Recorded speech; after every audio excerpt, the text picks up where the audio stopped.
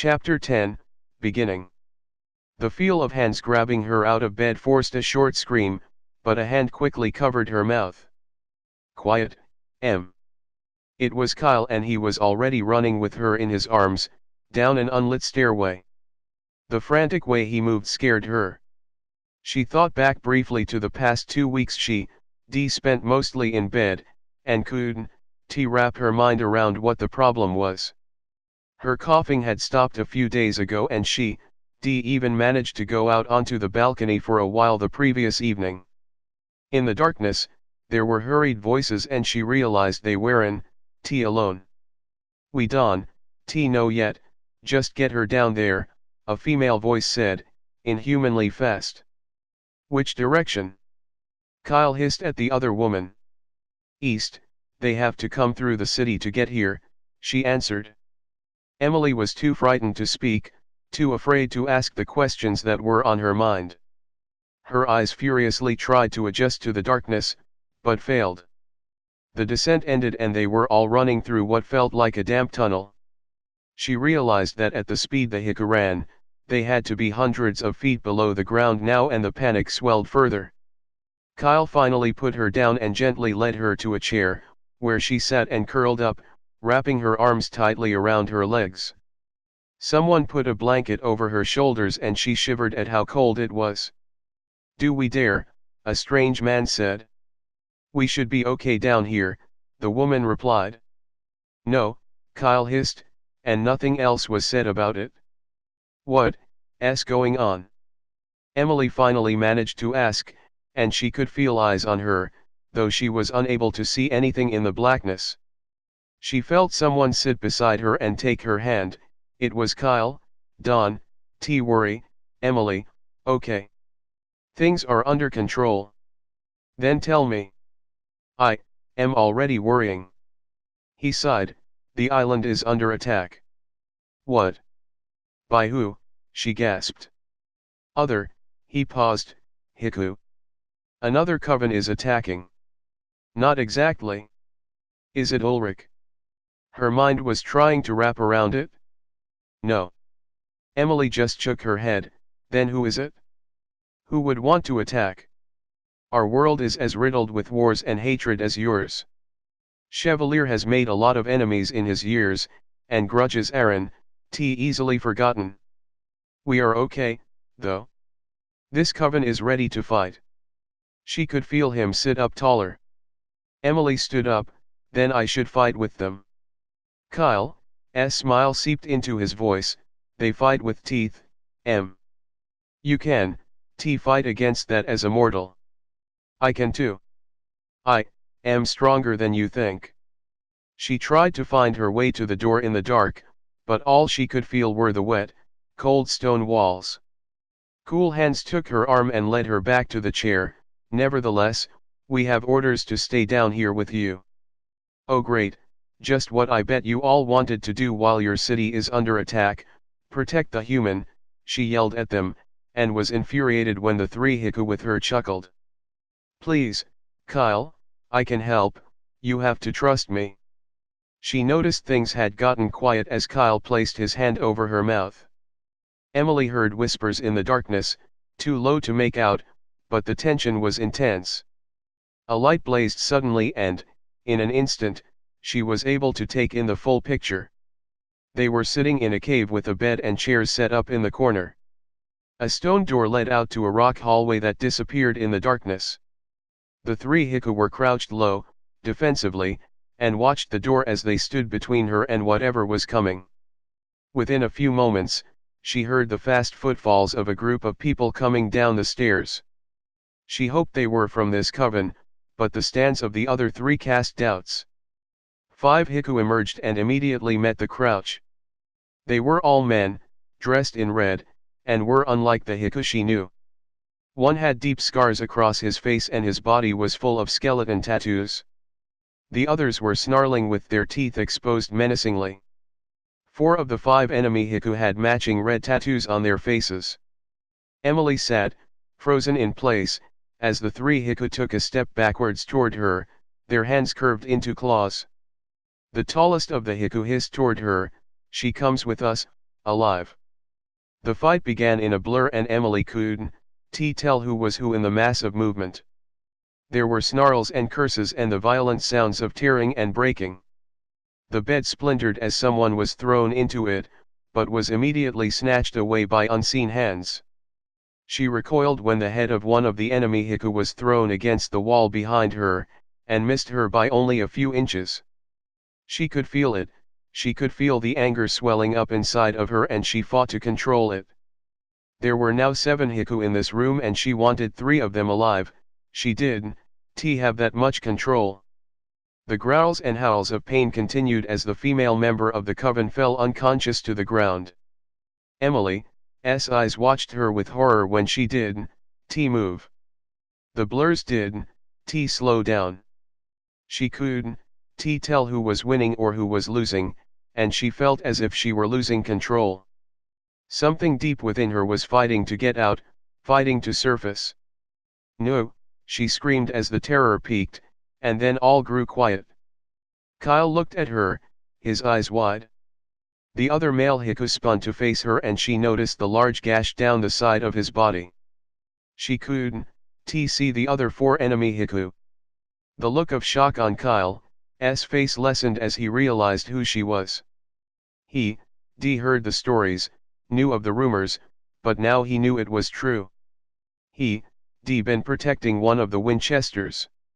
Emily's body began to shake as she realized how close she come to being taken by the enemy Heku. Kyle and the other man looked tired and haggard. She understood by the looks in their eyes that they had been losing. "Shut that door," Kyle barked at the other man, who immediately sprang into action. They began to throw the remains of the first Heku to die into a pile and she noticed how both of them carefully avoided going anywhere near the ash on the floor. "I am sorry, Kyle," she said with tears welling into her eyes. He looked at her differently. She was no longer the weak, delicate human to which he had grown close. She was now a deadly weapon, a Heku killer, with the power to kill in less than a second. There was no defense against her, no way to avoid her.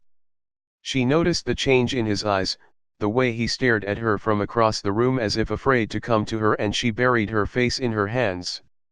Kyle frowned as she hid her face and he realized that, though a powerful weapon, she wasn't an unfeeling killer. She was still his beautiful and fragile mortal. He walked slowly to her and sat at her side, wrapping his arms around her. She buried her face in his chest, thankful for the touch. The door opened noiselessly and Chevalier stepped through, his eyes enraged at the sight of Kyle with his arms wrapped around Emily. He was more infuriated when Kyle didn't let go as he stared at them, and then he saw it.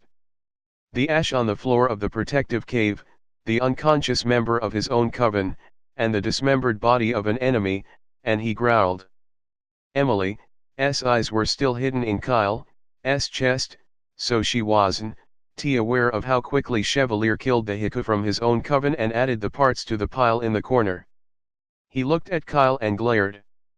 "I am not going to tell anyone, Chevalier," he said, trying to save his own life. "Let go of her," Chevalier demanded. Kyle released his hold on Emily and she was in Chevalier's arms in a second, cradled against his chiseled chest and her body shook cruelly. "I am so sorry, Chev. I couldn't help it. It's okay, it's okay." He stroked her hair lightly, his eyes still glaring at Kyle. "Chief Enforcer," Kyle whispered. "One word," he hissed at Kyle. "Never." Kyle's eyes met his straight on, he wasn't lying. "I promised my life to protect her. Go help clean up, there are still a few Nkala running around the city." Kyle nodded and disappeared up the steps. Chevalier sat Emily down on the chair and knelt to face her. "You did very well, I am proud of you. Are you okay? Did they hurt you?" He glanced over her, looking for any sign of an injury. She shook her head and stared at the ashes. "I didn't mean to. It's all right." He kissed her forehead, You know if they had gotten to you, they would have killed you, you defended yourself, nothing more. She nodded. What is going on? Chevalier sat beside her on the long couch and sighed. He hoped it would, come to this soon. There are three main factions among the immortals. The three have been warring since long before your ancestors were figuring out how to make fire. She watched his eyes. The Ancala, they are the most troublesome of the factions. They like to start war over insignificant things and also like to think they are much stronger than we are. They were the ones here today and found themselves gravely outnumbered and outstrengthened. He watched her for a moment, and then continued when she did, speak, there's also the Valle faction. They are more peaceful than both mine and the Ancala, but one, stand by for long if they feel threatened. My faction, the Equites, is the largest and strongest of the three. We, all lived peacefully for almost 150 years, but lately, we, been receiving word that the Ancala are getting restless. They tried to enlist the Valle to join forces and exterminate all of the Equites. Chevalier touched her hand softly. The Valle were offended by this and sent word that a war was starting. So you knew this was coming? She looked at him shocked. I only knew it was a possibility. You should have told me, she said angrily. I know, I realize that now. I was hoping it would, come down to these petty attacks and we could avoid a war. He reached down and brushed his lips softly to hers. But it's over now, she said, pulling away from him. He shook his head. Can the elders help? Put a stop to this, she asked. No, the elders, my elders, are Equites. They are the ruling body for my faction only, and each faction has their own set. Emily pulled her knees up to her chest. Why did they attack? A coven of the Ancala up in Greenland was attacked, and the entire coven was wiped out, all 130 of them. His eyes grew sad. They blamed us for the attacks. Did you? No, we don't, attack unprovoked. The question irritated him a bit. The room grew silent. All she could hear was the dripping of water against the wall. Finally, Chevalier stood up and reached out to take Emily's hand. Let's go, the last of the Ancala are gone. What about them? She glanced quickly at the ashen bodies. I'll send someone for them, it's okay. They won, no you did it, I will take the blame. He started up the dark stairs. Will you get into trouble? She hesitated. No, I was defending the coven. He led her back up the stairs. It seemed to take forever with her slow mortal feet, but eventually they came out into a hidden room in the castle. The wall moved easily for Chevalier and he pushed into the adjacent room. Emily was shocked to see it was her bedroom. I didn't know that was there, she said, stepping into the familiar room. Chevalier grinned. It wouldn't be a secret room if we advertised it.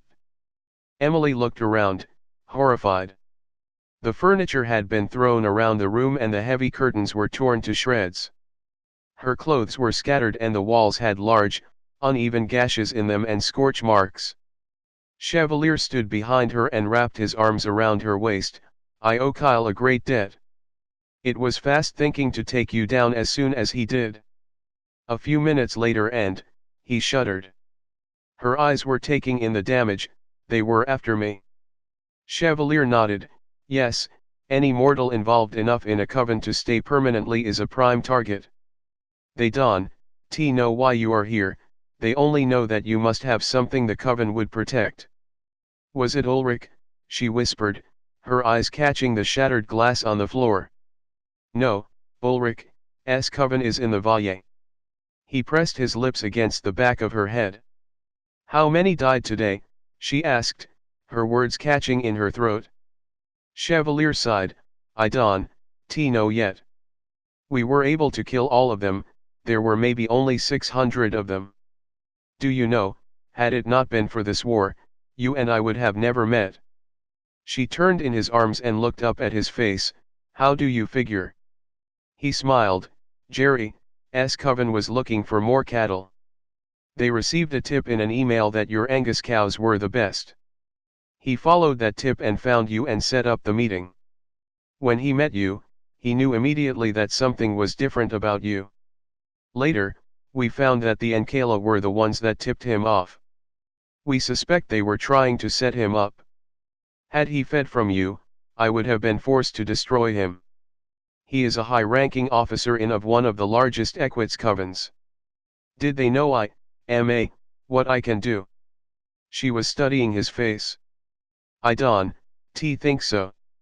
I think they only knew that you have an amazing smell. He ran his nose along her neck, inhaling.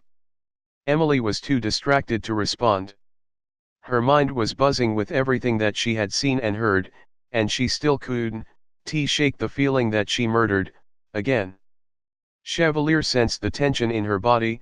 It's okay, no one's coming to get you. I promise. Besides, I am pretty sure no one would want to cross Kyle.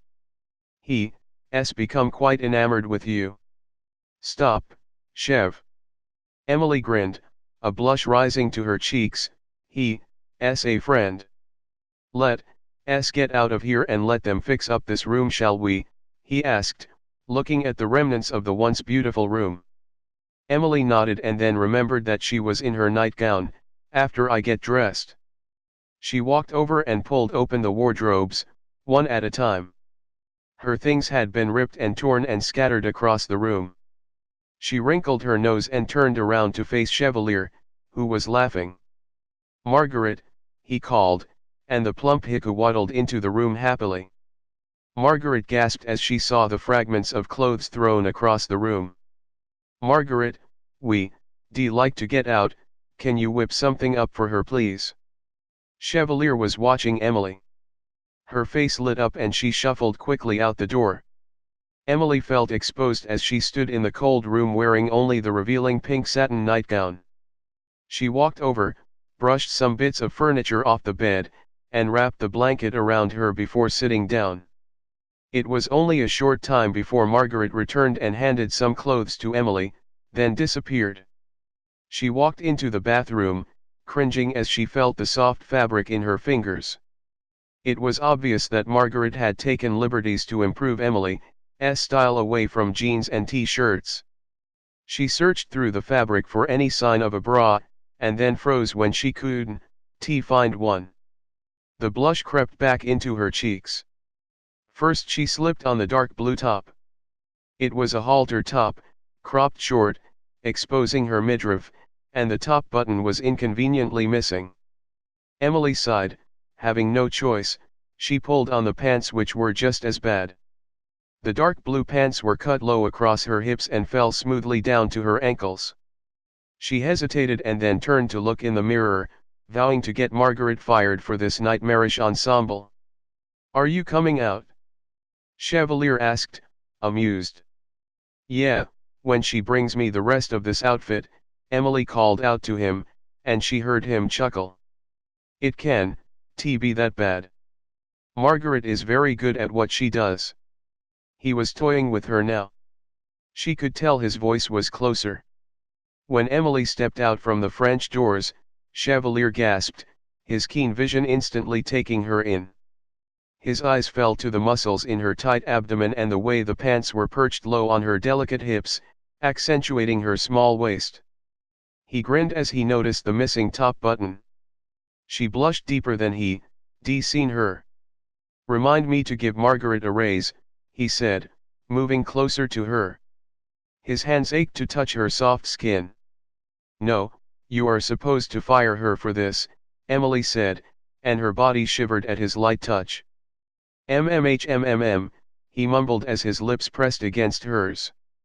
The feel of her bare skin against his arms felt amazing to him. His arms tightened around her waist as he pulled her up closer to him, her feet dangling inches from the floor. His lips pried her mouth open and he began to explore her with his tongue.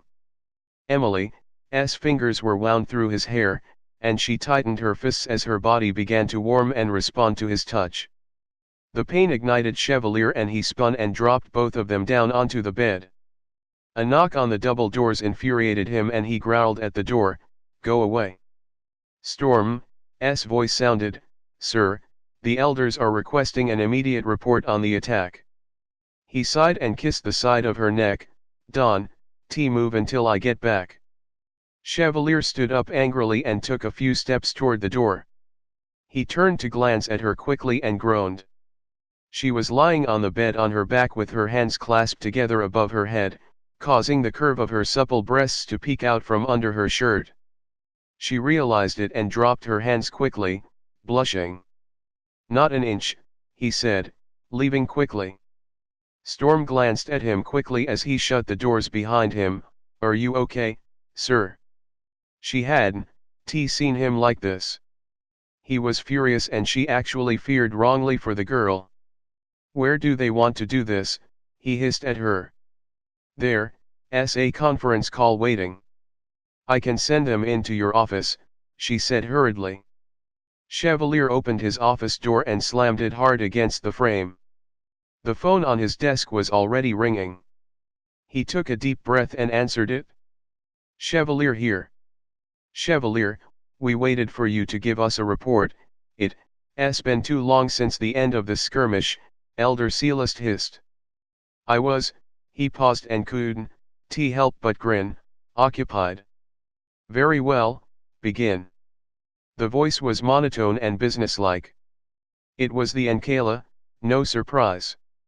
He glanced at some papers Storm had handed him. There were 587 of them, all taken care of. "Good, they again overestimated their strength," the female elder said. "What were your casualties?" He looked at the number on the sheet he held and added one, the one he killed to keep Emily's secret. "My coven lost 138. There was a sharp intake of breath from the phone. Sorry, Chevalier, for your losses. We are meeting with the Ankela and Valle elders tonight." This attack was uncalled for. "What of the girl?" a voice from the phone asked. He frowned. "Her powers are very weak, no use to us probably. She knows too much now and one of my coven has grown attached to her, so she has decided to stay." He heard 3 simultaneous sighs from the phone. "Very well, it's your coven. We will continue to search for more of the Winchester family." Restarting to think the line died out. Chevalier grinned. It was exactly what he wanted them to think. Good luck with that. He pressed the button to disconnect the call and hurried back up to Emily's bedroom, then growled, irritated, when he stepped in and the room was full of members of his coven, repairing the damage from the Ankela. "Where is she?" he demanded of the closest Heku. The woman turned and bowed to him. "I believe she went to the kitchen, sir." "Gah!" He stormed out of the room and headed into the kitchen. He took notice of the damages done to his home and began to count himself lucky that Emily hadn't been killed. He still had to find out how the Ankela found the secret passageway down to the protective cave room. He heard Emily's laugh from outside the doors to the kitchen and couldn't help but smile.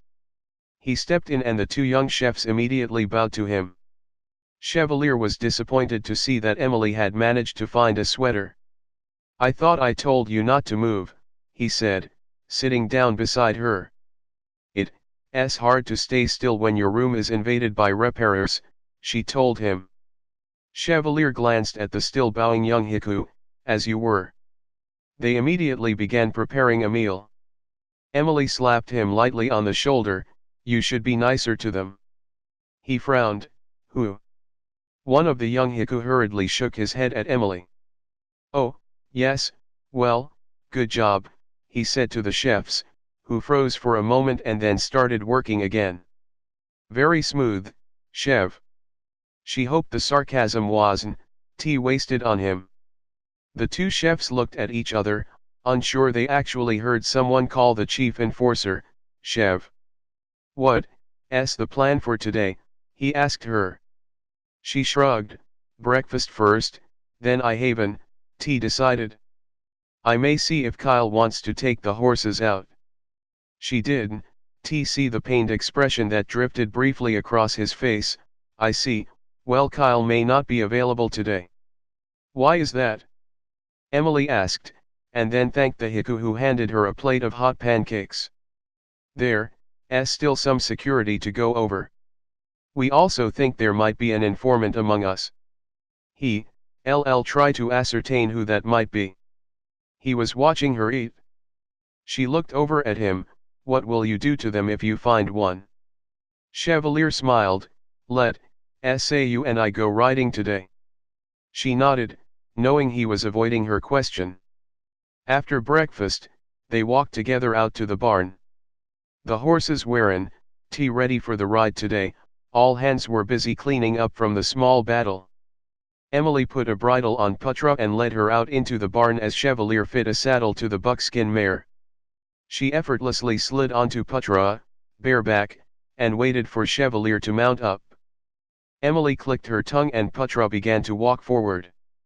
It was warm out this afternoon, so she slipped off her sweater, aware that she was again being watched. She led the way to the tree line and then followed the curve of trees out to the beach. They kept the pace slow. She wasn't sure she could handle a gallop as she was still recovering from the double pneumonia. Chevalier didn't care how fast they moved. He spent most of his time watching her. You miss your ranch, Don, you? He asked as they set out along the beach. She nodded. Would you like me to get you some livestock here? He suddenly realized how easily that could be done. Emily turned and looked at him. Really? He nodded and smiled. With no servants, all mine, she questioned.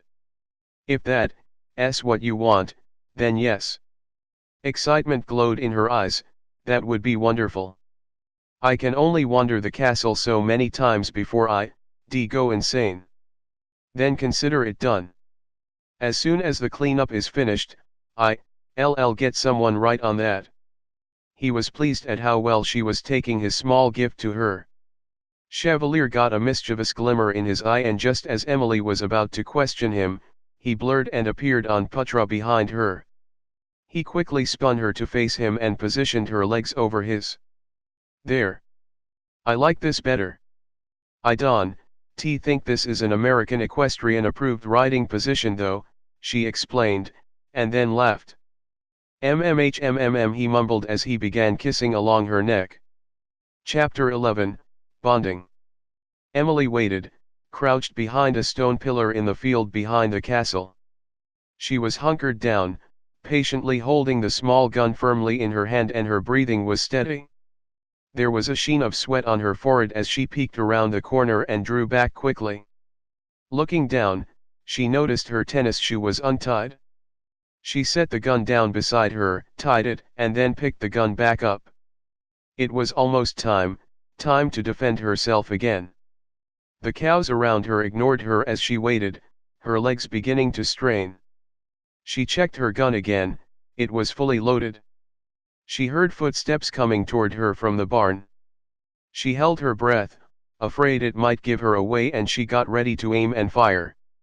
Emily! Kyle called to her. She kept still. Kyle sighed and she could hear him. He was almost close enough to launch her attack. After taking a deep breath, she rounded the corner, took aim, and fired, shooting long streams of water directly into his face. He was caught off guard, so she took that opportunity to run. That's it, he shouted, and followed after her. She ran as fast as she could, but heard him gaining. She took a blind aim behind her and shot again, not sure if she hit him. Mid-stride, her feet disappeared out from under her as Kyle picked her up and threw her across his shoulder. You cheated, she yelled at him. I did not cheat, I ran. Someone who attacks someone else should take their abilities into consideration. Ha ha, now put me down. She was laughing. No, he began to run faster and she could feel the wind blowing past her. No, she screamed, sure of what he was doing. Kyle didn't answer. Stop or I'll tell Chev. She heard him chuckle and the sound of waves came closer. Kyle, no.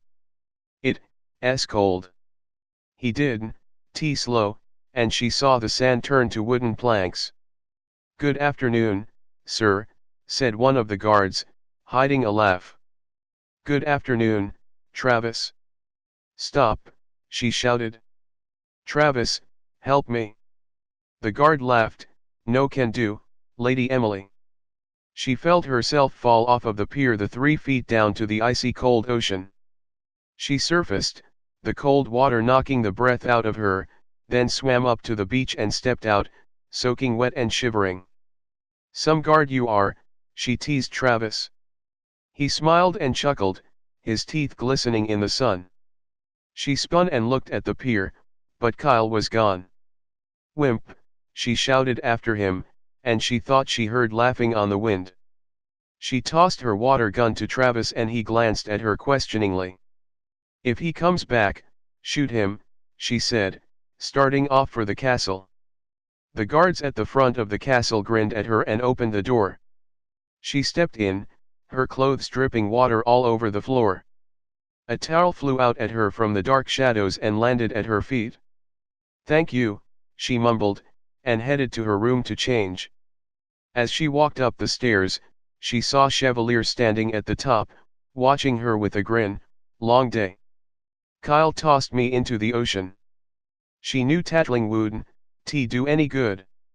I see, and before I behead him, who started it, he chuckled. She began to dry her hair as she passed him, Heku, always sticking together. Chevalier walked behind her, laughing softly, you know it's not fair for you to ambush him. He can smell you from 200 yards away, less if you are downwind of him. I was downwind, I made sure of it, and I did get off a few good shots. She grinned and walked into the antechamber. Kyle was standing in the corner grinning, but he cheats. Kyle cleared his throat. Chevalier raised an eyebrow at him and smiled, we all cheat, it's our nature. Emily disappeared into the bedroom and headed right for the wardrobe. Chevalier looked again at Kyle and shook his head. One hot chocolate coming up, Kyle said, smirking. Chevalier nodded and walked into the room, shutting the door behind him. I don't think Kyle knew what he was getting himself into when he took up this position, he said, sitting down on a chair by the fireplace, though there hadn't been the need for a fire in months. Oh, he knew. She disappeared into the bathroom. Which reminds me, I heard a congratulations is in order, he called into the bathroom. Emily walked out in dry jeans and a t-shirt, not planned exactly. She took the hot cocoa from Gordon and thanked him and then sat down in a chair by Chevalier and sipped at the warming drink. Well, Kelly does apologize. Chevalier was trying not to laugh, he wasn't sure why he found it funny. He shouldn't have let your monster out while Putra was in heat, she grumbled. I am not saying this place doesn't need more horses, but we could have at least gotten her a paint stud instead of that grouchy Arabian you ride around. She frowned. Chevalier's horse was ornery and temperamental. Well, maybe he found her mouth-wateringly appealing. Emily blushed and sipped on the hot cocoa. So what brought on the sudden attack on Kyle? He was still working on being casual about their relationship, but at times, found it hard. He couldn't help but find it irritating when the two of them were together so much, and they had begun to have inside jokes that he didn't understand. He made fun of Putra for being pregnant. She glared at him and he took the sign to drop the laughter at her mare's expense. You don't find it the least bit funny. He grinned and looked at her eyes. I've been thinking. Yeah. She was watching him because he seemed nervous, which was extremely uncharacteristic for him. Chevalier grinned broadly, marry me. Emily sighed, be serious, Chev. What if I am? He moved to kneel in front of her and took her hand, please, consider it. What about our secrecy? You know, mean ol, enforcer can, be caught loving a mere mortal. She raised an eyebrow and smiled down at him. We, LL get married in secret, just us and one other, it will finally make you mine. He smiled, knowing how much she hated to be claimed that way, but he loved to see the way she blushed when she heard it. Ugh. Chev, we don't need to get married. Ve done that, remember. White wedding, hundreds in attendance, the stress, the panic, the pressure. You see how well that one worked out. She was still sipping at the hot cocoa.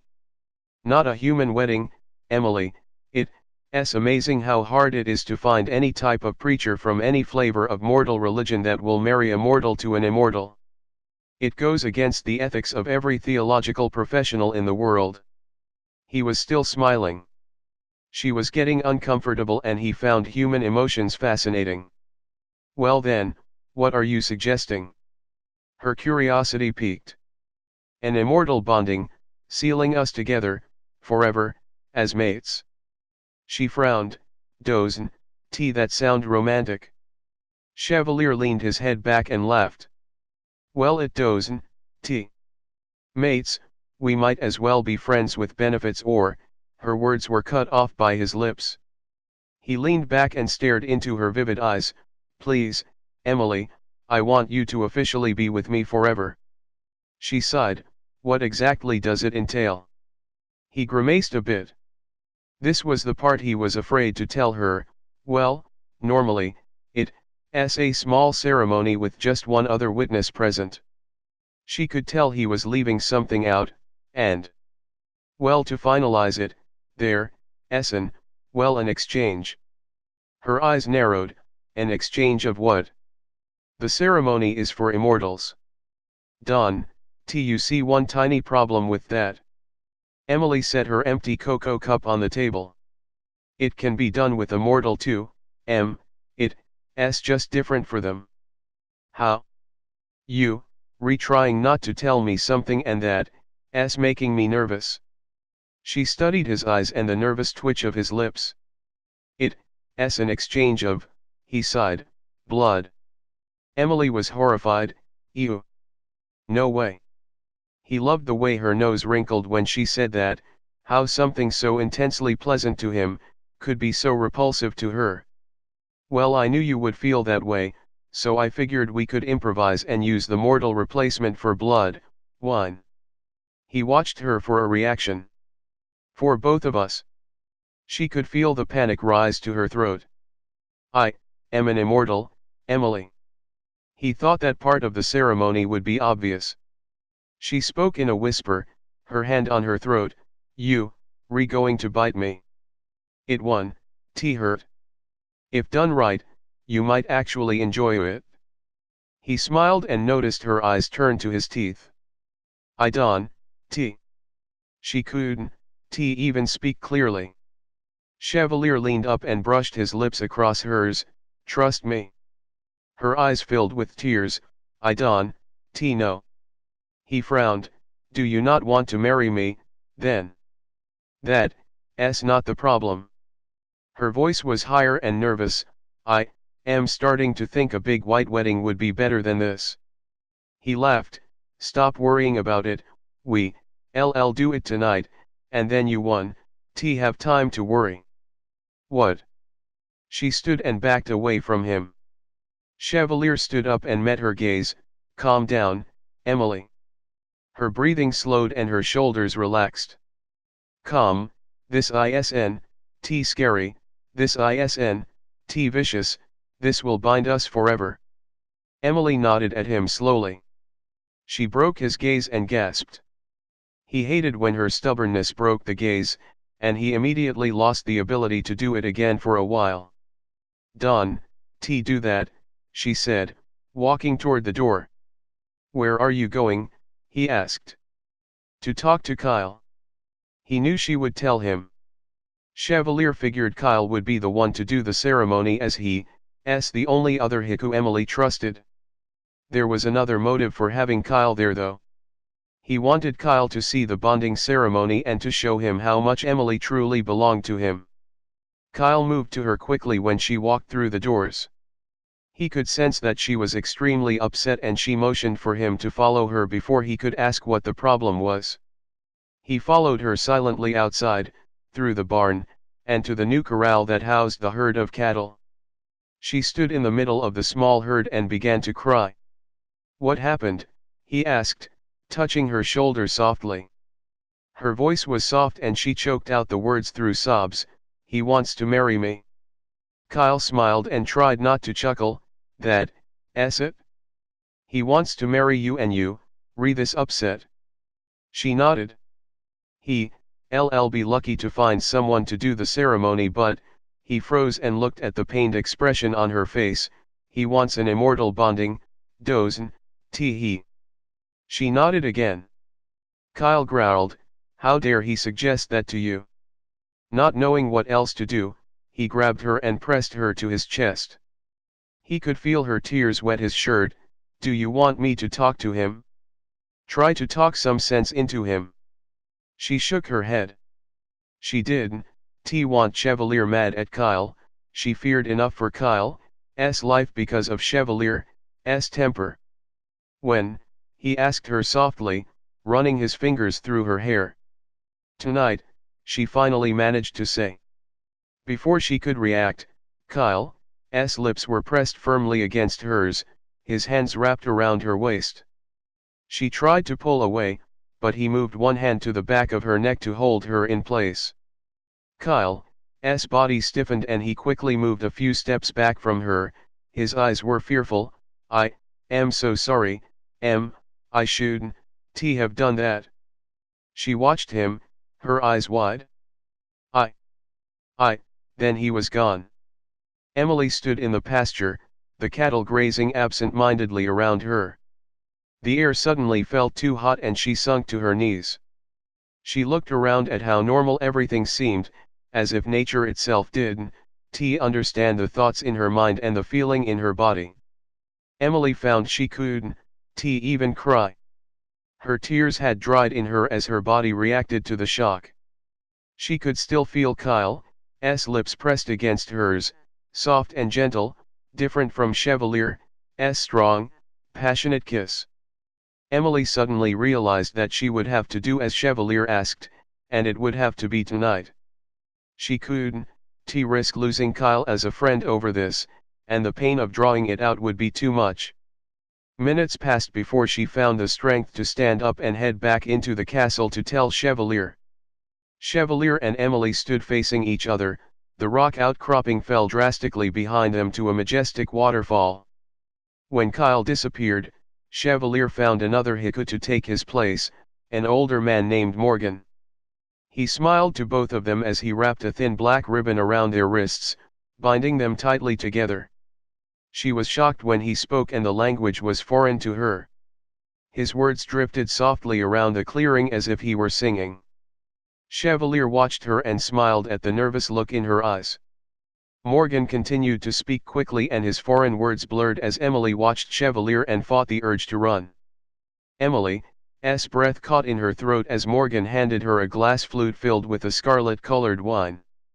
She looked at Chevalier, who nodded and smiled at her. She took a long drink and handed the glass to Morgan. Before she even turned back to Chevalier, he was pressed against her and she fought to get away from him, but his hands held her tightly and his lips were at her neck. Adrenaline surged through her body, every natural instinct she had fought against his hands. "Relax, he whispered, just before his teeth sank deep into the flesh of her neck. He groaned as the pleasing taste tickled the back of his throat and soothed his senses. He gripped her tighter and felt her body go limp against his. The beast rose quickly to the surface and he drank more fervently. With great effort, he was able to pull away from her and tightened his grip. She was weak in his arms. He gently slipped the diamond ring onto her finger and kissed it softly.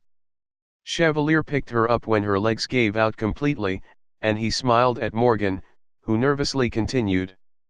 Emily laid her head against his shoulder. She found it hard to concentrate. She was so relaxed that all she wanted to do was sleep, and the soft incantation Morgan was saying helped only to soothe her. Emily drifted off to sleep in his arms. Emily. His soft voice brought her out of her relaxed state, and she realized she was lying down. Drink this. She felt a cold cup touch her lips and she drank deeply. The cold juice seemed to help wake her back up. Good girl, Chevalier said, and kissed her forehead lightly as he pulled the glass away. She looked up at him. What happened? Chevalier smiled. It's all over, you did perfectly. I feel strange, she said, her words seemed slow and slurred. That'll pass. Emily sat up and her head swam. The world began to spin around her as Chevalier laid her back against the bed. Just stay down for a bit, I promise it will pass soon. Why do I feel like this? She mumbled, hoping he understood her. Well, that'd be my fault. I had some problems stopping and you lost a little too much blood, I apologize. Then there's my blood in your system, that doesn't help. He winced away from her. Wine, was all she could manage to say. Mostly, yes. Wine, she said again, and fell back to sleep. How dare you? Kyle yelled, growling. It's none of your concern, boy. Chevalier's voice was enraged. It is my business. How dare you lie to her and then feed off of her like she's one of your donors? It's disgusting how you treat her. Emily tried to yell back, to stop them from fighting, but no words came out of her mouth. You will not speak to me like this unless you want to find yourself without a head, Chevalier hissed. I'll take my chances, she can, speak for herself. It'd be worth dying knowing that I did, mistreat someone I care for. Chevalier's growl deepened. If she did, care so much about you, I would kill you where you stand for such insolence. She knew what she was doing. Oh really? She knew you put drops of your blood into her wine then? Because it sounded to me like she thought it was pure, Kyle shouted. He can, talk to Chevalier like that, Emily thought. She feared for Kyle's life. Why didn't he stop? Why didn't he let her fight for herself? She wasn't worth Kyle dying for. It was necessary and you know it. By deception. Emily could feel the hatred in the room, could feel the rage building, but she couldn't move, couldn't respond to stop it. There was a loud rush of wind and a choking sound. You've gone too far, boy, Chevalier barked, but there was no response. She tried to scream, to make them stop, but only a mere groan escaped her lips. She heard the loud thud and felt someone sit beside her on the bed. She could feel her surroundings coming back, her senses turning back on as she dug her way out of unconsciousness. Emily. Chevalier's voice was suddenly soft. Don, kill him, she mumbled, her mouth still working sluggishly. I did, kill him, though he deserved it, he spat the words out angrily. She felt strong arms under her shoulders, lifting her up so she was sitting, then the cold glass was pressed against her lips. Drink again, he said. She took a long drink, it felt amazingly good. Her eyes focused on the bedroom and she scanned it for Kyle, but he couldn't be seen. Chevalier laid her back down and smiled down at her, feeling better. She was able to manage an icy glare. Why did you do that? Her words were coming clearer. He sighed, I knew you wouldn't drink it otherwise, it was easier. I trusted you, she said, her eyes accusing. He averted her gaze. I am sorry. Emily turned her face away from him. Go away. She felt him leave and heard the doors shut. As her mind cleared, she suddenly had an abhorrent thought. What if? Kyle, she called out weakly, knowing he could still hear her from the other room, but he didn't respond. Kyle, she tried louder, but there was still no answer. The door opened and a strange Heku appeared, a tall, muscular Heku who looked to be no older than 18 or 19 years old. "Did you need something, Lady Emily?" She frowned. "I need Kyle." The boy stayed in the doorway. "Kyle is unavailable." "Is there something I can get for you?" "Where is he?" She tried to sit up, but only managed to prop herself onto her elbow. "I wasn't," T informed. He was too polite, too young, and she instantly didn't like him. "I asked for a tray to be brought up." "The chief enforcer said you weren't feeling well and I thought food might be appropriate." "Go away," she grumbled at him. It irritated her how he bowed before leaving. She got out of bed and held onto the headboard while she felt if her legs were steady. Chevalier was right about one thing, she was getting stronger quickly. Emily made her mind up. She could no longer trust Chevalier, and that hurt deeper than any of Keith's beatings. She fought back the tears as she threw some clothes into a bag. The annoying Heku looked at her as she stepped out of the bedroom and he began to cross the antechamber to her. She held up a hand and he stopped. "You stay here." Lady, I must insist." She turned on him, her glare made him wince and he returned to his place. The hallways were empty as far as she could tell, so she made her way out of the castle and headed down the road to the pier. Some of the coven came out to greet her and shied away when she turned on them. They had never seen such an aggressive look on her face. She stepped onto the pier and Travis turned to smile at her, but like the others, he fell back when she turned on him. The tone of his voice was professional. "The ferry leaves in 5 minutes, Lady Emily. May I summon a taxi for your arrival?"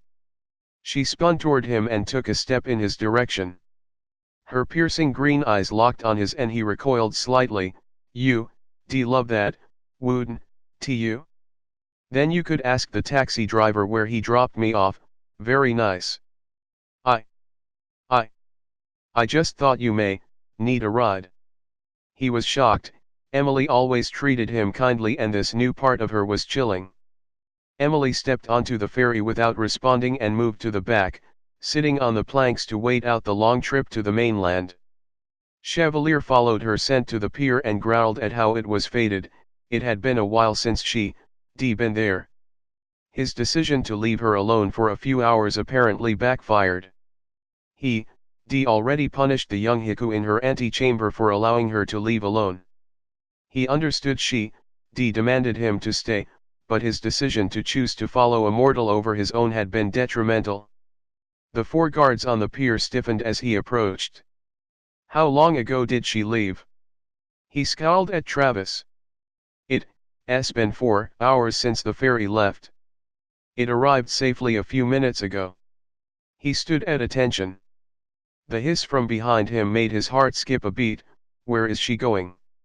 Travis swallowed hard. "She wouldn't say, sir." "Get that ferry back here, now," he bellowed at them, and saw Travis nod. It was a long 4 hours as the ferry came back to the island. The entire time, Chevalier's mind went over possibilities of where she would go while his eyes glared at Travis. Back. He tried to find some breach of protocol, some way to punish him, but there had been none. He stepped onto the ferry and the captain immediately set off. Seeing the look on Chevalier's face, he didn't wish to cross the chief enforcer today. Chevalier appeared behind the captain and the hairs on the back of his neck stood up. "Where did she go?" he hissed at the captain. "She got into a taxi, sir." He stared ahead, afraid to look at him. And he knew the old Heku was more observant than that. "It was a Chester taxi, cab number 3811, he continued. Chevalier walked back to the end of the ferry and watched for the land to appear. As he regained control of his emotions, he caught Emily's scent and that of another, one that sent anger back to the forefront of his mind. Kyle was with her. The hours passed slowly, and the ferry's captain was relieved that Chevalier stayed out on the ferry, and when land became visible, he finally relaxed. Chevalier waited for his cell phone to find a signal and then dialed information. They connected him quickly to the Chester taxi dispatch. I require a taxi to the Franklin Ferry Pier. Right away, sir. I have someone just around the corner. Her voice was irritatingly sweet. I prefer cab 3811 and will pay extra for their service. He fought to keep his voice calm. Yes, sir, they are about 25 minutes away and they have been dispatched to your location. Is there anything else I can do for you? She asked. He answered by shutting his cell phone. Chevalier paced the small cement block by the pier and waited for the cab, then slid into the taxi when it arrived. Where can I take you? He asked. You gave a ride to a man and woman earlier, from this same spot, take me to their location. His voice was hollow. Haven, T picked up a couple here since a few days ago, he said, watching Chevalier from his rear-view mirror. Who was your last fare from here then? He sounded confused. Just a lady, she was alone. The cabbie started to fidget. Then take me to her. The man turned in his seat. Look mister, she was awfully pretty and alone and I don't want no trouble. Chevalier smiled, no trouble at all, she's my wife. I don't know. The cab driver watched his passenger carefully. Chevalier was getting irritated and he met the gaze of the cab driver. Take me to her. The cab driver turned and sped off down the street, not saying another word. He pulled the taxi up to a large park and pulled over, then gasped when Chevalier threw a $100 bill over to him and stepped out. He'd never gotten a $70 tip before and he drove away, pleased with himself. Chevalier inhaled deeply and again picked up the scent of Emily and Kyle. Emily's trail wasn't as fresh as Kyle's, and he realized that Kyle was tailing Emily, and she probably didn't know it. As much as he hated it, he felt better that she wasn't alone. He looked around the small fishing village and scanned for any sign of her.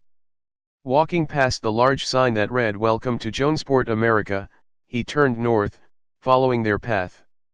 He began to run when he heard the sound of a struggle and Emily's scream in the evening air. The smell of blood infuriated him as he searched for them. The entire area smelled like them and he lost the newest trail. The sound suddenly stopped, and when he heard Emily scream Kyle's name in a panic, he quickly headed for them. As Chevalier rounded the corner, he stopped. Emily was on the ground cradling Kyle's head and he wasn't moving. She had blood dripping from her forehead and she was crying. As Chevalier approached them, Emily screamed briefly when she saw him, then stopped when she saw his face. Chevalier! Help him, she yelled, looking back down to Kyle. He knelt down beside Kyle and winced as he saw the deep gashes on his skin, characteristic of Heku bites.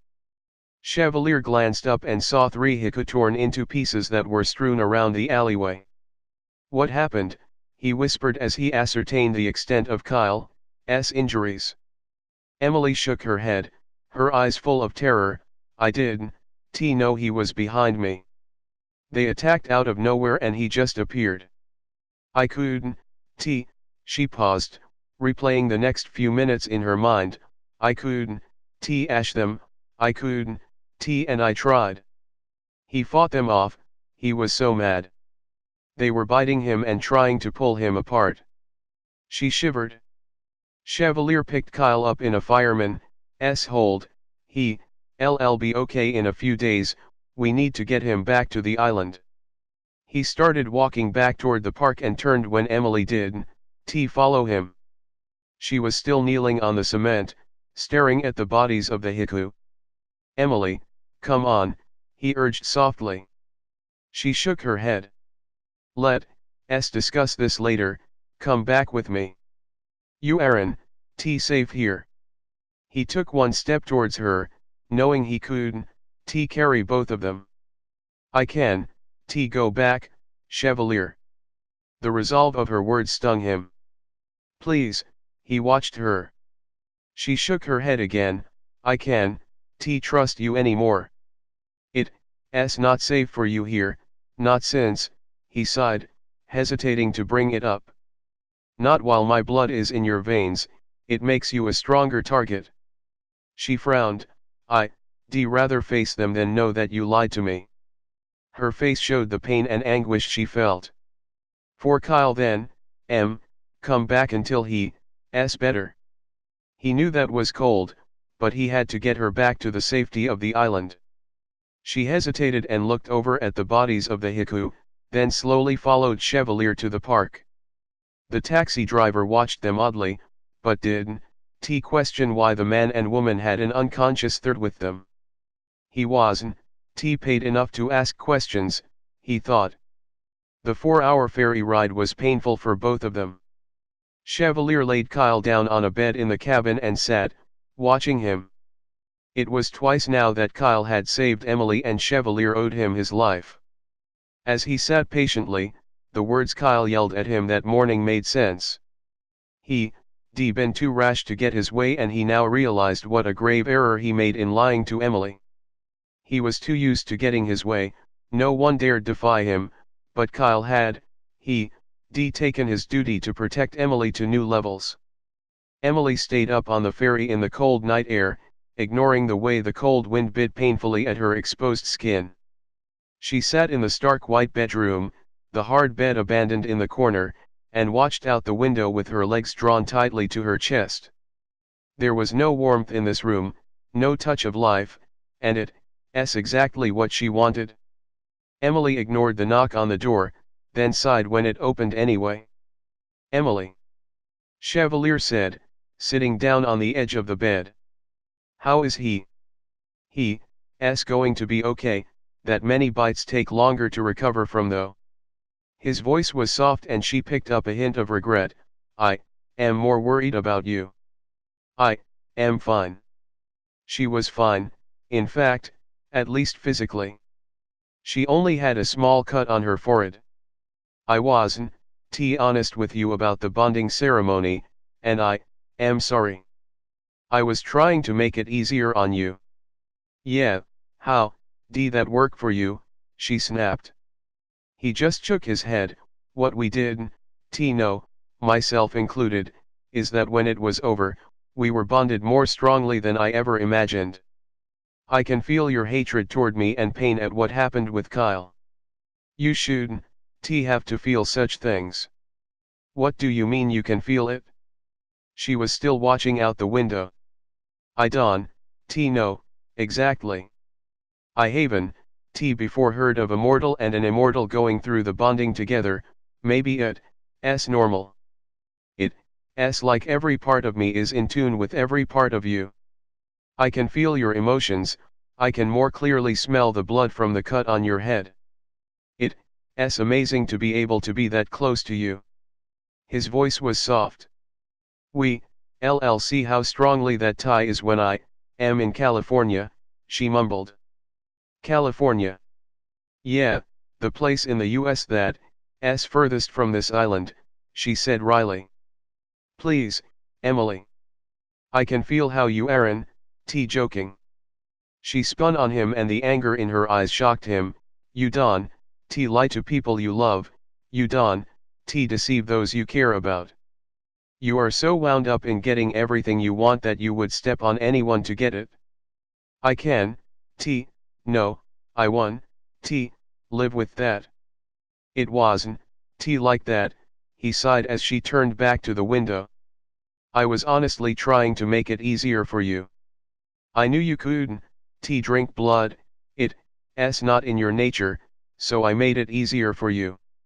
She huffed. How can I make this up to you? What can I do to get you to stay?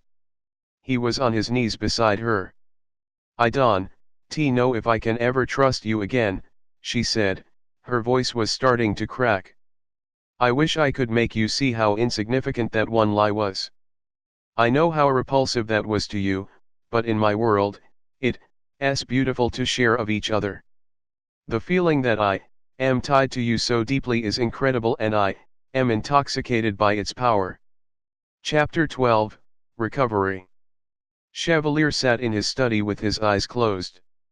He was concentrating on Emily, and could feel how she went from alone and confused to almost exhilarated. He tried to concentrate, tried to focus to find the source of the change, but he wasn't quite able to get it. He suspected that over time, the bond would become stronger and he may be able to tell her thoughts or to see through her eyes. Now, though, he relished in the feeling of completeness and of belonging that engulfed her. It was too much, he had to know what she was doing that had filled her so completely with joy. He wasn't surprised to find the small guest room to be empty, but he was able to track her out to the barn. He stood against the barn door and watched her work. He was surprised that that small body could work as she did and was fascinated by how doing so made her feel. Chevalier smiled as she took a pitchfork full of hay and tossed it onto the ground in front of some of the cattle.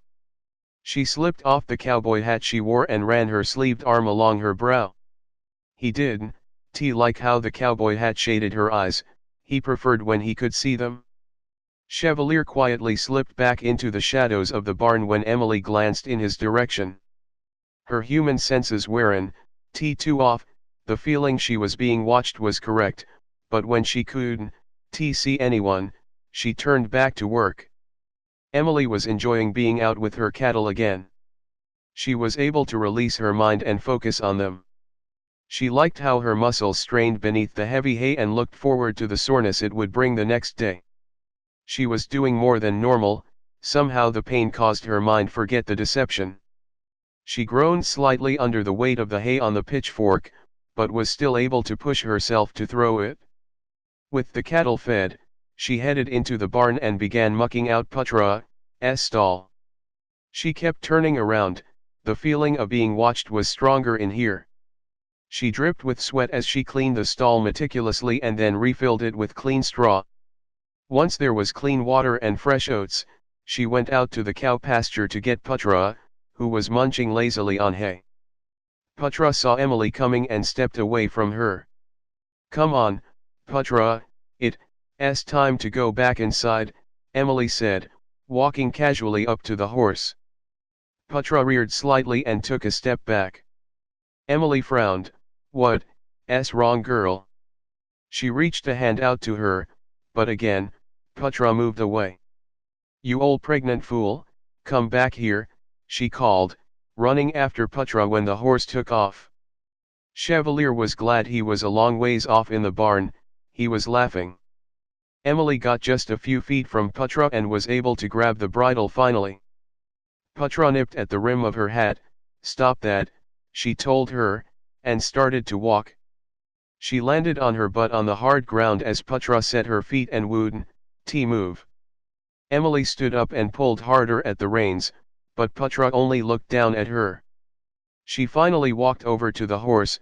"What is your problem today?" Emily pulled hard against the reins, and Putra took one step and then stopped and whinnied. "Come on." She leaned back, her entire body pulling against the stubborn mare. "Fine, be that way." Emily left Putra out and headed back for the barn. "Stay out here all night, see if I care," she called back, but the mare was already pulling at the grass. When Emily got into the barn, she took off her hat and slammed it into the ground, growling.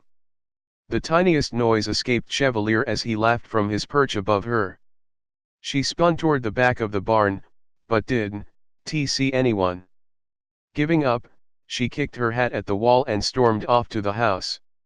Emily opened Kyle's door and peeked inside. She saw he was awake and he smiled at her from the bed. "How are you?" she asked, stepping inside and shutting the door. "Never better," he replied as he repositioned and grimaced.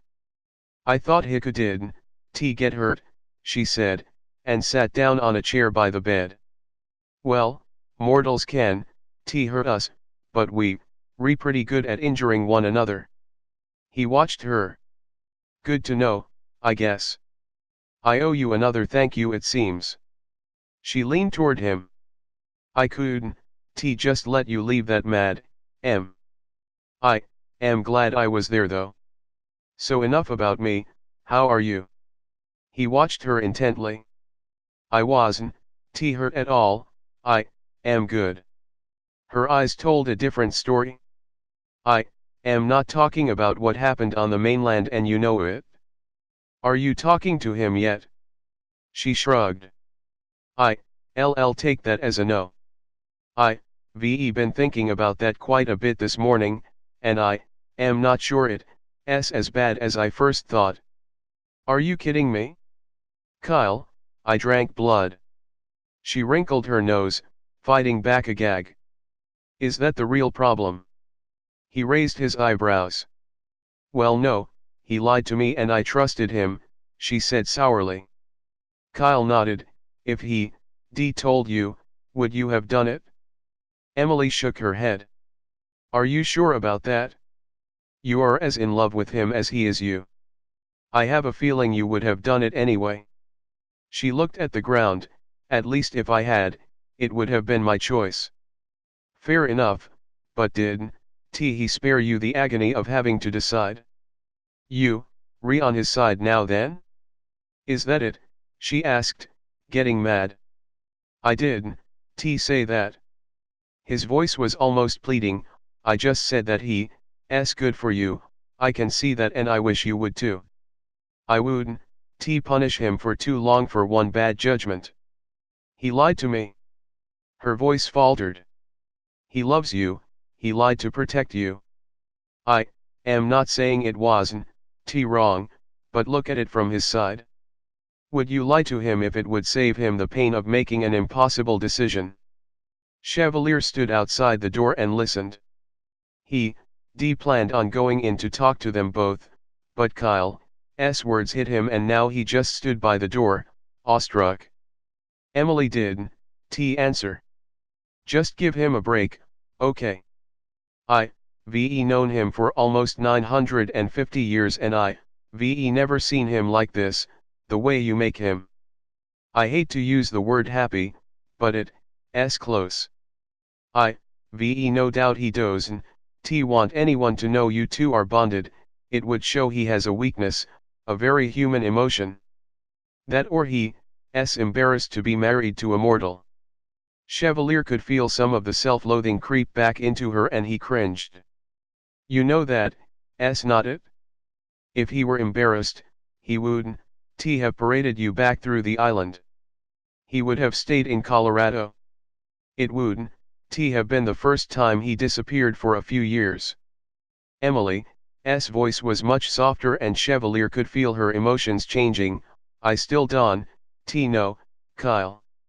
Kyle laughed. Well, do me a favor, and next time you decide to take off, don't we LLC.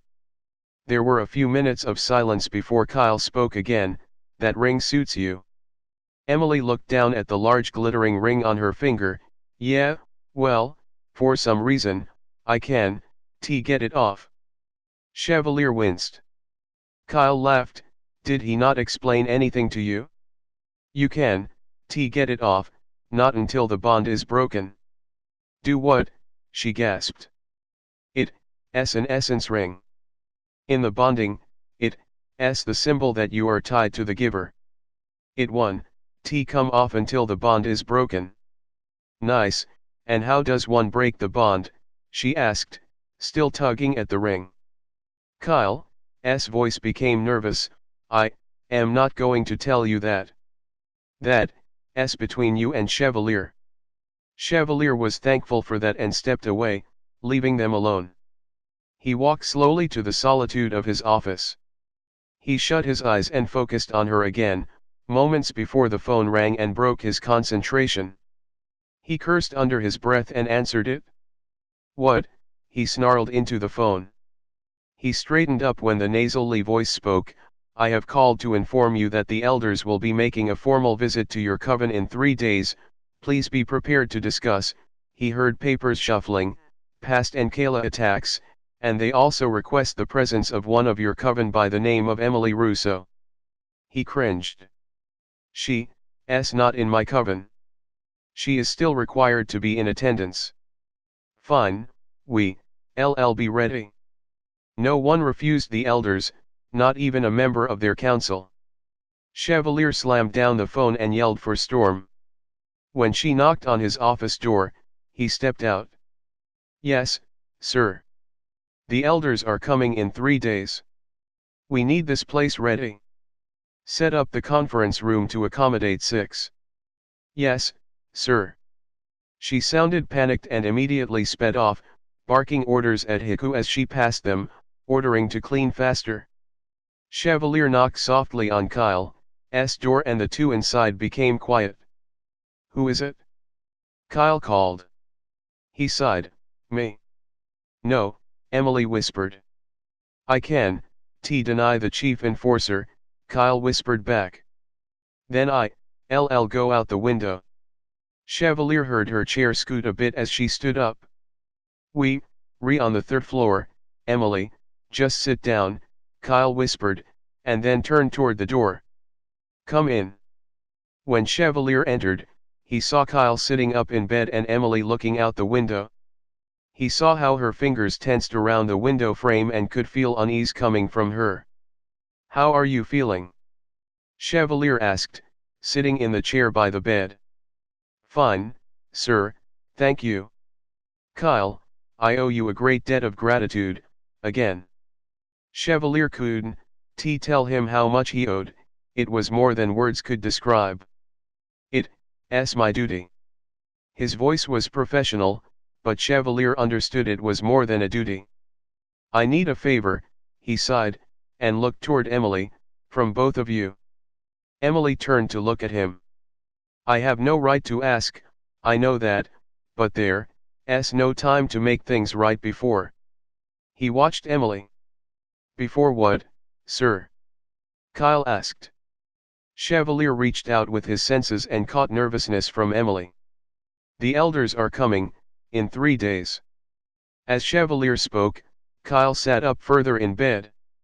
Here, he asked, shocked. Yes, to discuss their recent meeting with the other elders. That sounds easy enough, but why do you need Emily? I can make a full report of what I saw here that day. Kyle was watching Emily also. They have requested an audience with her. He saw her shoulders tighten. What? Why? Kyle was frantic. I don't know, but there's one tiny problem. He glanced at her hand. Kyle sighed, the ring. Chevalier nodded, she's obviously bonded to a Heku and, well, it can be me. Kyle nodded, I see. I don't see, Emily said, turning to face them finally. Chevalier hesitated, so Kyle spoke up, the ring is an essence ring, it puts off certain, shall we call it, vibes, that tie you to a Heku.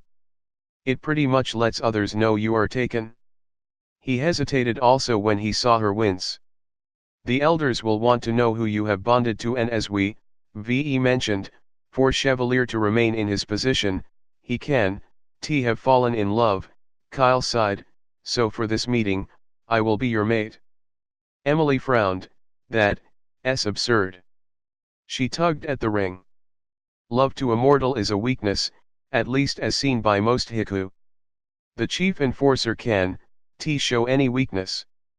The elders are going to want to know why you bonded and to who. I'll be there too to make it official. He saw the need for this and couldn't understand how to make her see it. Emily just shook her head, whatever, I haven't agreed to stay. Both Kyle and Chevalier inhaled sharply. What? She demanded. The elders can be denied, Emily. If they show up and have requested an audience with you and you aren't here, they will find you, and you would be punished for being disloyal, Kyle explained. I am not loyal to them, she hissed. It doesn't matter, you belong to a Heku from the Equites, so in their eyes, you belong to them, too. Chevalier finally spoke up, it's formal too, and I'll have Margaret get on it right away. You two are going to have to work out how to be convincingly in love. He froze for a split second when he felt an odd emotion coming from Emily. She was uncomfortable acting in love with Kyle. As Chevalier watched Kyle, his mind reached out to Emily and he was relieved to find she was looking at him differently. The anger wasn't gone, but it was being masked by her deeper feelings for him. He finally understood that things would be all right. "Emily, we're going to be late," Kyle said from her bedroom. "They don't like waiting," Chevalier called to her. She stood, horrified, in front of the mirror. She had given Margaret strict orders that the formal dress she was making was to be modest, and now she wondered if Margaret needed to relearn the word. She liked the material, the way the long layers of soft fabric flowed when she moved. The top wasn't too bad, a circle of pearls wrapped around her neck, and the upside-down V of fabric draped from it did cover her mostly. One problem was that it left her shoulders bare and the sleeves, if that's what you could call them, were split open all the way down, and hung from her arms by small beads of pearls. The color was all right also, the top was dark blue and it faded as it went to the floor, ending in white with what seemed to be runes stitched in contrasting blue thread. She turned to the side though and gasped. "I am coming to get you in 30 seconds, Chevalier called out to her. She stepped out into her room and blushed. Suddenly, she wasn't sure she liked her hair piled elegantly on her head with draped ringlets. She figured her hair would have hidden her body nicely. She felt uncomfortable as both Chevalier and Kyle looked at her and smiled. "See, that's not so bad," Chevalier said, motioning for the door. Emily sighed and stepped toward the door, spinning when the two Hekus started to laugh. "I am warning you." She eyed them. "I am sorry, it just took us by surprise," Chevalier said. He couldn't tell from the front, but the top of the dress in its flattering inverted V shape left her back and sides completely uncovered. The back dropped dangerously low and accentuated her small waist, exposing down to just above her hips. He fought the desire to reach out and run his fingers along her delicate spine. He had to stay away from her tonight though, he couldn't let the elders be suspicious. Kyle glanced away nervously as he noticed that the revealing top also left the smallest portion of the outside of her breasts uncovered. He walked up beside her and held out his arm, which she took timidly, and smiled at him. Chevalier repressed the desire to remove Kyle's arm. They descended the steps and met the elders at the bottom. The two male elders gasped at the sight of Emily. They hadn't imagined she would be so beautiful. They stepped aside so Emily and Kyle could lead the way to the conference room. Kyle grinned as Emily blushed. She knew how revealing the back of the dress was and she could feel their eyes on her. Kyle opened the door for her and barely touched the soft skin on her back as she walked past him. He could feel Chevalier tense up, but he had his orders, he had to act like they were together. Touching was a vital part of that and one which he was enjoying too much. He kept his hand on her back as she walked to her seat.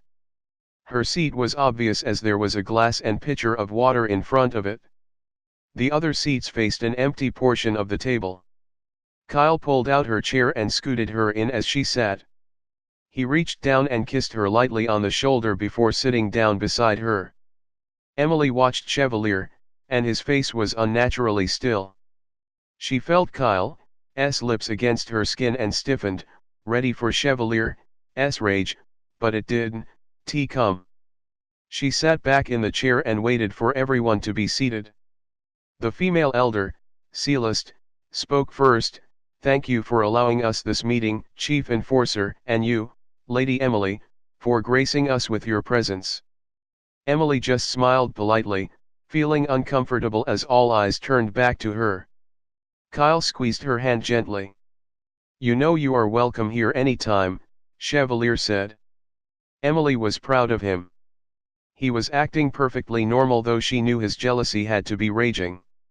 A young servant entered and placed a glass of red wine in front of Emily, then bowed and walked out. Again, all eyes turned to her and she could feel her face flush. We have spent the last week in the company of the Valye and Enkala elders, Celeste began.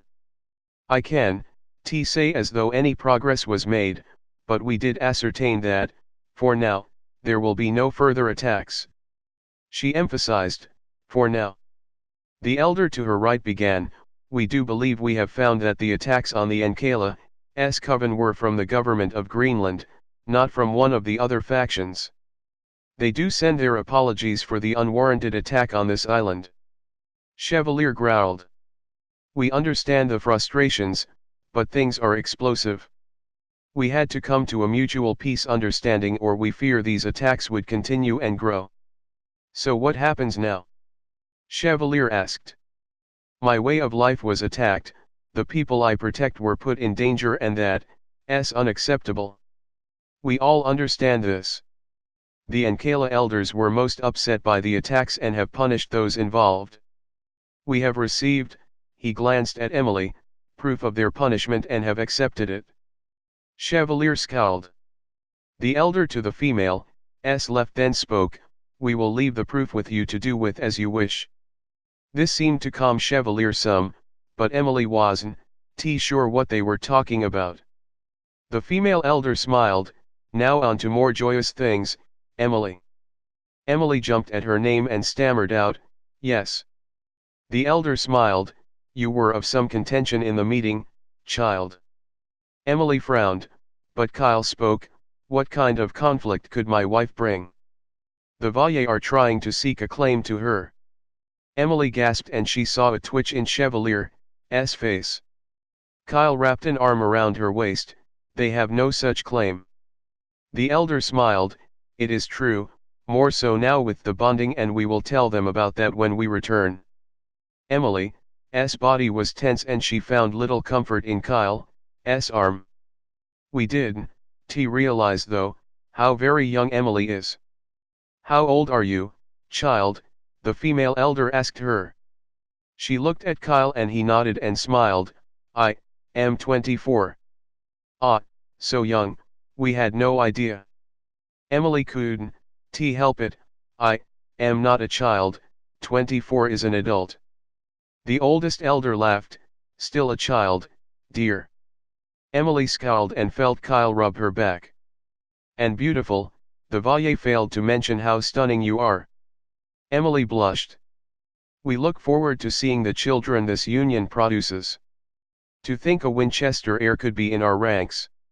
He smiled reassuringly, but Emily froze. I can, have children, she finally managed to say. Why is that, dear? The elder asked, sounding honestly concerned. Emily shook her head, I just can, The doctors told me that a long time ago. The elder turned to Kyle, and you knew of this. Kyle did, miss a beat, of course I did. I did, marry Emily for the sole purpose of reproducing, I love her. Kind, very kind of you, dear. It's just so rare that we as the immortal get a chance to procreate that we thought it might be part of your plan, he said, not sounding at all like he meant to pry. Emily looked at Kyle questioningly. Immortal women cannot bear children, he whispered in her ear. Her head suddenly filled with questions. Emily grabbed the goblet and took a sip of the wine. It gave her a moment to think and the alcohol cleared her head. She set it down and noticed everyone watching her again. She looked nervously at Chevalier, why Don, we let Emily go then. We have more to discuss that doesn't involve her, he said to the elders. The elders stood as Emily did, and one reached out for her hand. She hesitated and placed her hand in his and tried not to grimace when he kissed it softly, then held it as he addressed her, it was good to meet you, child. His eyes glanced down to her exposed waist, very nice indeed. She pulled her hand away and left the room, ignoring the feel of eyes on her bare back. Once she heard the door shut behind her, she slipped off her heels and ran to the kitchen, then flung open the door and began to go through a nearby cupboard. Can we help you, child? One of the young chefs asked from behind her. She dropped her hands. She could only imagine what skin was exposed with her hands extended. First, stop calling me child. Second, I want more of that wine I just had. She was looking around the kitchen when the chef appeared ahead of her with the bottle. Thanks, she said, heading back out to her room. She couldn't get out of her dress fast enough, and piled it onto the floor. She then slipped on one of Keith's old t-shirts, and sat in a chair with the bottle of wine between her knees. She pulled and tugged on the cork, but it wouldn't come loose. Frustrated, she stepped out into the hallway, held it out and said, "It's stuck." Within less than a second, a strange Heku appeared and pulled the cork out, and then vanished. "Thank you," she called after him. She had the bottle to her lips before she got to the chair and drank deeply. The alcohol burned her throat and she sat down, gasping for breath. She noticed a glass sitting on the table, but ignored it as she put the bottle to her mouth and drank. Emily smiled as she felt the warmth from the wine start to warm her and relax her. She slumped down in the chair and drank more. As the world began to spin, she slid down to the floor, holding the bottle in front of her. She couldn't seem to drink enough to take the memory away. "Keith." She walked up to him while he was shoeing a horse. "What?" "I am busy," he snapped at her. She paused, took a deep breath, and then continued, "I just got back from seeing Dr. Meacham." "Yeah? So?" He didn't look up at her. "He said I am pregnant." She took a step back as he stood up and walked toward her. "Oh yeah?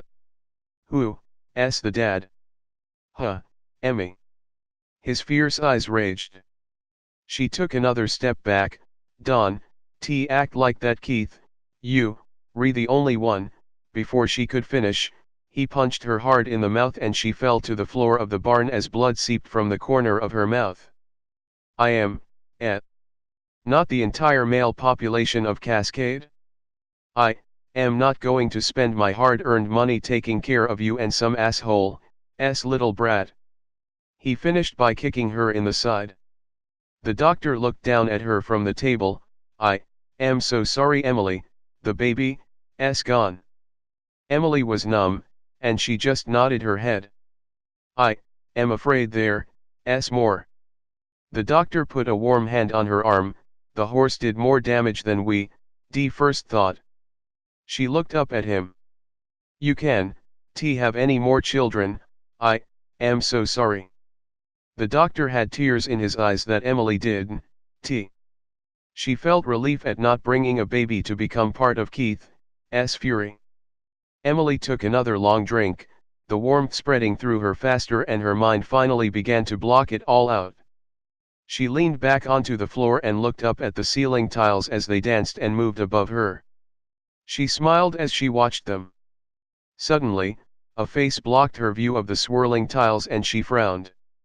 "She's drunk," Chevalier said from above her. "Yeah. I see that," Kyle said from somewhere in the room. The dancing ceiling stopped as Chevalier picked her up off of the floor. She could still feel the bottle in her hand and she brought it to her lips just as Kyle pulled it away. "I think you've had enough," he said softly. "Give it back." Her demand was slurred. She reached out and tried to hit him, but missed. She fumed when Kyle left the room with her bottle. "Go get it back," she told Chevalier unevenly as he laid her on the bed. "And risk you getting too drunk to talk." "I don't think so." He was covering her with a blanket. "I don't wanna talk." Her words were slow and hard to understand. Chevalier sat down beside her on the bed and watched her for a moment as she marveled at the ceiling again. "Emily." She didn't look away from the tiles. "Huh. Do you want to talk about this?" he asked, partially amused. "Talk about what?" She was reaching out to touch the ceiling. "About why you are drinking." "It's not like you." "What makes you think I was drinking?" It made perfect sense to her. "Deny it, that what Keith always did. Chevalier chuckled, oh, I have my suspicions. Got it's not true, she said as her fingers danced with the movement of the ceiling above her. He watched her hands for a moment. I keep going over it in my head and I am not sure which part would upset you. Is it because of the baby comment? He knew he struck a nerve when her dancing hands stopped and she glared at the ceiling. Emily, I did marry you to have children. I wish you would have told me, but that wouldn't have changed anything. He stroked her cheek softly. He was actually relieved that she told the elders. They would tell the Chevalier, and Ulrich could stop worrying about him fathering a Winchester child. I was once, she said in a daze. Was what, M? Chevalier kissed her lightly. Pregnant, she said as she covered her face with her hands and started to cry. Chevalier tensed, he didn't know that. The crying didn't last long, the alcohol in her system kept the memories from surfacing all the way.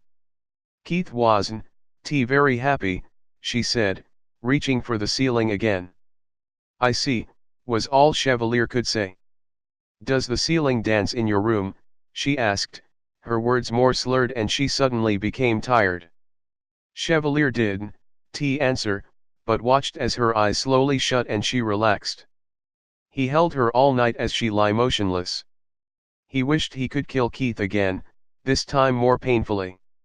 What right did a man have to do this to a woman who loved him? How could a man manipulate and control someone so completely? His anger ebbed as dawn approached. He had rid the world of Keith, and took some comfort in that. Emily groaned as the light erupted into her room. She grabbed her head and buried her face in the pillow. Chevalier touched her hair lightly and spoke softly, so as not to make her headache worse. There's coffee here, M. Kill me, she said into the pillow. He smiled, not today. Here, drink some. He held the coffee cup up for her. She sat up, wincing at the light, and took the coffee from him. She also noticed aspirin on the table and swallowed 4 of them. Chevalier sighed, you should have told me. It would have helped last night if I had known. She winced, yeah, well, I guess we both kept some things private. Her head hurt too badly for her to notice how he grimaced. Truce then, he offered. She nodded, then groaned, and went back to her coffee. Emily laid back down until the aspirin worked and she could sit up without getting sick. He smiled, feel better? Mostly. I don't drink wine. She gave him a half smile. He grinned, I noticed. She leaned toward him and curled into his chest as he wrapped his strong arms around her. Time for some questions then, she asked. Shoot, he told her, knowing it was coming. If Hikudon, can have a baby, how do baby Heku happen? She knew it must have sounded insane when she heard him chuckle. When's the last time you saw a baby Heku? He mused. She frowned and thought about that. She was sure she never even seen a child Heku before, never, I guess. It's extremely rare for an immortal man to fall for a mortal woman, that's the only way a Heku can procreate. That's also where the incubus comes in. Who? An incubus is a male Heku that seduces mortal women in their sleep for the sole purpose of reproducing. That works. Chevalier nodded, yes, but it's a mortal baby that is produced. She looked up at him, really? He smiled, sure. So how are Heku made then? She curled back against his chest. It's a long process that involves draining the mortal's blood and replacing it with that of a Heku along with some ancient magic. He said too much and refused to go further. Emily frowned, magic? Yes. Like what? Nothing you need to concern yourself with. We don't turn mortals into Heku haphazardly. only done with great care and only to individuals who could further the power of the coven. He pulled her tighter to him. She thought for a moment, how can a bond be broken? He stiffened, not sure exactly where this was going. Were you going to give it a go? She laughed, no, just curious. For a few seconds he debated. He felt she had the right to know, but also feared an irrational bout of emotions might drive her to it. Why? Curiosity's sake is all. She kissed his neck lightly. You Aaron, playing fair, he said, grinning. Fine, the bond is automatically broken when one of the two of them die. It's also broken after any infidelity or harsh betrayal. She frowned, so when I die you, free to marry again. He fought to keep his composure. He had thought about that a lot lately and he wasn't sure he could stay awake if she were gone. He was planning an eternity of stasis when she died, if I would choose to. He wished she'd say more than that, but her thoughts changed pattern. You Aaron, upset that I can have children. He felt her stiffen slightly beneath his arms. Not at all.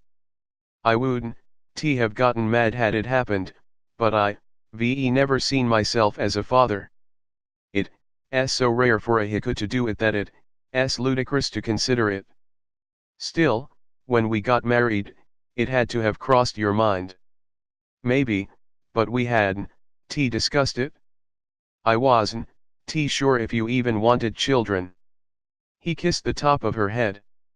She looked up at him and grinned. What? He smiled back. Want to practice though? She was on her back before she could laugh. Chapter 13, Coming Out. Keep the blindfold on, Kyle said. He was leading her carefully down a hallway. It's hard to walk, are we close? She asked, with her hands outstretched. Yes, very. She felt his hands leave her arm and heard a door open. He led her inside and the warm mugginess of the room seemed odd. Ready? Kyle asked. Sure, she said as he lifted the blindfold. Oh. Kyle, she gasped as she looked out over the swimming pool. It was full of sparkling blue water and the hot tub bubbled in the corner. She threw her arms around him. Thank you. Margaret put a swimming suit in the dressing room. I'll be outside this door if you need me. Just enjoy your swim and Don, drown or Chevalier will kill me. He shut the door with a grin. Emily ran to the dressing room and undressed. She didn't even complain as she put on the tiny sheer swimsuit and hurried out to the pool, dipped in one toe, and then dove in when she felt how warm it was. The water felt incredible against her skin. She always felt comfort from water, and the room was so warm everything was perfect. For over an hour she swam, from one end to the next, feeling the way her muscles strained against the water as she swam laps. Out of breath, she floated on the water a bit and then eyed the hot tub with its inviting steam. She climbed out of the pool and shook her head as she passed the mirror. Only Margaret would put me in a see-through swimming suit. She laughed to herself and crawled into the bubbly water. The warm jets pounded against her skin and she relaxed, laying her head back against the side of the tub. She breathed deeply, taking in the scent of chlorine and the warm feeling of the air. Emily raised her head and glanced around, checking to make sure no one was watching. She reached around and untied her top and pulled it off, tossing it to the side. Laying back down, she shut her eyes and relaxed. She yelped when hands gently caressed her exposed breasts and then she grinned when she saw Chevalier had joined her. You really shouldn't sneak up on me, she reminded him as he pressed against her. You really should keep your clothes on. He grinned and began kissing her neck. I thought I was alone, she said as she shivered, his hands tracing soft patterns in her skin. He didn't answer. His mouth was pressed firmly to hers. Scooping up her swimsuit, she handed it to Chevalier and tightened the towel around her. Take that back and tell her I would prefer a one-piece that you can see through. Chevalier smiled, No way, I like that one. She smiled and walked toward the door, then felt a hand on her shoulder. Kyle's out there. Emily turned around and looked down at herself. I am covered. Chevalier stepped back and eyed the towel. Yes you are, but poor Kyle, going to drive him mad. How so? Man, Emily, it's obvious you are only wearing a towel. Live. I am more covered in this towel than in that so-called swimsuit, she said, pushing on the door. She'd forgotten how heavy the door was when it opened for her. Kyle gasped and looked away as she emerged and headed for her room. He followed behind her, his eyes on the wall. Good man, Chevalier thought to himself. Emily changed quickly back into her jeans and t-shirt and found Chevalier waiting in her room when she emerged. Dang, he said with a laugh. What? She eyed him suspiciously. I hope to give that blue dress another go. He grinned and stood up. No chance. She slapped his arm playfully, unless you were the one wearing it. Who? He grinned and kissed her. Emily pulled away from him and set out for the door. Where are you going now? He asked. He planned on staying in this evening. I have to go feed the cows, she said, and turned to look at him. He was instantly in front of her and began kissing her ear, flicking her earlobe with his tongue. She shivered. I can have someone do that for you, he hinted. She hesitated and pulled away. Nope, my cows, remember. He sighed, yes I do. Besides, I am pretty sure I know what you had in mind, and it can wait. She grinned and headed out the door. Emily first headed into Putra's stall, not bothering to wonder who had put her in. She pet the mare and rubbed Putra's expanding middle. How ya feeling, Putra? Kyle smiled. He found it fascinating how she talked to her horse. So when is the big event? He asked, leaning back against the wall. She did the math in her head, 7 more months. She started pouring fresh grain in the trough for the mare. So I heard something interesting today, he began. She did, T turned to him, but started to brush Putra. Rumor has it, in the castle, that you were married before and that Chevalier killed him. She turned with a frown. You knew that already?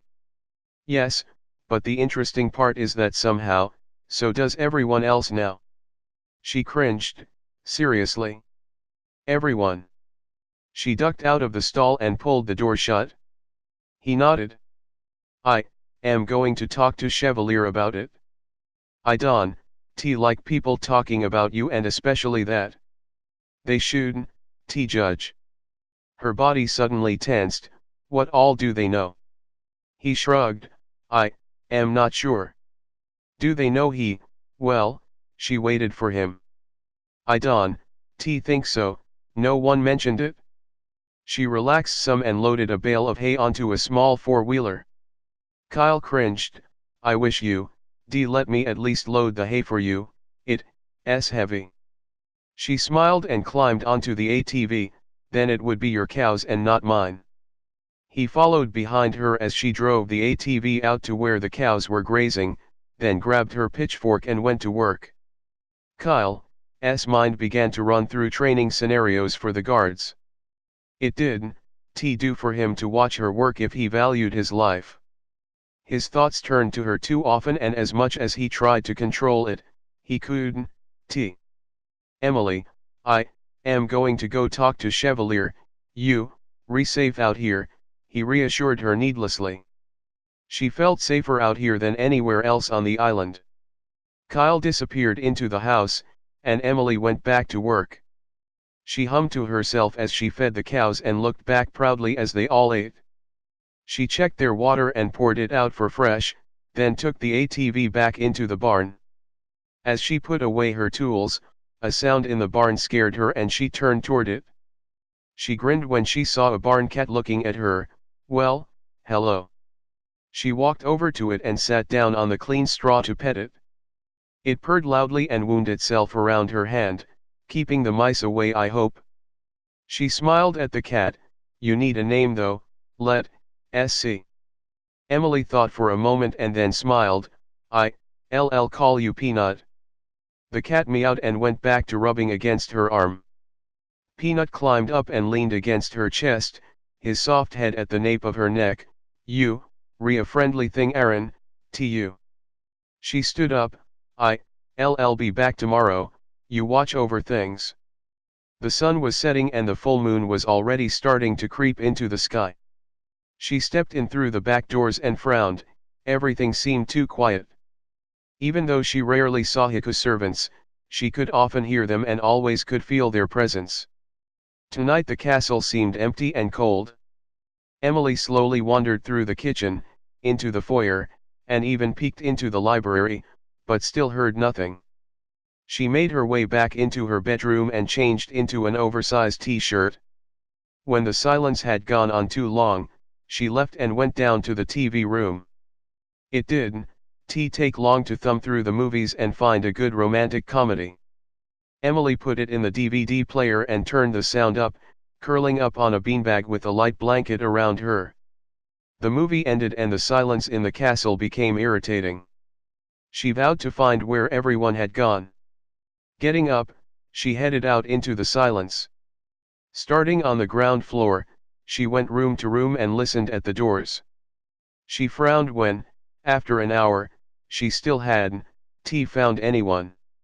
Suddenly, she had a thought and tried to remember where the courtroom was located. It wasn't long before Emily found the long spiral staircase that led down into darkness. She walked slowly, feeling her way along the wall. As she got closer, she heard voices, angry, shouting voices. She felt the door and stopped to listen. You can do that, a high, squeaky voice exclaimed. I can and I will. Now sit down. Chevalier was angry, she could tell by his voice. I said nothing about the girl, another strange voice croaked. You deny spreading rumors about Lady Emily. Kyle yelled. He was calmer than Chevalier, but still mad. Emily frowned. This entire thing was about her again. Did she truly care that the staff spread rumors about her? Not rumors, she corrected, they told the truth, gossip then. The court has made its decision and if no one objects, then we talk punishment, Chevalier growled. Emily knew this was going to get her into trouble, but she did it anyway. She slammed open the doors. I object. All eyes turned toward her, including those in the topmost section of the room, Chevalier, Kyle, Storm, and the pier guard, Travis. She suddenly felt underdressed in just the oversized t-shirt that barely touched the top of her knee and had John Deere written across it in green writing. Kyle was by her side in an instant and whispered to her, you can object. He tried to lead her out of the room, but she spun away from him. I object. You said that unless someone objected, they would be punished. She was making her way through the chairs toward the frightened Heku along the front row. Kyle followed behind her, but hesitated to grab her arm forcefully enough to drag her from the room. Chevalier glanced down at Emily and his eyes lit with rage. Step back, Emily. No. It sounds to me like these proceedings are about me and as such I have every right to defend whomever I wish. She nodded and sat down between two of the accused. She smiled at one of them and they looked up at her, terrified. Kyle shrugged at Chevalier, who motioned him back to the chair. Storm stood up. What is your defense then? State your case. Emily stood up again, glancing down at her t-shirt. Well, I don't feel that spreading gossip is grounds for punishment. At least not the punishment that you all hand out.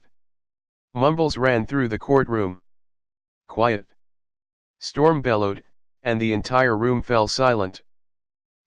It's not a matter of gossip, it's a matter of breaking rules set forth by the chief enforcer and lord of this coven, Storm explained. Oh, well, let me see then. Emily looked at one of the accused, and he stared at her with wide eyes. What was the proposed punishment? Storm turned to Chevalier and he looked down at Emily. Come here. She said, shifting slightly. She turned and put a reassuring hand on the shoulder of one of the accused, and then walked up on the top platform. Chevalier, Kyle, and Travis turned their chairs to face away from the crowd while Storm watched over them. What are you doing here? Chevalier asked her, irritated. Apparently defending the wrongly accused, she said matter-of-factly. Kyle frowned at her. You shouldn't be here. She glared at him. No one told me not to come down here, so I did, and what I heard was insane. You can punish someone for gossip unless it's going a day without wages or. Chevalier stopped her. That's enough. You will go back up to your room and wait for me. She put her hands on her hips. No. Travis gasped. He not been around Emily enough to know that she didn't follow Chevalier's orders. Chevalier nodded and growled, now. Emily leaned down toward him. I am not one of your minions to be commanded. If you want me gone, you're going to have to remove me. She turned and walked back down toward the accused and was almost to them when she was swept off of her feet and rushed out of the room. Kyle, put me down, she yelled, kicking furiously. He didn't answer, but ascended the steps quickly, and she was back in her room a few seconds later. He set her down on her feet and winced as she slapped him across his face. How dare you? Her gaze was fierce. You shouldn't be down there. It's none of your concern. It is so. She headed back for the door, but Kyle blocked her. You aren't leaving. She never seen him this angry. Emily took a step toward him, and though he towered above her, she met his gaze. Let me through, she hissed at him. No, he said, not moving. Emily swung at him, but he dodged and grabbed her hand, then wrapped it around to her back gently. Stop before you hurt yourself. Kyle slipped his free hand around her waist and picked her up, carrying her back to the chairs. Sit. He let her go and she immediately ran for the door. He quickly overtook her and hauled her back to the chair. I said sit, he growled at her, and shoved her into the chair harder than he intended. The chair buckled under the force of the throw. Emily landed on her back with the shattered chair underneath her, and she kicked hard, her foot connecting directly with Kyle's groin. He recoiled a bit and then grabbed her foot as she crawled away. After picking her up, Kyle sat in the one remaining chair and pulled her onto his lap. He trapped her legs with his and wrapped his arms securely around hers, pinning them to her side. She screamed and thrashed to be let go. You have no right to hold me, she yelled at him. Kyle opted not to speak and just held her tightly. Emily leaned her head forward and slammed it back into his nose, breaking it. He winced, but held tightly, knowing the pain would clear in a few seconds. Let me go, she screamed again. No, you don't know what you are doing, and until you see how things work around here, you need to keep out of it. His voice was calm. He worried about the reaction Chevalier would have when the bruises from the chair appeared on Emily's back. She fought harder. It's my decision. They were talking about me. That's not the issue. They disobeyed a direct order. Covens are made up of violent creatures, laws and orders have to be obeyed to prevent anarchy. He thought he made an impact. Fine, but you hurting me, let me go. Her voice was calm, so he let her up. She stood and faced him, rubbing the bruises on her wrist. He stood up. Are you ready to stay up here? Sure, she said, stepping toward the chair. He moved away so she could sit down, but suddenly felt the chair slam against his back. The impact shocked him, but didn't hurt badly, and he ran after Emily as she reached the door. No more, he said sternly, and threw her across his shoulder, then hauled her back into the room. Sit. He sat her hard on the bed and she glared up at him, angry at not gaining any ground. Kyle stood up and stretched his back. She could hear bones moving back into place. She shuddered at the sound and reeled as he grabbed her and held her in the same position he had on the chair. She groaned, frustrated. Kyle held Emily for over an hour as she attempted occasionally to get free. Chevalier joined them finally and looked around the room with a frown, then walked over to where Kyle was restraining her. "What happened to the chairs?" he asked Kyle. Emily strained against Kyle's arms, no longer seeing reason. She was beyond mad and her scream echoed off the walls, "Let me go." Chevalier stared at her, open-mouthed with his eyes wide. He'd never seen her this angry and some of the damage in the room was making sense. He also noticed Kyle's nose looked different and realized it had been broken. He knelt down in front of her as Kyle held her tightly. "Emily." He tried to look into her eyes, but she was straining too hard to get away. She finally turned her hostile glare to Chevalier. "What did you do to them?" "They were dealt with." "I don't want you interfering with my job," he said, trying to stay calm. Emily relaxed and nodded. "Let her go, Kyle. It's okay," Chevalier said. Kyle shook his head. "That's when she broke a chair over my back, after she done that to me." Emily screamed at him and came close to slipping her legs out from under Kyle's. "She broke a chair over your back?" Chevalier asked Kyle, slightly impressed. "Oh yes, and broke my nose, and kicked me in the groin. She's full of that Irish blood, she." He was almost laughing, which infuriated Emily more. Chevalier leaned his head back and laughed. "Way to go, that's my girl." He stopped laughing when he looked at her. "Find that funny? Wanna go around with me?" she hissed at him, her jaw tightly clenched. "It's too late. The punishment has already been given. There's nothing you could have done. You have to understand that these things are mine to deal with." He tried to reason with her. "What did you do to them?" she asked, her eyes turned from hatred to hurt. He emphasized, "It's none of your concern." He waited for her to respond, and when she did, he nodded for Kyle to let her go. When he did, she slumped down onto the floor, her eyes down. Chevalier grabbed her hand and flipped it over, looking at the dark bruises forming on her wrist. "I am sorry, sir," Kyle said, wincing. Chevalier shook his head. "I don't think you had a choice. Did you kill them?" Emily's voice was a soft whisper.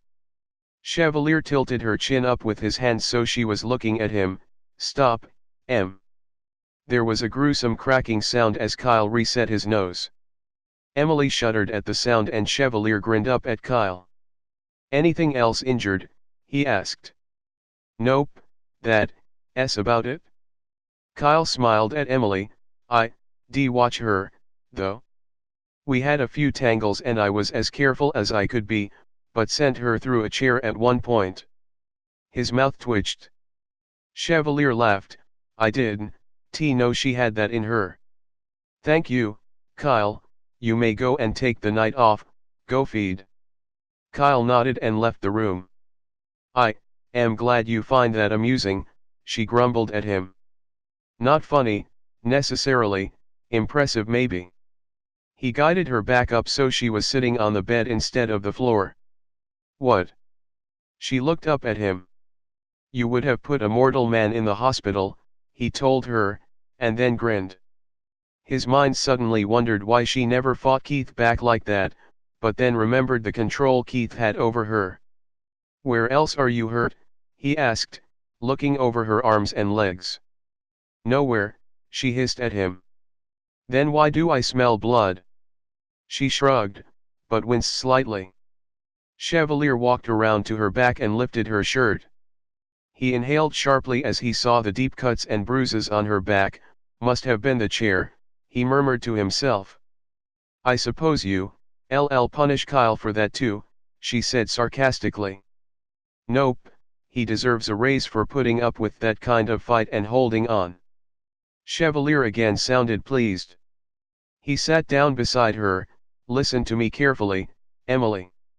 Covens don't operate like mortal society. When you get a group of 1,000 natural-born killers together, things have to be tightly controlled or they get out of hand.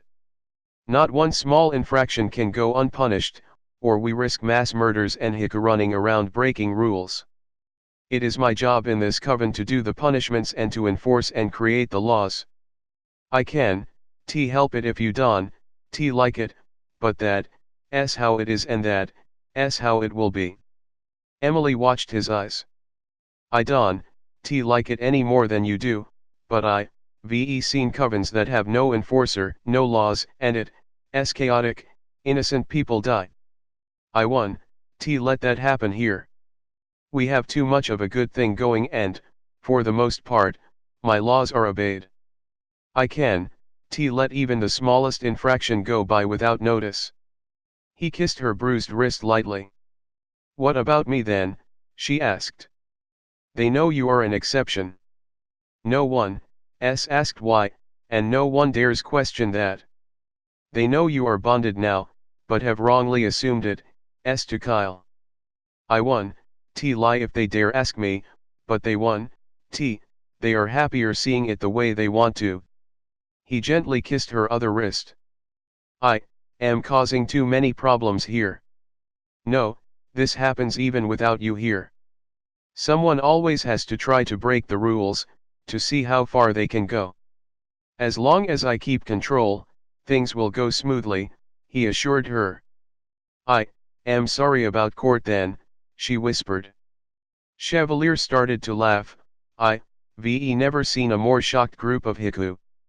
When you came in with only a t-shirt on and sat down by the accused, I thought the entire room was going to twitch to death.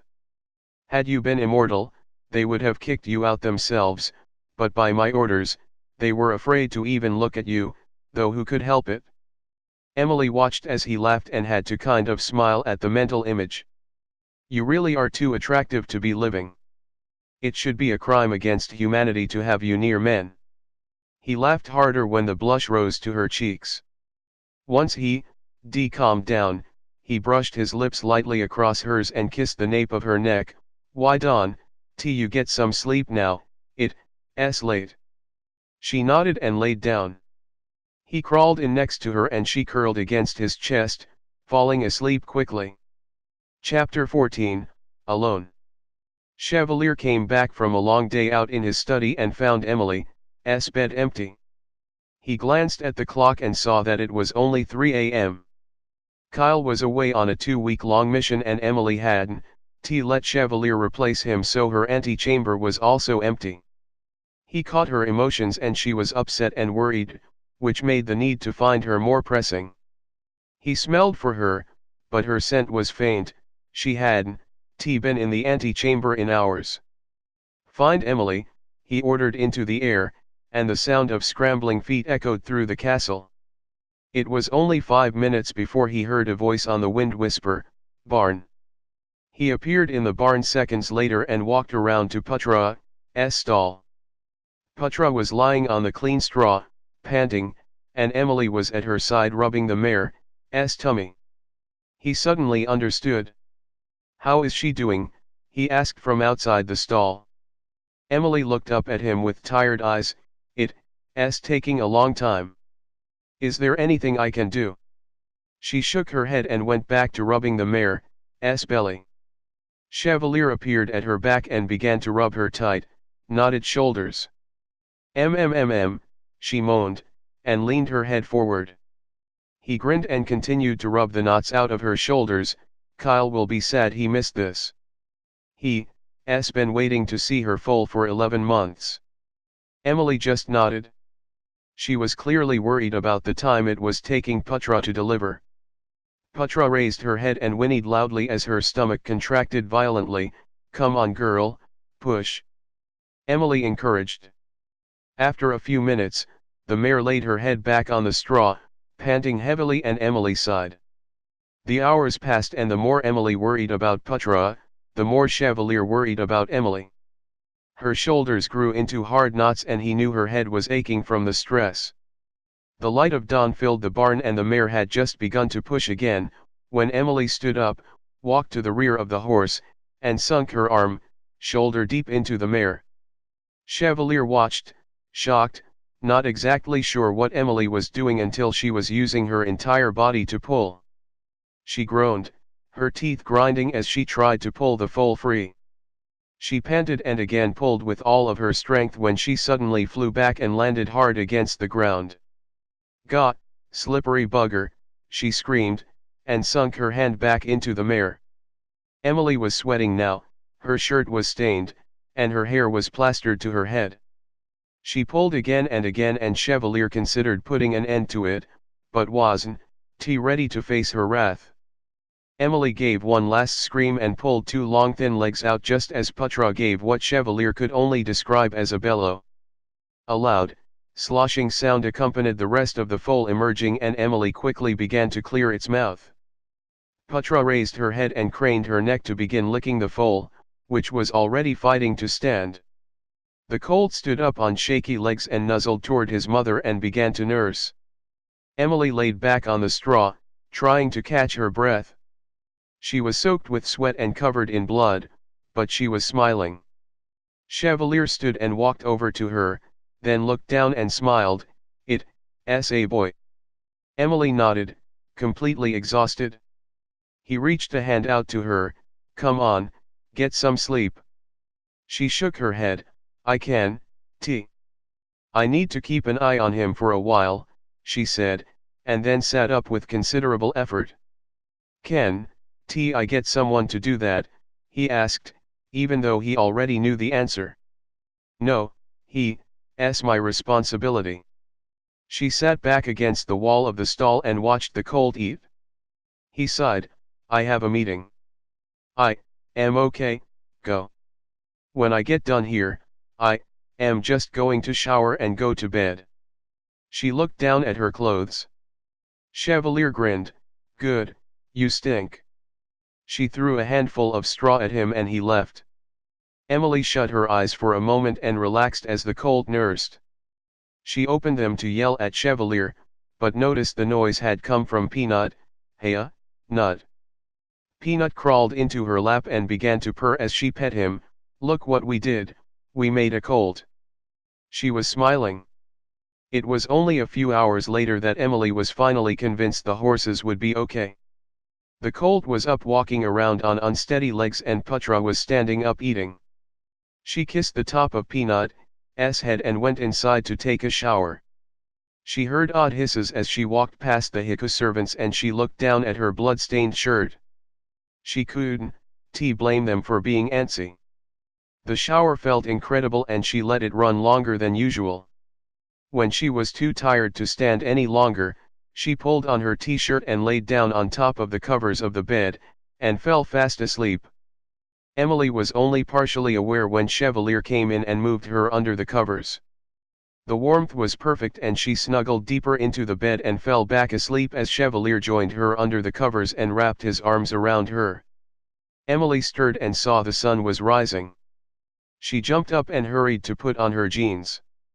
"Slow down, where are you going?" Chevalier asked, wrapping his arms around her waist. "I need to go check on the colt," she said, buttoning her pants and looking around for a clean shirt. "He'll be okay, Em." He smelled her neck and gently ran his tongue along the throbbing vein. Emily shivered, but pulled away from him. "Stop, Chev, I need to go check." She found the shirt she was looking for and pulled off the nightshirt, but before she could replace it, Chevalier was holding her closely. He began kissing her neck again. She pulled away yet again and grinned. Emily put on the other shirt and headed out the door to check on the colt. The barn was awake and hungry as she entered and walked past the other horses and into Putra's stall. She let the mare and her colt out into the corral and watched as the foal played in the grass, running and bucking. Leaning against the fence watching them was electric, this new life now able to think and feel and play.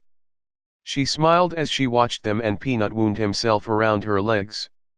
When the colt began to nurse again, Emily let the buckskin mare and Chevalier's crabby Arabian out into the corral too, where they grazed happily. Sighing, Emily went back into the barn and loaded a bale of hay onto the back of the ATV and set out. She wanted to get in a decent nap when she was done. She still felt tired from the previous night. The hay seemed heavier today and the nap looked better and better. She finished later than usual and headed back into the castle. Emily heard hisses in the hallway as she passed. By the third hiss, she spun in the direction of it. "Excuse me," she snapped at the shadows. The noise stopped, but it still made her uncomfortable. Her bed was inviting as she stripped and pulled on a nightgown, then fell into the soft bed. She woke slowly and rolled over, looking at the clock. It was only 5 p.m., but she was starving. Emily made her way down to the kitchen and again heard a hiss from the shadows. She ignored it and opened up the kitchen. Gordon looked up at her and smiled. "I wondered when you would eat today, child. What would you like?" He started grabbing some pots and pans. "Do you have any pork chops?" His face lit up. "Of course, coming up." Emily watched Gordon cook. She was astonished at the speed in which he prepared food and the joy he got from it. He was proud when he set down a plate with pork chops and steaming au gratin potatoes. She smiled and dug in. The flavors were amazing and she finished it, which pleased Gordon immensely. "Can I ask you something privately?" she asked Gordon as he cleaned up the kitchen. "Sure, child." He didn't even look at her. She thought carefully before asking, "Is there something weird going on around the castle today? I mean, some reason I would keep getting hissed at?" She smiled as he handed her a glass of cold milk, but then he turned and looked at her. "Hissing? Someone was hissing at you?" he asked, shocked. "It's nothing big, and remember, just between us, but yeah, I seem to be getting hissed at a lot today." She sipped the cold milk. "No reason I can think of. You should tell the chief enforcer, he would stand for that." Gordon turned away from her and started cleaning again. "That's exactly why I don't tell him, Gordon." She saw him tense up. "Oh no, you don't you said this was private." "I am required to tell him," Gordon said softly, still wiping down the already clean stovetop. "Please, Gordon, I am begging you." Her voice was pleading. His hands shook on the counter as he cleaned. "It's not that easy. He'll find out you did tell him one, he." She watched him. Gordon nodded, his hands still shaking as he wiped down the counter. "I guess it's not so bad. I won tell him where I was when it happened and you don't know, so there's not a lot he can do about it." She watched as he relaxed. When Gordon did turn back around to visit, she left and headed out to let the horses back into the barn. Chevalier met her back up in her room, and she could see the anger in his eyes. "The colt is doing great, he's going to look like a paint," she said, slipping off her jacket. "Where were you, Emily?" She knew from his tone he wasn't curious about her previous location.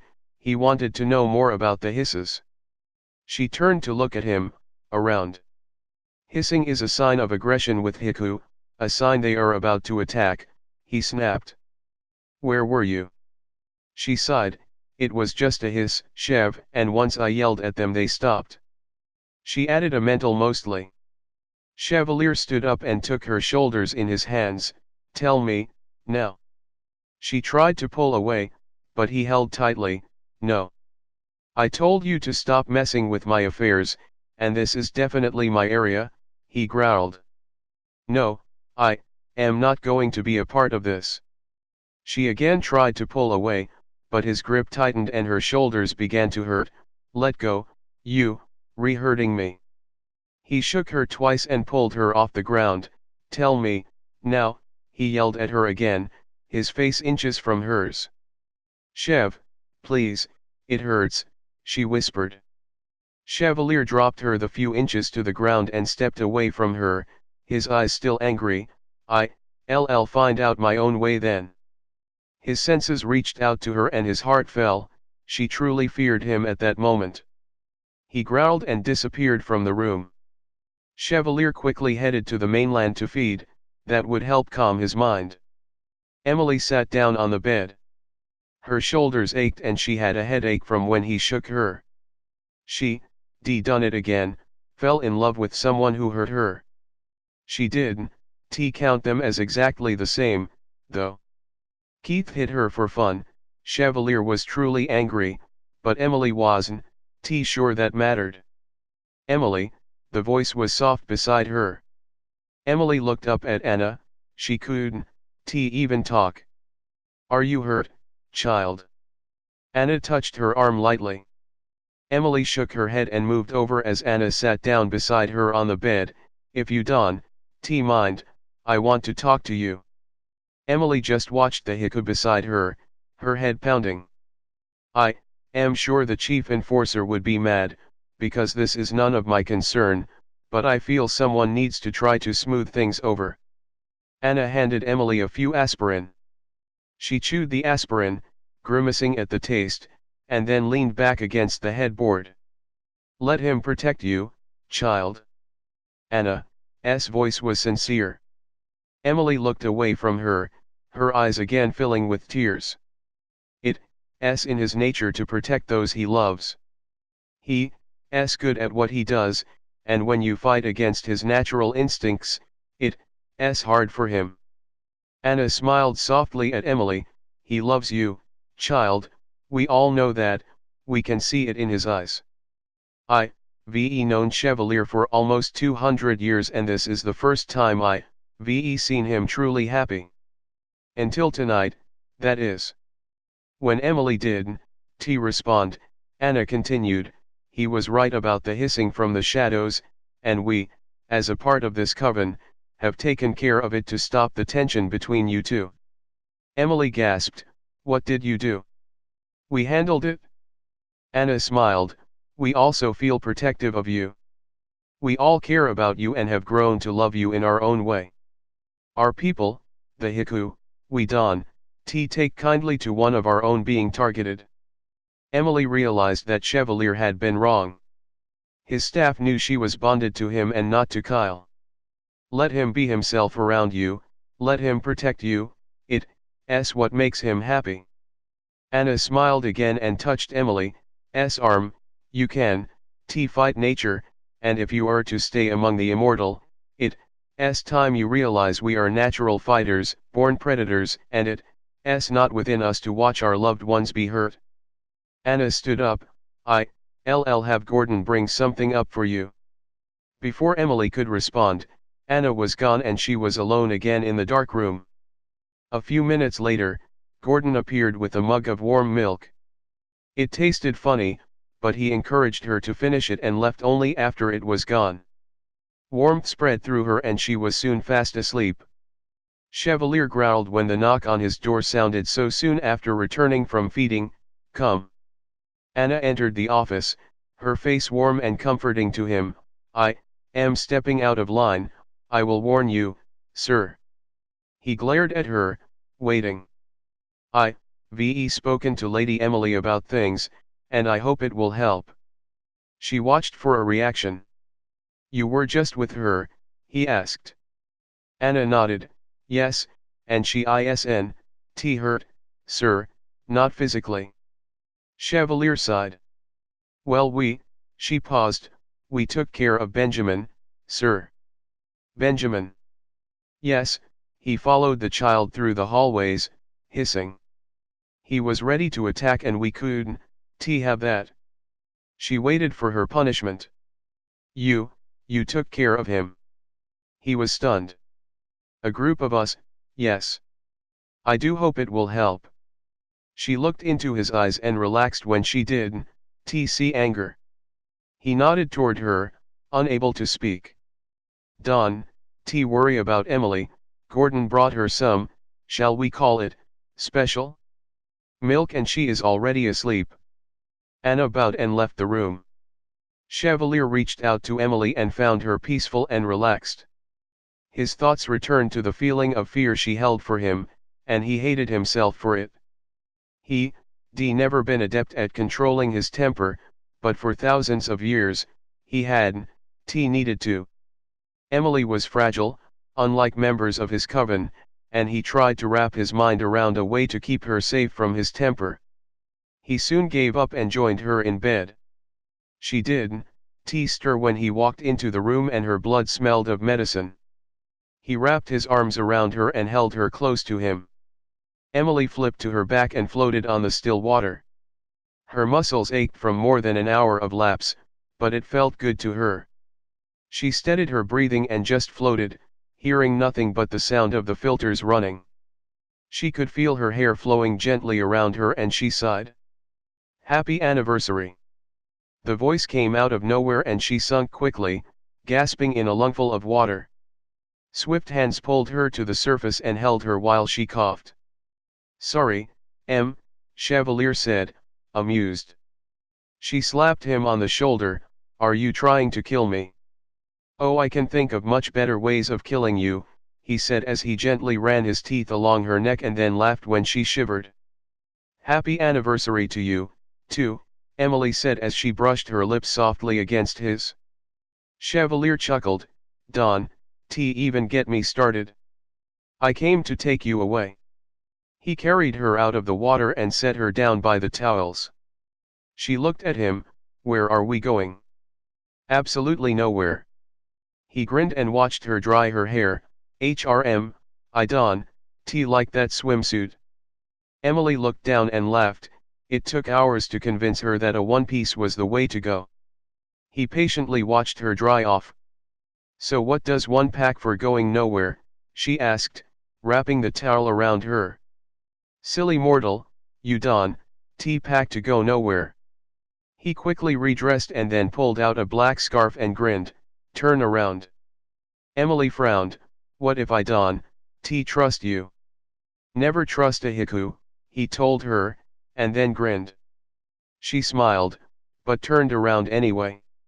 Chevalier tied the black scarf tightly over her eyes. "No peeking." He picked her up, cradled her gently in his arms, and walked. She could feel a change in the atmosphere when they left the castle, and shivered slightly as the cool air hit her wet swimsuit. She felt him chuckle. "Ready?" he asked at long last. "I am guessing I don't have a choice," Emily said as he set her down and her toes dug into the sand. Chevalier removed the blindfold, and as Emily's eyes adjusted to the bright sun, a glimmering boat came into view. The majestic ship was flawless as it bobbed with the waves. It was white with pink and magenta stripes, and emblazoned on the side in curly letters was the name of the ship, Emily. Emily turned to smile at him. "You bought a boat?" "No," he said, and faked a frown. "I bought you a yacht." She turned back to the ship and marveled at how sleek and shiny it was. She headed up the plank to board it, followed by Chevalier. The front deck was lined with cushioned deck chairs and a hot tub was set into the floor. Emily went room to room looking at the designs and decorations of her new boat. The engine room was set high above the rest of the rooms and she ran her hand along the shiny helm and slipped on the captain's hat, which was too big and fell down to cover her eyes. Chevalier pulled the hat off of her head, laughing, and placed it on his own head. "That's mine." "I thought the boat was mine." "It is, but I am your captain, so I get the hat." She tried to take it from him, but he caught both of her wrists in one of his hands and turned on the engine. She turned to look at the sea as he pulled out of port. "Wait. We're leaving now?" He nodded. "Did you have other plans?" "I haven't packed anything." She noticed he wasn't slowing down. "Which way are we going, he asked her. She turned to him. "I don't know, you driving." "Point, we'll go whichever way you point." He slipped on some sunglasses. Emily turned and looked at the vast ocean and pointed randomly, watching as the boat turned in the direction and sped off. So how many servants are on this thing, she wondered, looking around. It's just us. Seriously? Just us two, not even one other Heku. She was surprised. Chevalier seemed to like his servants. He grinned, just us, unless you want me to go back and get some. No way, this is great. She wrapped her arms around him from behind and kissed his back. Go relax out on the deck. I am going to get us far from land and then I'll join you. She watched as he adjusted some knobs and returned to the helm. Emily was impressed that he knew how to sail. The sun was even brighter out on the water. She could feel the warmth on her skin, so she slipped off her towel and fell onto one of the deck chairs. It was soft and reclined, and she found a table by it with a bowl full of fruit, a pair of sunglasses, and some sunscreen. Emily figured she might as well be good, so she slathered on the sunscreen, and then grabbed the sunglasses before lying back against the white cushions. Emily was asleep when she felt hands gently run across her stomach. She smiled and shivered as she broke out in goosebumps. This is officially nowhere, Chevalier said, and then smiled. She nodded and patted the chair by her. Lie down, soak up some vitamin D. Chevalier laughed. I don't think I am able to do that. Besides, the sun and I don't get along very well. She looked up at him and noticed he was in a jacket, and between the captain's hat and sunglasses, his face was completely shaded. Your loss, it really feels good. Well, I had other motives for being out here. His voice was soft. She grinned. I am sure you have many motives for being out here. That too. He gently ran his fingers along her inner thigh. Later, though, come in out of the sun. Emily sighed and sat up. She grabbed the bowl of fruit and left her sunglasses on the table, then followed Chevalier down the stairs to the living quarters. They were spacious, actually bigger than her entire ranch house, and decorated in dark reds and blacks. The kitchen was small, but had what she needed, and the end of the living space held a large wooden framed bed. Chevalier sat on the couch and patted beside him. Emily ignored his hint and set the bowl of fruit where he patted, and then sat on his lap, curling up against his chest. She felt his arms wrap around her as he chuckled and kissed the top of her head. I love you, he said softly. She looked up and kissed him gently. I know. So it's time to get it all out in the open. We noticed in the last year that neither of us has been completely honest with the other, so I figured some time away might help. She kissed along his neck and nodded. It'll be nice to get away from life on the island. He groaned as she lightly bit his neck. What the hell? Was all she heard before she felt the soft bed at her back. That wasn't fair, he said as she curled her naked body up against his. Oh, were we playing fair? Emily asked. Chevalier laughed. Apparently not. Damn, you bite hard. Emily glanced at his shoulder and could see the faint outline of her teeth fading. Sorry about that. I did say I did like it? He ran his fingers through her hair. You wanted to talk. She pulled away from him and propped herself up on her elbow. Yes, I did, before I was seduced. He kissed her lightly. Emily laughed. It was pretty hard to do, too. Chevalier smiled. Yeah, well. So, what about? Everything we probably should have talked about before the bonding. His eyes were serious. Like what? She gasped. Are you upset about the baby thing? He smiled. No, that's not important to me, though I wish you had told me, just so we didn't have secrets. Her eyes fell to his chest as her fingers outlined his chiseled muscles. I am sorry. Chevalier took her hand in his. You, re-distracting me, again, he said, kissing her fingers. You, easily distracted. She smiled up at him. Yes, well. Okay, so what else? She was afraid to go further, but knew there was no way around it. First, start, there were some unexpected byproducts of the bonding that I want you to know about. I honestly didn't know about them. This is the first known of a mortal and an immortal going through the ceremony. He was looking deep into her green eyes. Ugh, do I want to know? Chevalier smiled. They aren't bad, just, well, intrusive. What? How? Her eyes narrowed. I can feel your emotions from a distance.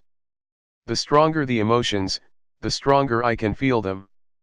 Regular, normal emotions, I have to concentrate on, but I am able to pick them up easier and easier it seems.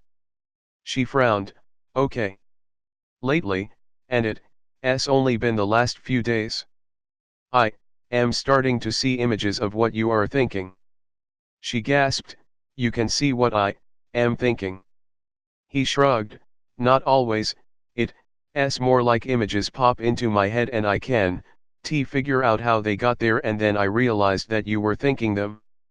That's not fair. I am not getting any of that. She frowned. Chevalier kissed her nose. I am not trying to be intrusive. It's all just sort of happening. So nothing private for me anymore. She did like that, and he noticed how she set her jaw. I am finding I can tune it out to an extent, but there are times when you are practically screaming at me. Like just now on the couch. He smiled at the thought. This is awful. She pulled the blankets up to cover herself. I am not doing it on purpose. I am going to see if I can find someone in our situation and see if it can be controlled. Suddenly, Emily was feeling exposed. I'd like it if I could control it enough to block your thoughts out when I don't need to know them, and to reach out for you when I do. I'd also like to see if there's a way you can use it to your advantage. Like how? Like calling for me if you are in trouble. Anything else? Her voice was irritated. I am sorry about the ring too, that I did know about, and I should have told you. Yes, you should have. She glanced down at the beautiful diamond and platinum ring. Keep going. That's all for now, the big stuff. He ran his hand under the blanket along her waist. Now it's your turn. She frowned. What is it you want to know? It's time you told me about your nightmares. He wasn't surprised when her body tensed. They are just nightmares. She avoided looking into his eyes. They are more than that. Nightmares don't cause people to scream night after night, he said softly. Please, tell me. She watched him, but didn't answer. I'll make it easier. Let's start with the dreams about Keith. He pulled her close to him as she squeezed her eyes shut. She whispered against his chest, he's not dead. Chevalier kissed the top of her head. He's after you. She nodded. He's after me too. He guessed, and she nodded. When you scream for him to shut up, what is he saying? Chevalier prompted. Warnings. About what? You. That I'll kill you, he asked softly. She shook her head. No, that you'll leave me when? What, when you see me as he did? I am not sure that's possible. He was more of a monster than I could ever be. His voice was soft and reassuring. He made me do things. She hid her face against his chest. Yes, I would imagine he did. Can I tell you something about Keith? She nodded. He was controlling your every move. The more he could knock you down, the more control he had. She didn't move in his arms. You've come a long way out of that control since he died and, he is dead. He wasn't sure enough of himself to know you would stay with him unless he made you feel undesirable. Emily relaxed against him. As for coming after me, I wish he were alive and did come after me, he said, and then grinned. She frowned up at him. Why? I'd like to kill him again, slower this time. He got off easily because I was angry, and he didn't feel enough pain. She felt the strain in his voice and his arms tightened. Emily actually laughed a little and Chevalier kissed her forehead. Enough about Keith, the other dreams where you scream for me to run. He watched her but she didn't tense up this time. It's dark in those ones, and there are trees. She frowned, there are voices and they are going to get you. I can catch up to you to make you run. Chevalier grinned. Why are you always trying to protect me in your dreams? I thought I was supposed to be protecting you. She shrugged, not finding it as funny as he did. Maybe. He thought for a moment, getting the dreams out in the open will make them go away. Emily shrugged again. Chevalier brushed his lips across hers. We'll talk more later. We have plenty of time. There's something out in the water you'll want to see. I'll stay here. Emily hesitated and then stood up and pulled on a soft robe that hung by the bed. She shielded her eyes against the glare of the sun on the water and peered over the side of the boat. She smiled widely when she saw humpback whales less than 10 feet away. She leaned on the railing and watched until they disappeared into the horizon.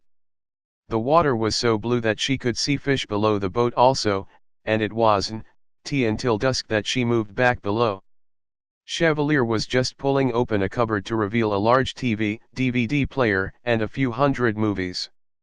I thought we'd watch a movie, if you'd like, he said, smiling up at her. Sounds great. Let's see what we have. She sat down and started thumbing through the movies. Emily giggled and held up Interview with a Vampire for Chevalier. We aren't watching that, are we? He asked. No, I've already made Kyle sit through it, and he was thoroughly offended, I assure you. She slipped the movie back into the slot. I bet he was. I am starting to think Kyle really does need a raise. He watched Emily on the floor. He couldn't get enough of her, how she moved, how she talked, and the way she flinched in her sleep. Oh, can we watch a horror movie? She sounded excited. Chevalier laughed. Isn't your life a horror movie? You live on an island full of history's vampires. Emily pulled out the movie and put it into the DVD player, and then disappeared into the bathroom. She emerged, blushing, wearing a sheer black baby doll nightgown. Margaret strikes again. Chevalier's eyes took her in as she came to sit by him. I think she is reliving her youth through you. With my approval, of course. Emily pulled a blanket over her shoulders and curled up against Chevalier's side to watch the movie. He thought it was utterly stupid. How could people be so afraid of a clown? He did like the way Emily pulled closer to him when the clown appeared, so he didn't complain. Chevalier wasn't sure exactly when she fell asleep. He just noticed she suddenly quit jumping when things on the TV got tense. He gently carried her to bed and curled up next to her, watching the movement of her face as she slept. Emily woke to the smell of bacon and she smiled. Smells good. Chevalier turned and grinned. I hope so. He loaded up a plate and set the tray on her lap when she sat up. Oh, breakfast in bed even. She smiled and started to eat. Wow, this is really good. Chevalier grinned. One of my many talents. Emily thought for a second, and then decided to ask, when do you eat? When I am thirsty. That sounds like avoidance. Thought we were being open. She stabbed an egg and ate it. True. I eat about once every 2 or 3 weeks is all. We don't T need to eat as often as you do. He pulled her foot out from under the covers and began to massage it. What do you eat? He raised an eyebrow. What? She smiled. I mean, who? Where do you get the blood? I have voluntary donors. Women. She took a bite of bacon and avoided his eyes. Mostly, yes. He knew where this was going. Do you sleep with them? Not anymore. She stared down at her plate, no longer hungry. Emily. He wanted to see her eyes. Emily shrugged and pushed the food around the plate with her fork. I am not going to lie and say I never used to sleep with the women I fed off of, but I promise you, I haven't, since we went to Colorado. It still seems so intimate. She still did look up. It can be, but not anymore. Now they are simply nourishment. She grimaced. Chevalier sighed. There really was no way to lessen the blow for this. When I used to find a donor attractive, I always went for the neck, so I could be closer to her. She inhaled sharply and turned away from him. Now though, I only use their wrists. You are the only one I want, the only one I can see anymore. He took her hand and kissed it softly. She swallowed dryly. Did you ever turn one that you liked? He shook his head. No, I haven't turned anyone in decades for myself, and then it was only if I saw something in them that would benefit the coven. It's not something we as Heku take lightly. Just feed off of me then. You have to have donors. He saw the brief wince before she looked over at him. No, I regularly feed off of you. Why? For one, I love you too much. He stroked her cheek lightly. For the other, it's too dangerous. Your blood is so amazingly succulent that I find it harder and harder to stop. I risk draining you. She grimaced visibly at that. Don't worry about my feeding, I wouldn't do anything to hurt you. He reached down and kissed her. It's just part of who I am. Though not hungry, Emily finished her breakfast in silence. When she was done, she got up and cleaned the kitchen as she felt Chevalier watching her. The following week was a lot less stressful. They spent their days talking about nothing important and their nights together. Emily's nightmares seemed less frequent out on the water and she felt better than she had in a long time, well rested and content. Chevalier was also pleased that Emily was becoming more comfortable around him and wasn't hiding her body as much as before. From his perch at the helm, Chevalier could see Emily down on the deck. She was lying face down on a deck chair, topless, and her skin was bronzing with all of the time in the sun. He slipped on his sunglasses and jacket and went down to join her. Her skin tingled as he ran his fingers lightly down her spine. She turned her face to him. Done playing captain? He grinned. For now. Are you about ready to go back? Emily sighed. Do we have to? Chevalier laughed. No. Yeah. I guess it is time to head back. I am sure Kyle will appreciate help with my animals. It'll take us a few days to get back, no rush, Chevalier said, and inhaled deeply. She glanced up at him. Are you smelling me again?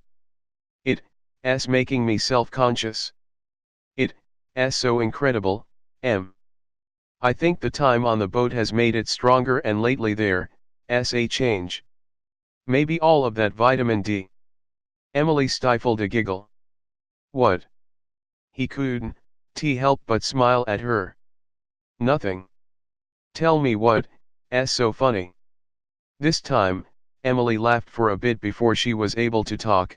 I was thinking that you have about as much control as that moody Arabian when my poor Putra is in heat. Chevalier grinned. You, comparing me to a horse. Yes, I am. He doesn't even notice her and then he'll start sniffing around and the next thing I know, he's fighting to get out of his stall. Well, if she smells this good, I can Blame him, Chevalier said as he flipped Emily over in her deck chair and kissed her passionately. Chapter 15, Returning. Chevalier pulled the yacht up to the pier and the guards immediately tied the boat to the dock. Welcome back, sir, Travis said as he slid the plank up so they could get off. Good to be back, Travis, head in with us will you? I'd like a full report. Chevalier stepped off first and extended a hand to help Emily off. Travis jerked as she passed him and he turned his face away from her. Chevalier glared at him and he faced forward again. He made a mental note to demand an explanation from Travis when they were alone. Emily crawled into the Bugatti and watched the houses fly past. I think maybe Travis isn't feeling well. Oh? What makes you say that? Chevalier knew why, but wondered if she had noticed. He was just acting weird is all. They pulled up to the castle and the two guards moved to greet them. As one of them opened Emily's door for her, he winced and stood up quickly, his eyes glanced toward the chief enforcer. Chevalier was glad that Emily did notice the reaction, and she headed quickly inside as it began to rain. I'll deal with you later, Chevalier growled at the guard, and then followed her inside. As Emily walked into the foyer, Kyle appeared from the opposite end of the room. He ran at her and picked her up in a hug. Welcome back. Chevalier felt his anger rising when he saw Kyle inhale deeply and set her back down a little roughly and take a step back, his eyes wide. I will be well. I'll get your things, Kyle stammered out, and then stepped into the fresh night air. Emily shrugged, smiled at Chevalier, and then headed up the stairs. I know you have a meeting.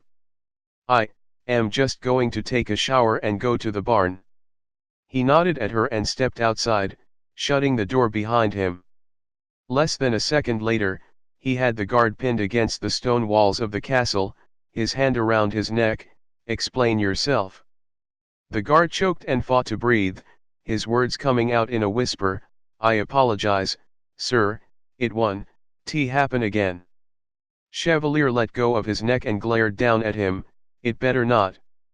He then spun on Kyle. You of all people know better, he hissed. It just caught me off guard.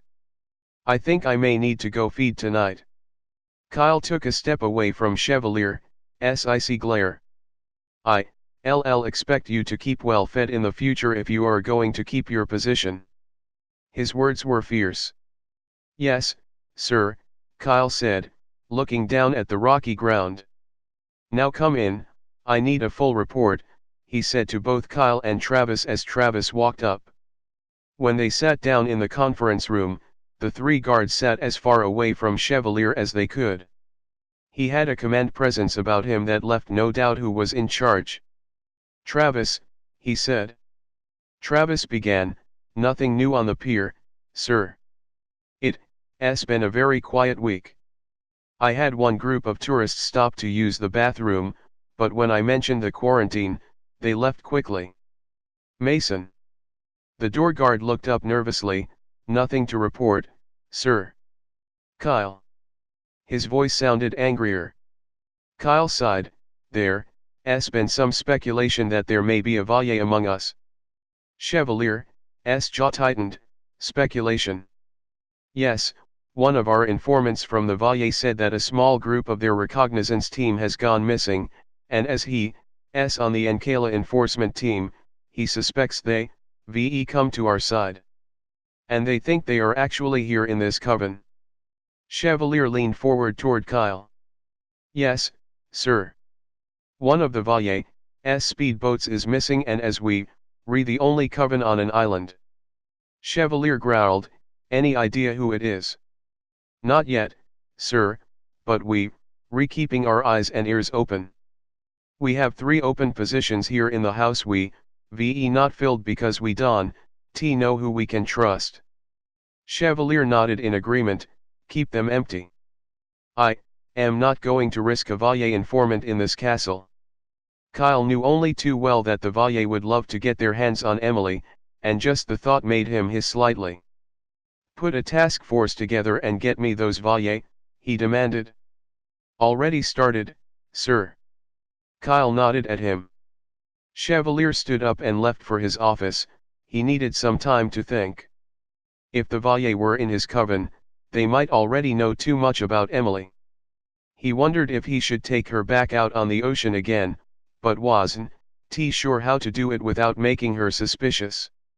Finally, he decided to keep things as they were, but to keep a strict eye on her. There was a stack of papers from Storm on his desk and he let his mind pull into work mode as he went through them. Chevalier lost track of time when suddenly he felt excited and realized that it must have been from Emily. He glanced at his clock, it was 5 a.m. He smiled, knowing that she was up early to go check on her livestock. He shut his eyes and focused on her. He loved to feel her emotions when she was out in the barn. He could hear her talking, but it wasn't clear enough to understand what she was saying. He fought to see through her eyes, but the picture was gray and blurry. Soon, he thought, he would be able to clear up that image. A scream suddenly echoed through his head, sending every fiber of his being into action. He was immediately out the door, flying toward the barn and could feel Kyle close behind him. Even his Heku speed wasn't fast enough and he growled when the screaming stopped. As he ran into the barn, his mind whirled with the image. Emily was lying on the straw and a Heku was at her neck. A stream of blood was pouring out of the puncture wounds as the Heku drank deeply. Putra was kicking at the stall angrily. With one swift movement, Chevalier grabbed the strange Heku off of Emily and used every ounce of restraint to stop from tearing his head off. He threw the Heku back to Kyle, who restrained him and growled angrily. Chevalier knelt down beside Emily as she fought to get to her feet. Her hand covered her neck as blood seeped through her fingers. Lay down, Em. He forced her back down, and could see from her eyes that she was dazed. Chevalier glanced over her quickly. Her skin was clammy and her face was colorless, the Heku overfed. She shouldn't have been this pale after a feeding. 2 more guards arrived and took the strange Heku from the barn, one of them hissing at him as he struggled. Kyle knelt down and slipped off his shirt. He held it over the gaping wound on Emily's neck to try to stop the bleeding. She struggled to get up, her eyes still glazed over. Chevalier picked her up and cradled her in his arms while Kyle held pressure over her neck. Look at me, Em. She looked toward him, but her eyes were unfocused. It's okay, we're here now. He kissed her forehead and grimaced at the clamminess of it. Let's get her inside, Kyle said. He knew that Emily was dazed, but he wasn't sure Chevalier was thinking straight either. When Chevalier did move, Kyle guided him forward with his free hand. As they stepped into the castle, Kyle pulled his blood-soaked shirt away from Emily, and ordered a shirt from the shadows. He pressed the new cloth hard against her neck and she groaned weakly. Get her upstairs, Chevalier, Kyle demanded, and within a few seconds, he was laying Emily down on her bed. Anna, Gordon, and Travis had joined them at her bed. Kyle took a fast look beneath the cloth, it's clotting. Emily tried to open her eyes, but they were heavy. Stop, she whispered weakly. She tried to get up, but a gentle hand stopped her. It's over, safe, Chevalier said. Some of the control had come back into his voice. He turned to Kyle, where is he? He's down in the holding area. I have him well guarded and strict instructions he's not to be harmed. Chevalier nodded, get some B12 and folic acid up here with some orange juice. He sat down on the bed by Emily and took the bloody rag from Kyle. He held it in place with one hand and gently pushed her hair away from her face with the other. Emily tried to get up and was again pushed down by soft and gentle hands.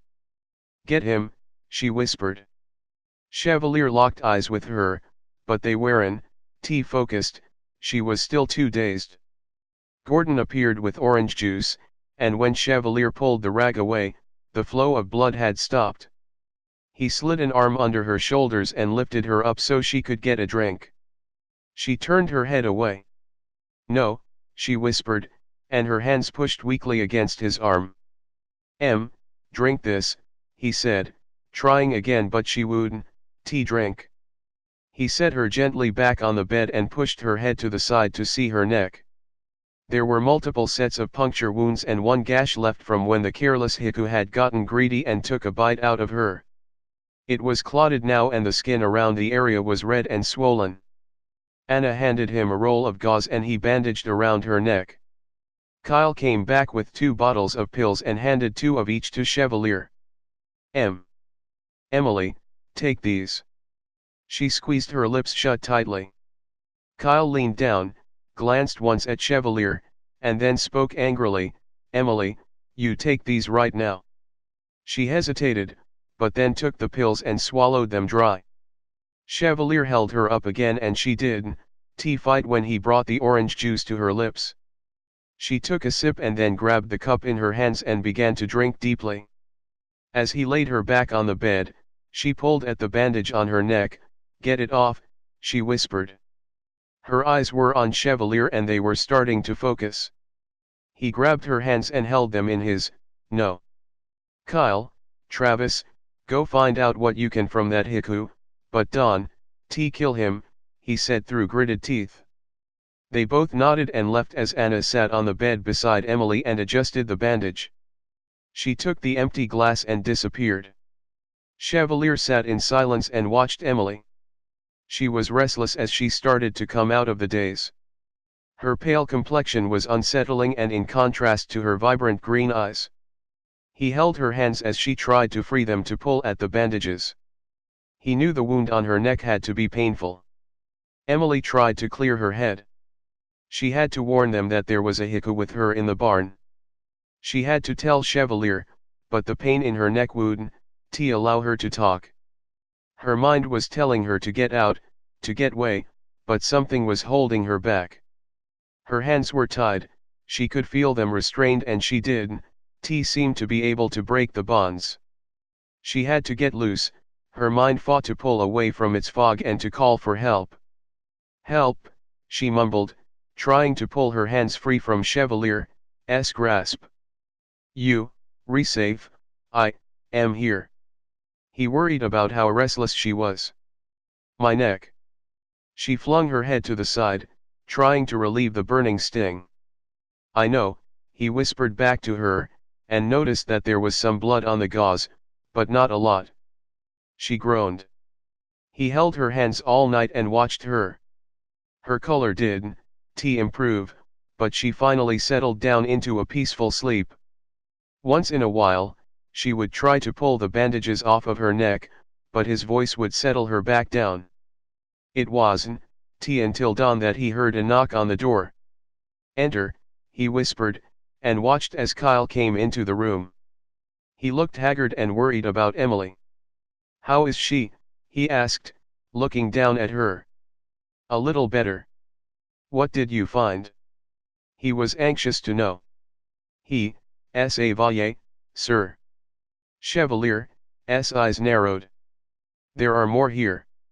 I haven't gotten the names out of him yet, but I will. His voice was icy. He was told to find Emily only, but said her scent was too strong and it called to him. As soon as I can leave her. I'll go talk to him, he said ominously. Kyle nodded and left the room. Chevalier could only imagine what tortures Kyle and Travis were putting the Chevalier through, and he hoped it was horrific. His eyes turned back to Emily as she gasped. Get it off, she yelled, trying to pull her hands free. Chevalier held them gently and met her eyes. Leave it on, Emily. It burns, Chev, help me. Her eyes were pleading. It's not the bandages. He winced as her back arched and she screamed, look at me. Her eyes met his and her accusing gaze was angry. You've been badly bitten. We have who did it, but your neck is pretty torn up and you've lost a lot of blood. He hoped it was getting through to her. It burns. Her voice was strained. He nodded, unable to speak for a moment. She moaned loudly and squeezed her eyes shut. Emily, you need to take these. He held her hands together with one of his and helped her sit up with the other. He gave her 2 pills from each bottle and held the cup while she drank them down. When she was comfortably lying down again, he let her hands go, but kept his close. She raised one hand to her neck, but didn't try to pull down the bandage.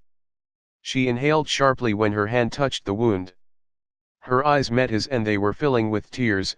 Why? Chevalier shook his head. I'll know soon enough. I am so tired. She shut her eyes.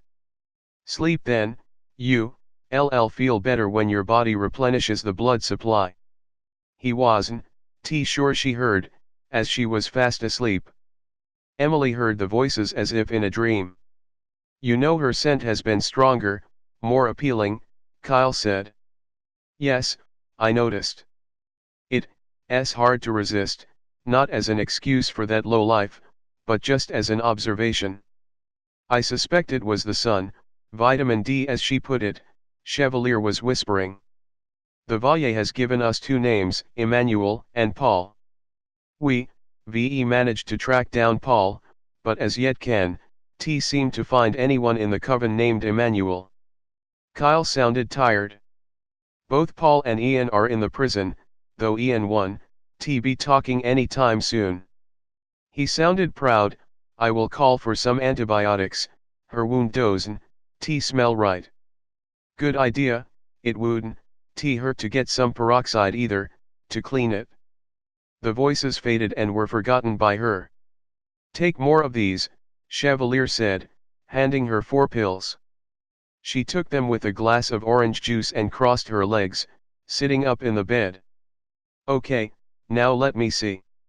He started to unwrap her neck. She winced as the fibers from the gauze clung to the large scabs. He said, looking at the wound. Any better? She asked, looking out the window.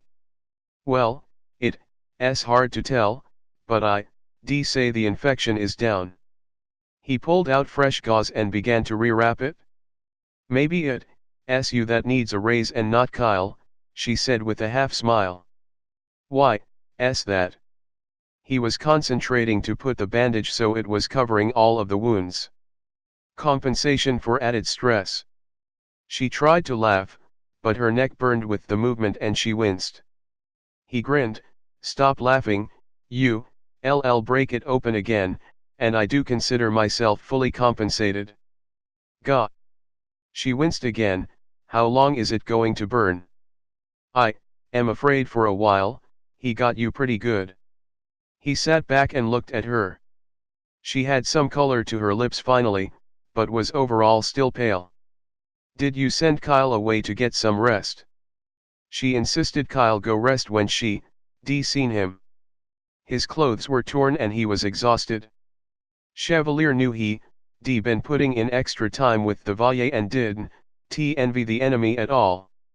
Yes, he left this morning for the mainland, Chevalier said, and saw that Emily looked relieved. She sighed, just go, Chev, I am okay here. He blinked at her, what?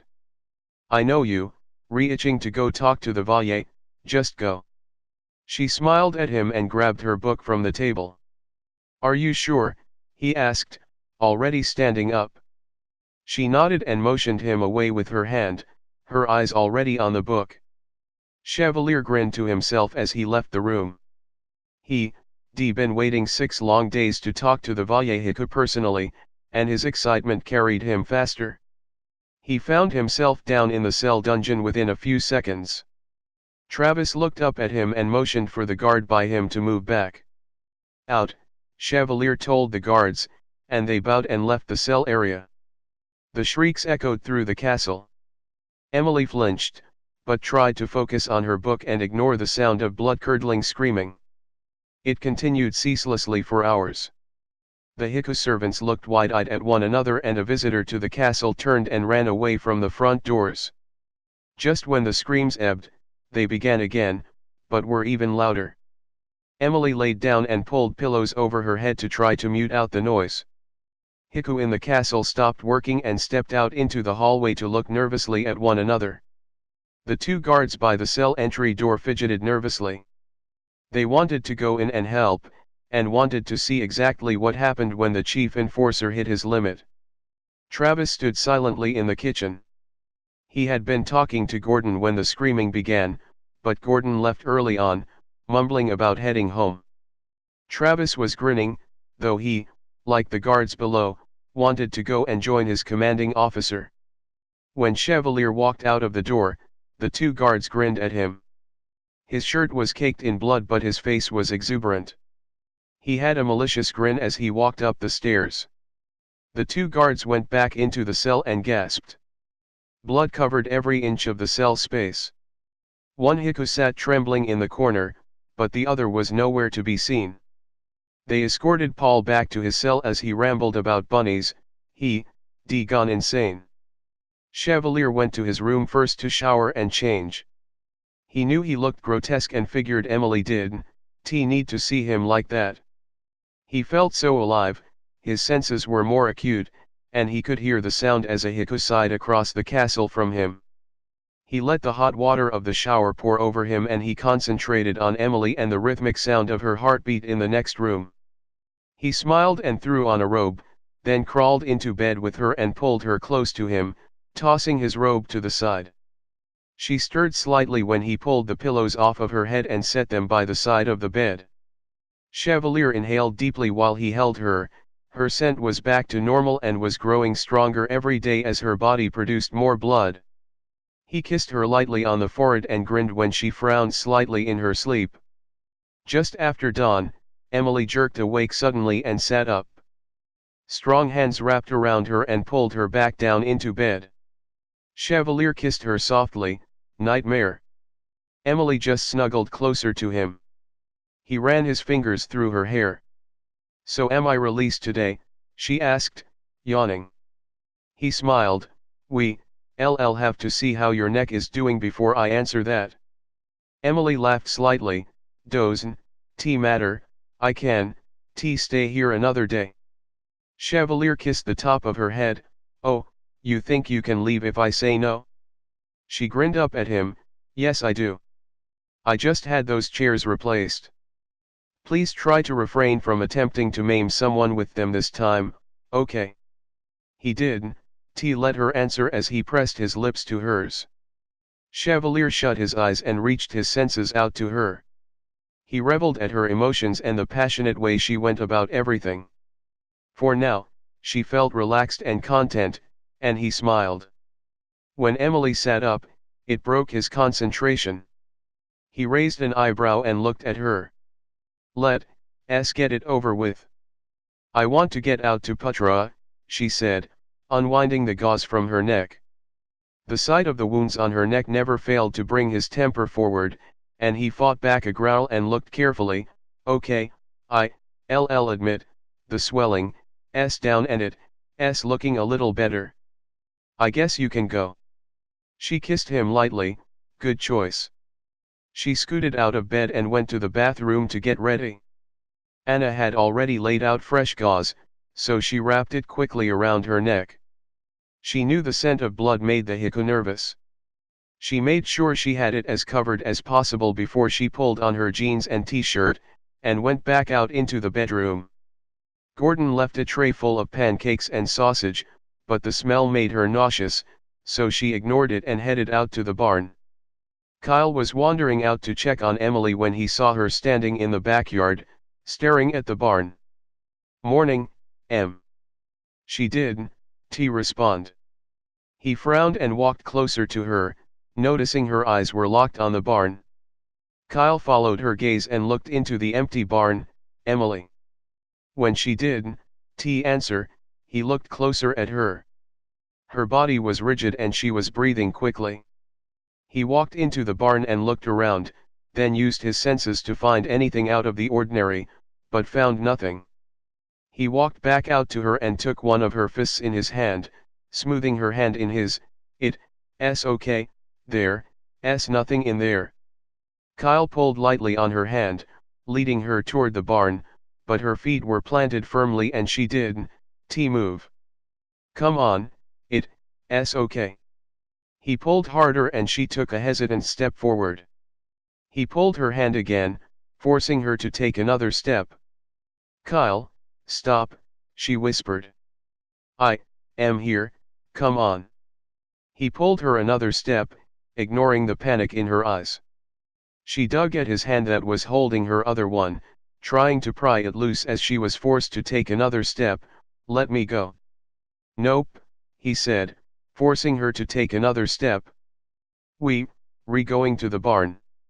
Chevalier appeared at her side in an instant. His fierce eyes flashed to Kyle, pulling on her arm. What's going on here? We're going to the barn, Kyle said, pulling her another step forward as her nails dug into his hand. Emily ignored Chevalier. Her panicked eyes were fixed on the barn. No. Let her go, Chevalier said. With all due respect, sir. No. Kyle forced her another step. She's not ready, Chevalier said, placing his hand on Kyle's shoulder. Yes she is, he said, pulling her another step. Blood appeared on his hand where Emily dug with her nails to make him let go. Chevalier hesitated and then walked to the barn door. He knew deep down that Kyle was right. The longer it took Emily to return to her animals, the harder it would be. I am in here, Em, come to me, he said as Kyle pulled her even closer. No, she screamed, and Travis appeared at her side. He looked oddly at Kyle and Chevalier, and then fell back to stand by the door. Come on, it's okay, we're both here, Kyle said, pulling her another step. Chevalier appeared in the door with Putra, who stomped angrily at him and he grinned. For some reason, the mare hated him. Stop, Emily begged as she got within a few feet of the barn. Kyle let up the pressure on her arm and let her calm down for a few minutes, just a few more steps. He let go of her hand and wrapped an arm around her waist before she could run, then flexed his injured hand. The blood flow had already stopped, and the skin was healing. Come on, Chevalier is in there and Putra's wanting to get away from him. Emily took a timid step as her eyes fixed on her mare. Putra pulled at her reins trying to get closer to her, but Chevalier took her a few steps further into the barn. Emily could feel her heart pounding hard in her chest as she neared the barn. A sweat broke out on her forehead and she could feel that her breathing was out of control. Emily thought about fighting Kyle. She figured she could break away from him, but was sure he'd catch her easily. She took another step forward, but the smell of the barn, once a smell she actually loved, filled her body with panic and the wound on her neck began to throb. Kyle was relentless and she was soon in the barn. When she was a few steps in the door, her eyes fell on the straw where she had been attacked the previous week.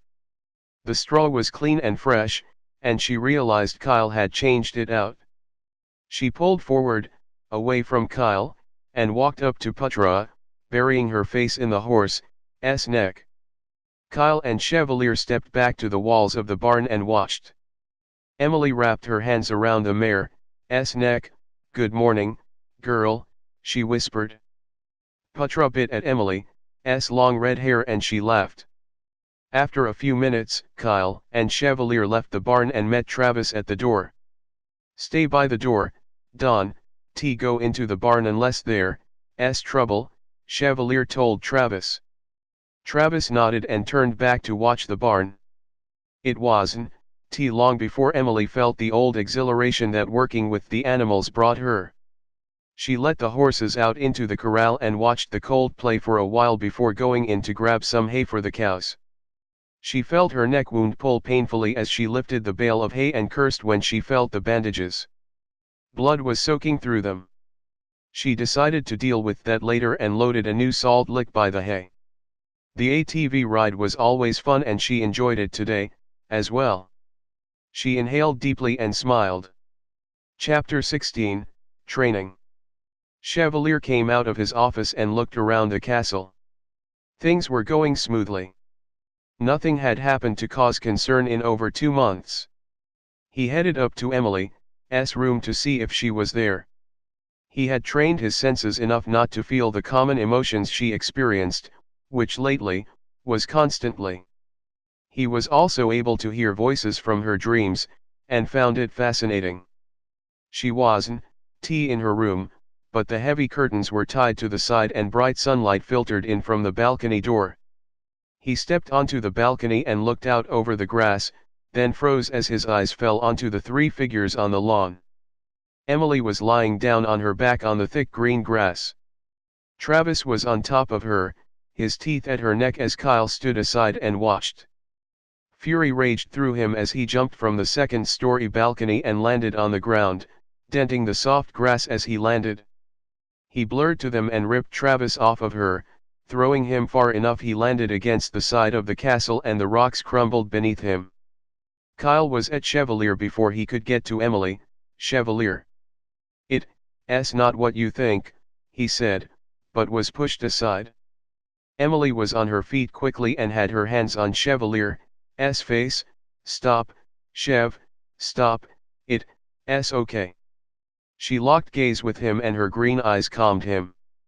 He was able to repress the rage long enough to see that she wasn't injured. He quickly scanned her body. Her neck was fine, so he ran his eyes past her sports bra and down to the muscles in her tight abdomen along the curve of her delicate waist. No injuries. Her cut-off shorts were sitting low on her hips as his eyes traveled down and noticed no injuries along her legs. He stepped back and frowned at her, confused. She touched his face softly. It's okay, Chev, honest. Travis returned as he tweaked his back into place and kept well away from Chevalier. Chevalier, it's not what you think. Reteaching Emily some self-defense is all, Kyle said, stepping over next to Travis. Chevalier shook his head.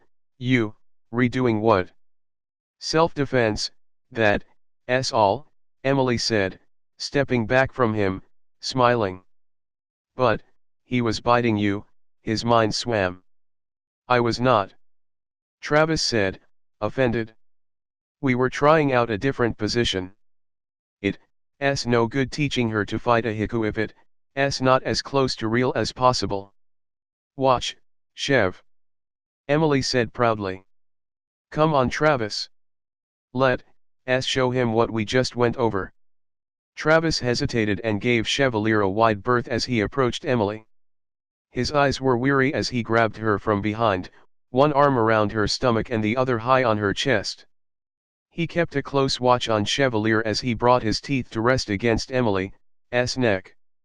He noticed Chevalier tensed and crouched slightly, but didn't attack. Rapidly, Emily kicked back and her foot connected with Travis' knee, knocking it out of place as she dropped her body weight and rolled away from him while he fell to the grass. Travis groaned and grasped his dislocated kneecap as he pushed it back into position with a grinding pop. He winced and slowly got to his feet. Emily stood up and smiled at Chevalier. See, she said proudly. Chevalier was shocked. Why didn't I think of this? We aren't guaranteeing it'll work against a real attacker, but Travis said it's quite painful and would make him think twice, Kyle said. Yeah, it hurts pretty badly for a few seconds. We figure if she can just buy a little time until help arrives. He was now standing straight, his knee entirely healed. Kyle said, okay, back how you were. Travis hesitated and then climbed on top of Emily as she laid on the ground. He watched Chevalier cautiously before again bringing his teeth to her neck. Kyle studied them and sighed, I am thinking, there has to be a way. Emily, can you even get your foot up to his knee? She brought her knee up, but wasn't able to position her foot by his kneecap.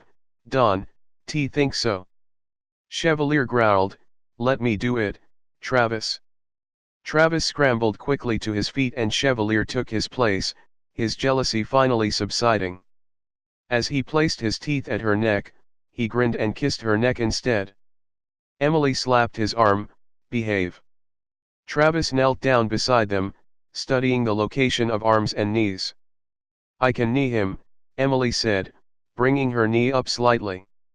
That one, stop a hungry Heku, Kyle said, bending down. Travis moved closer, can you get your hands on his head?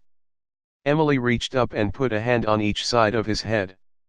That's it, Travis, good idea. Kyle said.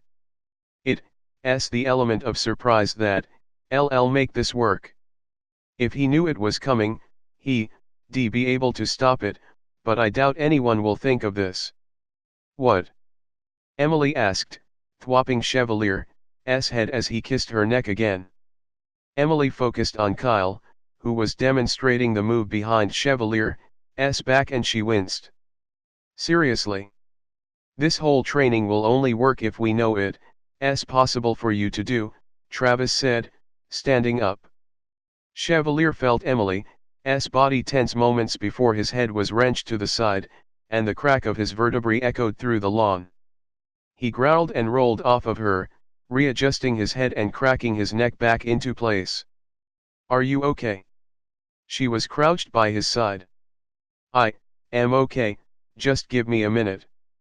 The pain was lessening quickly and he could feel the bones reforming correctly in his neck. Damn, I am so sorry. She stood up and glared at Kyle and Travis, who were laughing. No, it's okay. Chevalier stood up and chuckled, just wasn't expecting that. Let's consider that exercise a pass then. The trick is that the Heku one, know it's coming, Kyle said finally. Maybe we should try a wrist attack. No one's going to go for her wrist, male at least, Travis said, and then his body tensed as he turned to watch Chevalier. Emily blushed when she remembered Chevalier saying he'd always go for the neck if he found his donor attractive. I guess you, right, Kyle said, thinking. Plus you can, control her body if you only have focus on her wrist. By taking her neck, you have your entire body against hers. Chevalier growled low in his chest, but Kyle ignored it. Femoral? Travis asked. Usually only works consensually. I can, imagine going for the thigh while trying to control a hostile victim. Kyle was deep in thought. Chevalier tried to remember they weren't talking directly about his wife, but he found it hard and he was getting antsy. He was also overtly aware of the visible skin Emily was currently showing. Let's try a non-feeding attack, Kyle finally said. True, good idea, Travis said. What? Why? Emily asked.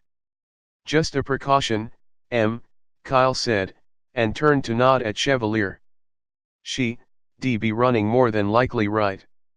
Travis said, focused on Emily. Yeah, probably, run, and Chevalier, you restrain her and let us have a look, Kyle said, moving into position. Emily gasped at the look in Chevalier's eyes, and turned to run. She wasn't more than 2 feet away when he grabbed her from behind and pulled her off her feet with his hands around her waist. Perfect, now freeze, Kyle said, and walked up to them and studied their position. Emily took the opportunity to kick at his knee, but she couldn't reach it and her hands were pinned at her side by his arms. She struggled and could feel him chuckle. Travis came up from behind and considered options. Easy enough, I held you similar to this once, Kyle said, nodding at Emily. On cue, she brought her head forward and slammed it back into Chevalier's nose. Travis winced when he heard the loud crack. Chevalier let go of Emily suddenly, and she fell to the ground, landing hard on her butt as she looked up at him. Arg! Chevalier yelled, and readjusted his nose. Emily wasn't sure, but it sounded like he might have been cursing in another language. Sorry, hun, she said, getting to her feet. It's okay, that one stung a bit, he said, smiling at her, and his nose was completely healed. Would it make you drop her, though, if you really wanted to hold on? Kyle asked. When she did that to me, the only reason I kept a hold of her is that I think she was more shocked than I was and she froze. Travis tried to suppress a grin. No doubt if it's mortal, she, win, immortal, though, if I had to keep a hold on her, I think I would have. Chevalier looked over at her. Why even worry about fighting off a mortal? Emily asked. She noticed that the three Heku glanced at each other quickly. What Aaron, you telling me? She put her hands on her hips. Paul mentioned that there are donors out working for the Chevalier. We have to be prepared for anything. Chevalier explained, moving closer to her. Paul. One of the Chevalier we have down in our cell, Kyle answered her. Still. He's still down there. Emily frowned. What are we supposed to do with him? We can, let him go, Travis piped in. Next, Kyle said, changing the subject. Chevalier grabbed Emily without warning and threw her over his shoulder, nipping at her side playfully. I hate this one, she said, feeling like a child. She looked up at Kyle and glared when he laughed. This one's harder to get out of. There, no vital parts left exposed, Kyle said, studying the newest restraint. Okay, put me down, Emily said, but Chevalier didn't let go. She bent into him and bit his back. Ouch. Damn it, stop it, he said, grinning. Biting an immortal one, work, Travis said seriously, and then looked up when Chevalier chuckled. I don't think that was for training purposes, Chevalier explained, smiling.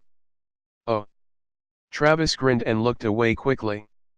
Emily, how far back can you throw yourself? Kyle asked, ignoring the other two. Emily's body tensed and Chevalier could feel the strength in her abdomen as she brought her upper body up off of his shoulder and flung herself backwards. Chevalier wasn't prepared for the sudden shift in weight and almost dropped her when she fell back and slammed into his thighs. Ouch! Emily cried, and Chevalier lowered her gently to the ground. She grabbed her knee, that hurt. Sorry, Em. Chevalier knelt to massage her knee, the sudden weight difference threw me forward, but I wouldn't have let go and it didn't hurt me at all. Was just a thought, Kyle said, watching them, his mind deep in thought. Let me see. Travis, grab Kyle, Chevalier said. Both Travis and Kyle looked to see if he was serious, and followed his order when they saw that he was. Travis easily swung Kyle over his shoulder, though they were the same height. Let's just get this over with, Kyle said, irritated. Emily lost control and giggled from the ground. Don't worry, your butt isn't nearly as attractive in the air as hers, hurry, Chevalier said. Emily blushed, but laughed again at the odd expression on Travis' face. He was humiliated. Kyle, do what Emily did but hook your arm around his head on your way, Chevalier said, standing back. What if I take his head off? Kyle asked. Oh true. Emily, trade places with Kyle, Chevalier said. What if I take his head off? Emily asked sarcastically. Chevalier laughed, just do it. She sighed and stood up as Kyle fell nimbly to his feet. Travis gently lifted her up and slung her over his shoulder, his eyes looking straight forward as he felt the soft skin from her waist on his neck. Okay, hook his head on the way, Chevalier said, no longer jealous as he was focused on how her movement affected Travis. Emily groaned as she came up straight, hooked her elbow around Travis' head, and flung herself backwards. Travis lost his balance and fell forward, landing hard on top of her and knocking the wind out of her. He quickly scrambled to his knees by her side. Breathe, Emily, he said, helping her sit up. Kyle and Chevalier knelt at her side also. She waved them off as she gasped for breath, I am okay, she was able to say at long last. Well, that one, work, Chevalier said, and sighed, then helped Emily to her feet. Let's take a break before Em gets hurt, Kyle suggested. Let me see if I can find a way out of that hold. Yeah, sounds good, Emily said, stiffly walking inside. Every muscle in her body ached from that last fall. Chevalier turned to Travis and Kyle, thank you. They both bowed and headed out as he ran to catch Emily. He picked her up gently and carried her up the stairs. You okay? He whispered. She nodded. As he walked into the bedroom, he heard the doors lock behind him and shifted her around so his hands were around her waist, her feet off the floor. How good are you? She smiled and wrapped her legs around him and her arms around his neck. Emily pressed her lips against his. Chevalier spun and pressed her back against the wall, returning her kiss. Emily stepped into the jetted tub and winced as the hot water burned her skin, but continued to sink into the bubbly water. She sighed and leaned back against the tub, relaxed. Well that's a first, you broke my house, Chevalier said, sitting beside her as he started to massage her neck. Emily grinned, who needed that lamp on the wall anyway? Are you okay? Really? Travis hit you pretty hard. Yeah, I am okay, but I think you owe me an explanation, she said, her eyes still shut. Oh. Are you expecting more trouble? Nothing we know about, but we didn't know about Ian's attack until it was too late either, he said softly. Emily just nodded. When she got hot, the scars on her neck seemed to stand out more against her skin. They faded a lot over the last couple of months, and were almost invisible most of the time. It was smart of them to teach you some self-defense, though, he said matter-of-factly. Yeah, it was. I just think maybe they need to figure out how to do it without me. Chevalier chuckled, it doesn't work that way. She glanced over at him. I am okay, Chev, really. I know you have work to do. I am going to get out of here eventually and maybe take Petra for a ride. He thought about it for a moment.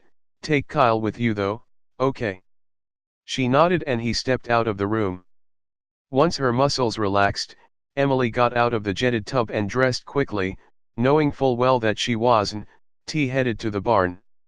She was glad that her antechamber was empty as she slipped out into the hallway and down the stairs, unnoticed. She held her breath and ran quickly to get to the dark hallway that led down to the prison. She followed a young Heku down there when he was first assigned to guard duty, so she knew the way by heart. She pushed open the heavy wooden doors and smiled as two strange Heku turned to her, their eyes wide. Lady Emily, one of them said nervously. Good afternoon, gentlemen. She smiled sweetly at them. As much as she hated to admit it, she found she could get her way a lot with that smile. You shouldn't be down here, child, the other guard stammered out, unsure if he was allowed to say that to her. It's okay, I have permission, she said, flashing her green eyes up at him. He nodded, still unsure, and watched as she walked over to the holding cells.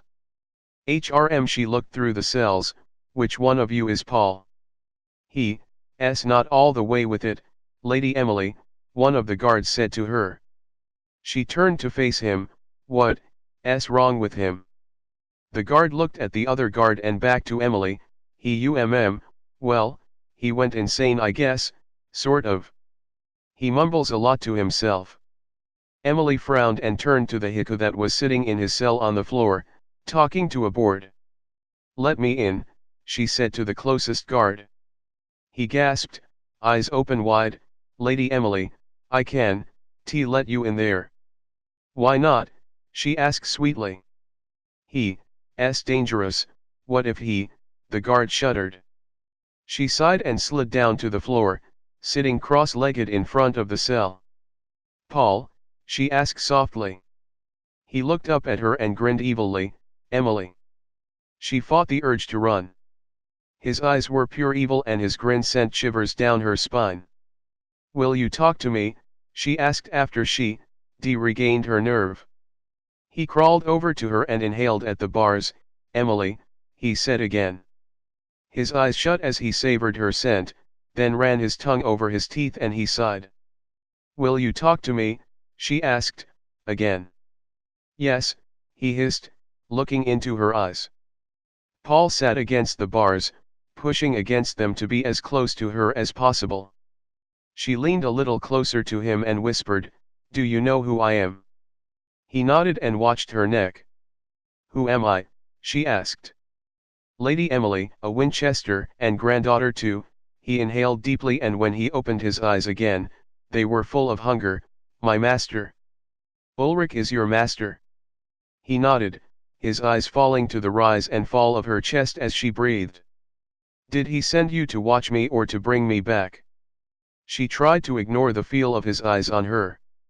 Emily." His tongue reached out and touched the air, he could almost taste her. "Answer me or I leave." She decided to try that approach. "To bring you back," he said, now watching the throb of the small vein in her wrist. "Did he say why?" Let me taste you, child." He reached out for her, but she pulled away. "Answer me. You are his. You belong to my master and he wants what is his," he hissed. "Now that you failed, will he try again?" She shivered at the way he looked at her and her mouth went dry. Yes, he'll try." He inhaled again and his body shook. "I bring you to him, he will let me taste, I think." There was a loud crack as one of the guards hit the bars of Paul's cell with a metal pipe. "You won, talk to her like that or I'll kill you myself, fiend." "Master will get you for keeping her to yourself," Paul said to him, and then turned back to Emily. His tongue flicked out toward her again, savoring the air around her. "They feed off her, they should share," he said as he scanned her face with a cruel grin. "They most certainly do not, and if you ever see Ulrich again, you can tell him from me that it'll be a cold day in hell before I come to him," she said sternly. "Bonded, though?" His eyes glanced at her ring. "Bonded to an immortal. Master knows this." "Good, then he knows I am not leaving." She forced herself to meet his eyes, though the sight of them turned her stomach into knots. "Break it he will." Break it with Paul maybe." His dark eyes were pleased and his tongue ran along his parched lips. "What in the hell?" Travis yelled, pulling Emily to her feet by her arm. "What are you doing down here?" "I just wanted to talk to him." She pulled her arm, but Travis didn't let go. "Perry, come with me," Travis ordered one of the guards as he angrily drug Emily back up the stairs. She stopped fighting as he stopped at the door to Chevalier's office and knocked. Emily looked over at Perry and his eyes were terrified. "Come," she heard Chevalier order. Travis opened the door and pushed Emily in hard enough she slammed into the desk. Chevalier was on his feet in an instant, glaring at Travis as he stepped in, followed by Perry. The hostile look on Travis' face was directed in Emily's direction. "What is going on here?" Chevalier growled. "You want to tell him where I found you?" Travis hissed at her. Chevalier turned to look at Emily and sighed. "Where, Em?" "I just wanted to talk to him," she whispered. "Who?" Emily shrugged. She was sitting cross-legged in front of Paul's cell while Travis paused and took a deep breath. Chevalier growled, "What?" Travis turned to Perry. "Word for word," he ordered. Perry, his eyes staring down, started when Emily entered the cell area and with picture-perfect memory went over exactly what was said, and what the Heku had done in Emily's presence. Emily winced, it sounded worse when he said it out loud. "Get out," Chevalier yelled, his eyes on Emily. Travis and Perry left the room quickly. "What were you thinking?" Chevalier asked, leaning back on his desk. I had some questions. You think we haven, T asked them already? I have no doubt, but I wanted to hear them for myself. She looked at the ground. You sat close and let him savor you, M. His voice was shaky. Do what? It's uncivilized, so you won, T see it often. When a predator stalks their prey, they use all of their senses to enjoy the kill longer. What he did was rude and insulting. I got what I needed. I don't care if he wanted a sniff. She set her jaw and met his eyes. It's your lack of self-preservation that scares me, he growled, frustrated. I wasn't in danger. I asked questions and got answers, that's it? You can let Heku treat you like that? Ever, he yelled. It wasn't a random Heku on the street. He is in a cell, and he couldn't get to me. That's not the point. What he did to you was disgusting and you let him. He took a step toward her, his eyes fierce. Let him? You act like I let him grab my ass, Chev. All I did was talk to him. Her Irish blood began to boil. Get out. He could feel himself losing control, and he refused to hurt her again. She stormed out of his office and slammed the door. Emily immediately turned to the outside doors and ran off to the barn. We riding? Kyle asked as he caught up to her. She turned on him, and he took a step back when her angry green eyes glared at him. Whoa, what's up? He asked wearily. You want to have a go at me too, she growled, taking a step toward him. Kyle stepped back. No? What's wrong? Apparently I was favored by Paul. She took a menacing step toward him. Are you going to make a big deal out of it? Kyle's eyes flared. How did he get out of his cell? I went to him and I dare you to tell me I shouldn't have, come on. I dare you. She stepped toward him again, her hands balled into tight fists. Kyle growled and disappeared. Emily went into the barn and threw a saddle on Putra, then tied the colt to a tether that she wrapped around the horn. She swung up into the saddle and headed out into the hot afternoon sun. Kyle went down into the cell area and walked silently over to stand by Chevalier at Paul's cell. Paul was rambling on about the tasty girl. And Chevalier's eyes were livid. I'll be mad if you do it, let me, Kyle said, stepping up to the cell door. Chevalier didn't respond. Emily was too far away from the castle to hear the screams. Emily led Putra and the colt back into the barn and after unsaddling them and giving them food, then she sat down on the straw. The ride was invigorating and calmed her mind. Peanut appeared and started to curl up in her lap. Hi, boy, she said, rubbing his back. Can you believe them? All I did was talk to that Heku and they all freaked out over him smelling me. She sighed, then smiled as Peanut looked up at her. Rude of him, they said. I'll tell you what's rude, nut. Treating me like an idiot. She nodded and rubbed Peanut's ears. He couldn't get to me through the bars. What do I care if he wants to smell and say disgusting things to me? I got what I wanted out of him. She sighed and stood up. Time to face the music, she asked Peanut, but he was already wandering off. Wimp.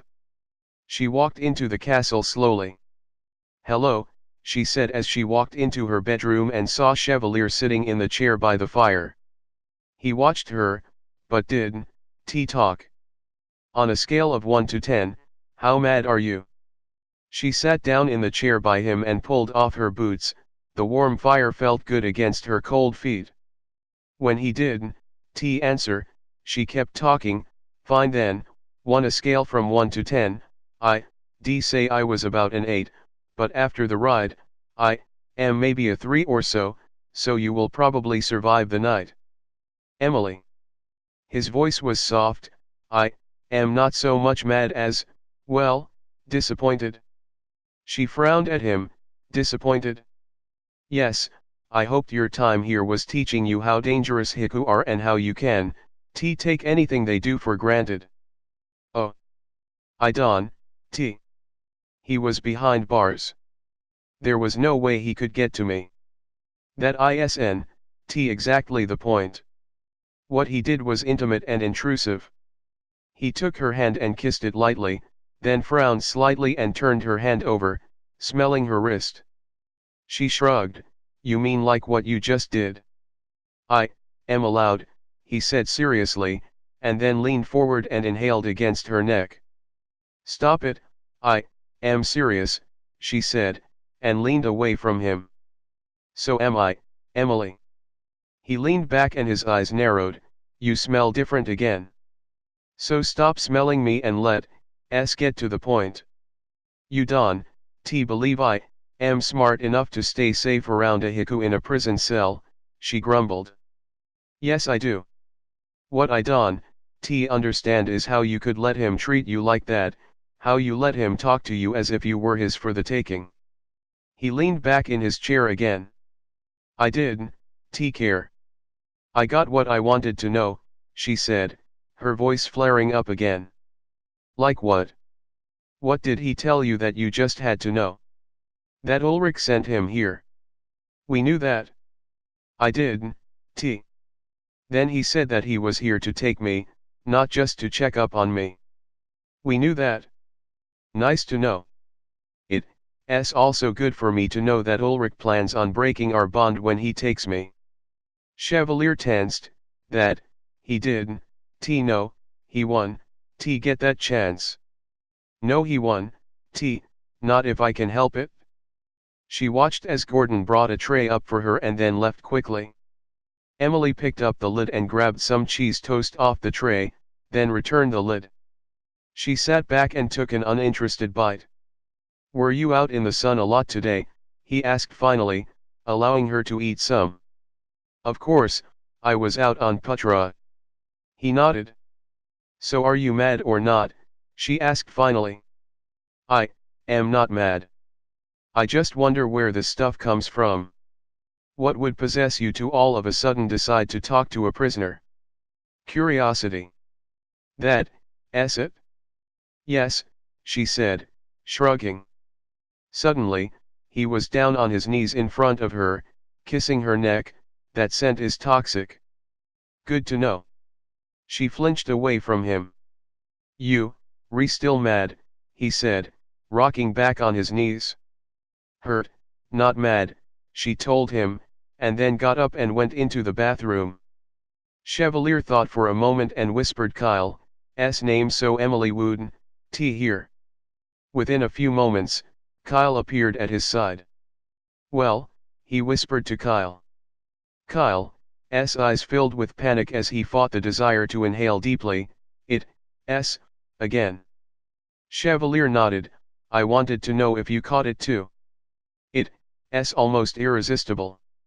Kyle was afraid to answer, but finally nodded once. You may go. I just wanted to know for certain. He sat back on the chair. What causes it? Kyle asked. Chevalier shrugged. I haven't figured that out yet. Emily came out of the bathroom in her nightgown shortly after Kyle left, and she headed to bed. She crawled under the covers and rolled onto her side, obviously wanting to be alone. Chevalier walked to her side and kissed her forehead, and then left, heading into his study. She was still irritated in the morning, and ate her breakfast in a hurry so she could go out to the barn quickly. Chevalier stopped her in the hallway and wrapped his arms around her. I need to go away for a few days, he said, softly kissing the top of her head. She immediately lost the irritation. Why? I need to go see the elders about the Valle and I need Kyle to go with me. He tightened his grip on her when she tensed. You are both going. Yes, we both have to go. For how long? She asked, laying her head on his chest. A week, no longer, he promised. She nodded.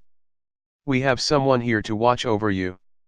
He knew, but right now, he all that available. She could tell by the tone of his voice that he didn't like doing this. A week. I think I can stay good for a week. Chevalier reached down and kissed her on the tip of her nose. Emily was disappointed to learn that they had to leave immediately, and she drove with them to the ferry and waved as they set off. As she walked back to the castle, she stopped to visit with a few members of the coven along the way. They were always pleasant to her and she appreciated the welcome. The castle seemed quiet and cold without Kyle and Chevalier there. She shivered and went to the TV room, deciding a movie would help pass the time. Chapter 17, Potential. This attack was bad, Chevalier said angrily. The council has to intervene and put a stop to it.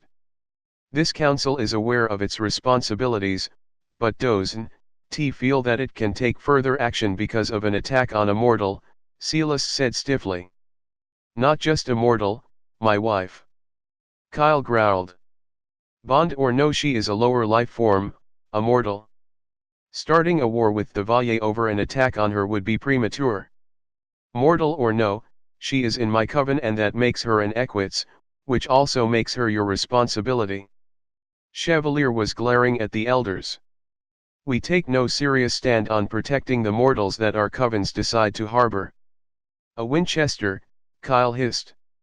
Yes, a Winchester, but one with no significant powers.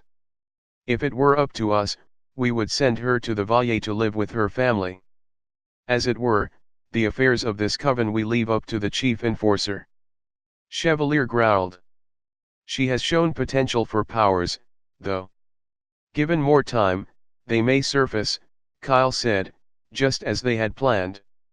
What kind of potential? One of the elders asked. There are times when her scent is strong enough to bring down the most controlled of us.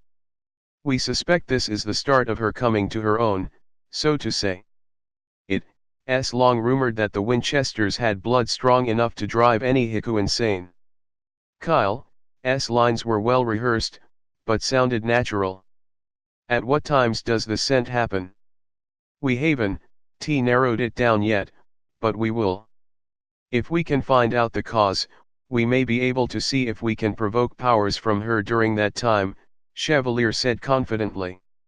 The scent is simply stronger. Yes, it is stronger, but it is also different, Kyle added.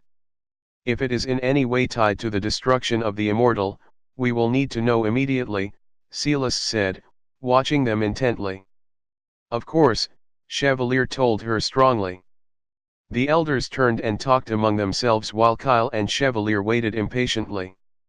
When they turned back around, Elder Leonid stood. We deem this needs further attention and have agreed that we will inform the Chevalier that Emily Rousseau is now under the protection of the council, but will remain housed in your coven for now. For now? Kyle asked, seething. For now, yes, the elder confirmed. She is my wife. Kyle shouted. That is all, Silas said, and the council filed out of the room. It wasn't until they were back on the ferry that they spoke again. A week of questions and all they can tell us is that for now, we keep her. Chevalier grumbled. I'd like to see them try to take her. Kyle glared out the front window. I won, let them, that's true. It's been a long week, and I'll feel better when we get back. Chevalier nodded. He was always nervous when he left Emily, but in this instance, he was afraid if they had taken her, and the elders had smelled her new enticing scent, that she wouldn't have been free to leave. He knew Kyle feared the same. The island came into view and the moonlight glittered off of the white sand. Once at the pier, Chevalier sped his Bugatti toward the castle. The guard opened the door for him and he stepped out. Any news? Chevalier asked. Nothing from us, sir, he stated. What does that mean? Kyle turned on the guard, irritated. There was one incident, but it didn't involve us. What incident? Chevalier asked, taking a step toward the guard. Lady Emily, she disappeared for 2 days. The guard winced as Chevalier hissed. What do you mean disappeared? Kyle growled. We couldn't find her. She somehow slipped onto the ferry and visited the mainland for 2 days and then returned, the guard said, fearing for his life. Chevalier disappeared angrily and blurred up the stairs, stopping in her antechamber. He spun to the corner and took a chilling step toward the young guard. You lost her for 2 days, he growled. Why? Yes, sir. The guard recoiled. How can you lose a mortal for 2 days? He closed the gap quickly and pinned the guard to the wall, his hand around the guard's neck. The guard tried to speak, but no words came out. You had one task, one simple task, and you failed me, Chevalier hissed irately. She climbed out the balcony. Chevalier threw the guard at the door and whispered, Get out. The guard disappeared quickly, rubbing his neck. Chevalier turned angrily to the bedroom and stepped inside. Suddenly, his senses were assaulted and the predator surfaced quickly. He fell into a crouch, his mouth salivating at the incredible scent in the room. A hiss escaped his lips as he stepped toward the bed, the smell coming at him faster. The sight of her wrenched Chevalier to his senses and he cringed at how close he came to attacking her. The desire for her blood was staggering. The strong smell in the room was more intoxicating than ever before, and he felt the burn in the back of his throat grow stronger, the longer he was in her presence. Fighting against his natural instincts, he backed out of the room and shut the door, blocking most of the painful scent. Chevalier fell to his knees and panted, fighting every intrinsic need he had to feed. After a few minutes, he was able to stand again. It gets worse when she sleeps, the soft voice said, and he spun around, crouched to attack. Anna held a hand up to him. I am not after her. Chevalier winced and stood up.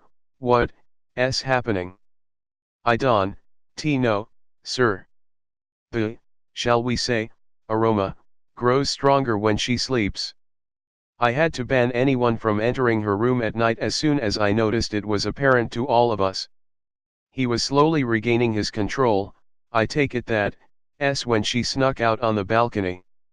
That was my fault then, if a fault needs to be blamed. I couldn't risk harm to the child, but the pull of her blood is too strong. It's okay, Anna, I don't blame you, he said, sitting down in a chair by the fire. Anna sat down beside him. It's not as bad during the day, but it is still strong and I had to let 2 house servants go. What happened? He had a hard time getting angry. How could he when he had almost attacked her himself? Just a hiss, sir, but I couldn't have that. Most of us are able to turn away from her and are able to control ourselves. You have very loyal followers, sir, Anna tried to reassure him. Does she know? No, sir, she spends enough time outdoors that we were able to handle things ourselves in here, and my orders to stay away from her room weren't hard for anyone to obey. They would rather avoid her than hurt her. I need to find a way to be with her at night, or she knows something is wrong. He spoke mostly to himself. Anna watched him in the firelight. What did she do on the mainland? I am surprised she wasn't attacked. No one dared ask her. It's none of our business, Anna explained, and he knew she was right. Chevalier could understand why her absence was never questioned. He shut his eyes and reached out to her. He could feel she was having a restless night. She felt uncomfortable and alone. He sighed, I need to be in there. Anna nodded and stood up. Follow me, sir. Chevalier didn't hesitate. He followed Anna from the antechamber and down the hallway, never once questioning where he was going. She led him to the servant quarters area and into a tiny room. The room was painted orange, and the small bed was pushed off to the side. There was still barely enough room for the little chairs that sat around a small round table. A mortal sat on the bed as they stepped inside. "Feed first, sir, which may help." She motioned to the young man on the bed and he held his wrist up to Chevalier. In an instant, Chevalier had a vice grip on the donor's hand and his teeth were sunk deeply into the flesh of his wrist. He hated the taste of mortal men's blood, but the strong desire to feed was left over from his brief period in her room. He pulled away when his instincts told him he had enough and he gasped. His mind was honed in on the beast, and it was firmly locked away. Chevalier was ready to try again. Anna waited in the antechamber. "I can come in there if you fail, sir." Chevalier nodded. He knew what she meant by fail, and his insides twisted at the thought. He also knew that no Heku could help him if the predator won out over his control. Bracing himself, he stepped into her bedroom and the door shut quickly behind him. The abrupt assault came again as soon as he was in the room, and he turned away from her, hoping to lessen the desires, but her scent was coming from all around him. He squeezed his eyes shut tightly as he fought to gain control of the natural predator that threatened to strike. Chevalier exhaled and opened his eyes, then turned to look at her. She was lying half in and half out of the covers. Her thin nightgown wasn't enough to keep her warm in the chilly night air, yet she was covered in sweat. Her supple lips were moving slightly. She was whispering in her sleep, but her words made no sense to him. Chevalier took a chance and moved a step closer to her. The smell became stronger. He fought the need to inhale deeply and took short panting breaths through his mouth, but even the taste of the air was exquisite to him. Chevalier forced himself to sit on the edge of her bed, keeping a close eye on the predator inside of him. He seemed to have regained control. Emily stirred when he sat down, and her eyes slowly opened. She smiled and threw herself onto his lap with her arms around his neck. His teeth began to ache for blood as her exposed neck came dangerously close to his mouth. He pulled from millennia of experience to control himself, and when his mind overpowered his body, he held her tightly. "I missed you," he whispered into her ear. "I am so glad you're back." He felt his shoulder become wet with her tears. "Emily, what's wrong?" He pulled her face back with his hands and looked as her green eyes swam. She shook her head and laid her forehead on his chest. "I am afraid." Chevalier wondered if Emily noticed more than Anna had been aware of, but he couldn't be sure of what. She pulled closer to him and cried softly, suddenly falling still as she fell asleep against his chest. He found it easier to be near her, now that he become accustomed to the strong scent, and he held her. As she slept, he watched her face and again marveled at her intense beauty. Emily wasn't restless in his arms. She didn't start to wake up until almost noon. She gripped him tighter as she became aware of how he still held her. "I thought I dreamed you came home." Chevalier smiled. "I am here now." "It's been a long week," she whispered. "Are you going to tell me what you were afraid of last night?" "No," she said, nestling her head in the crook of his neck.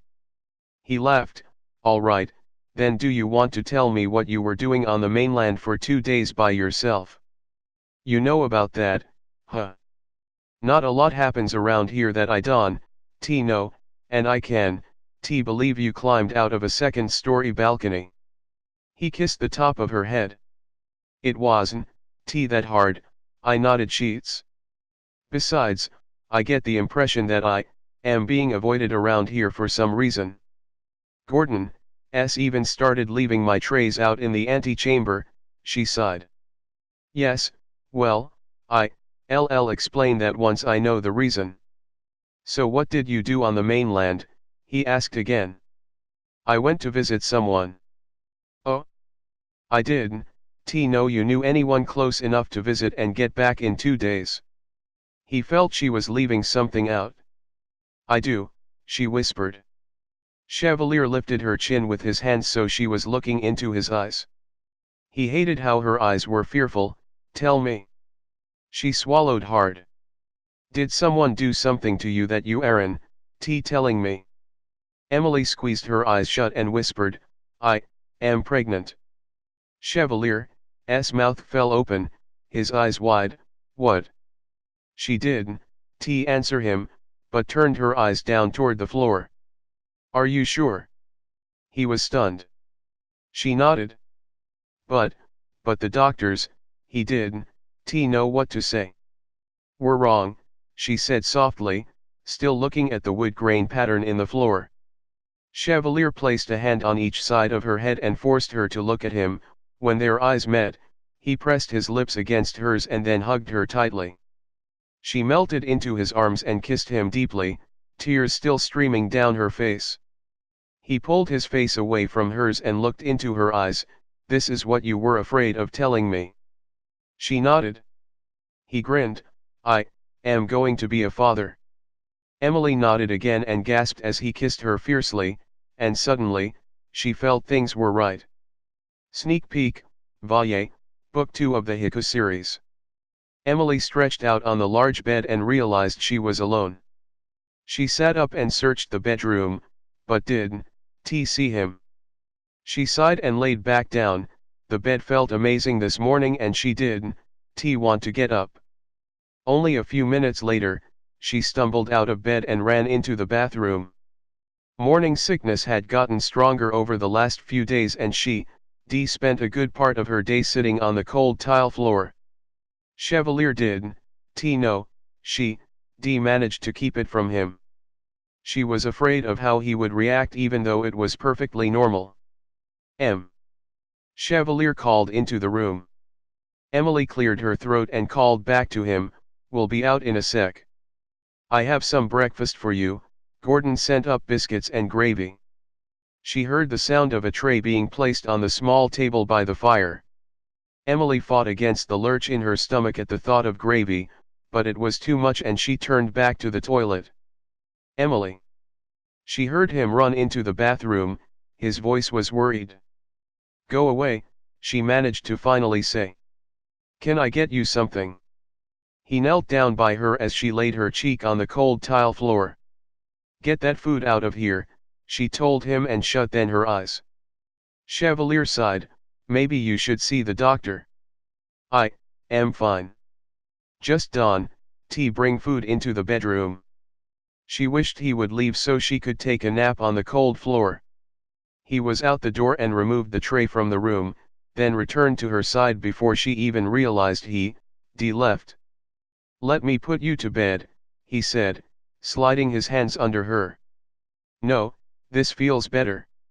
She moved her face to a new spot and sighed as the cold tile cooled her cheek.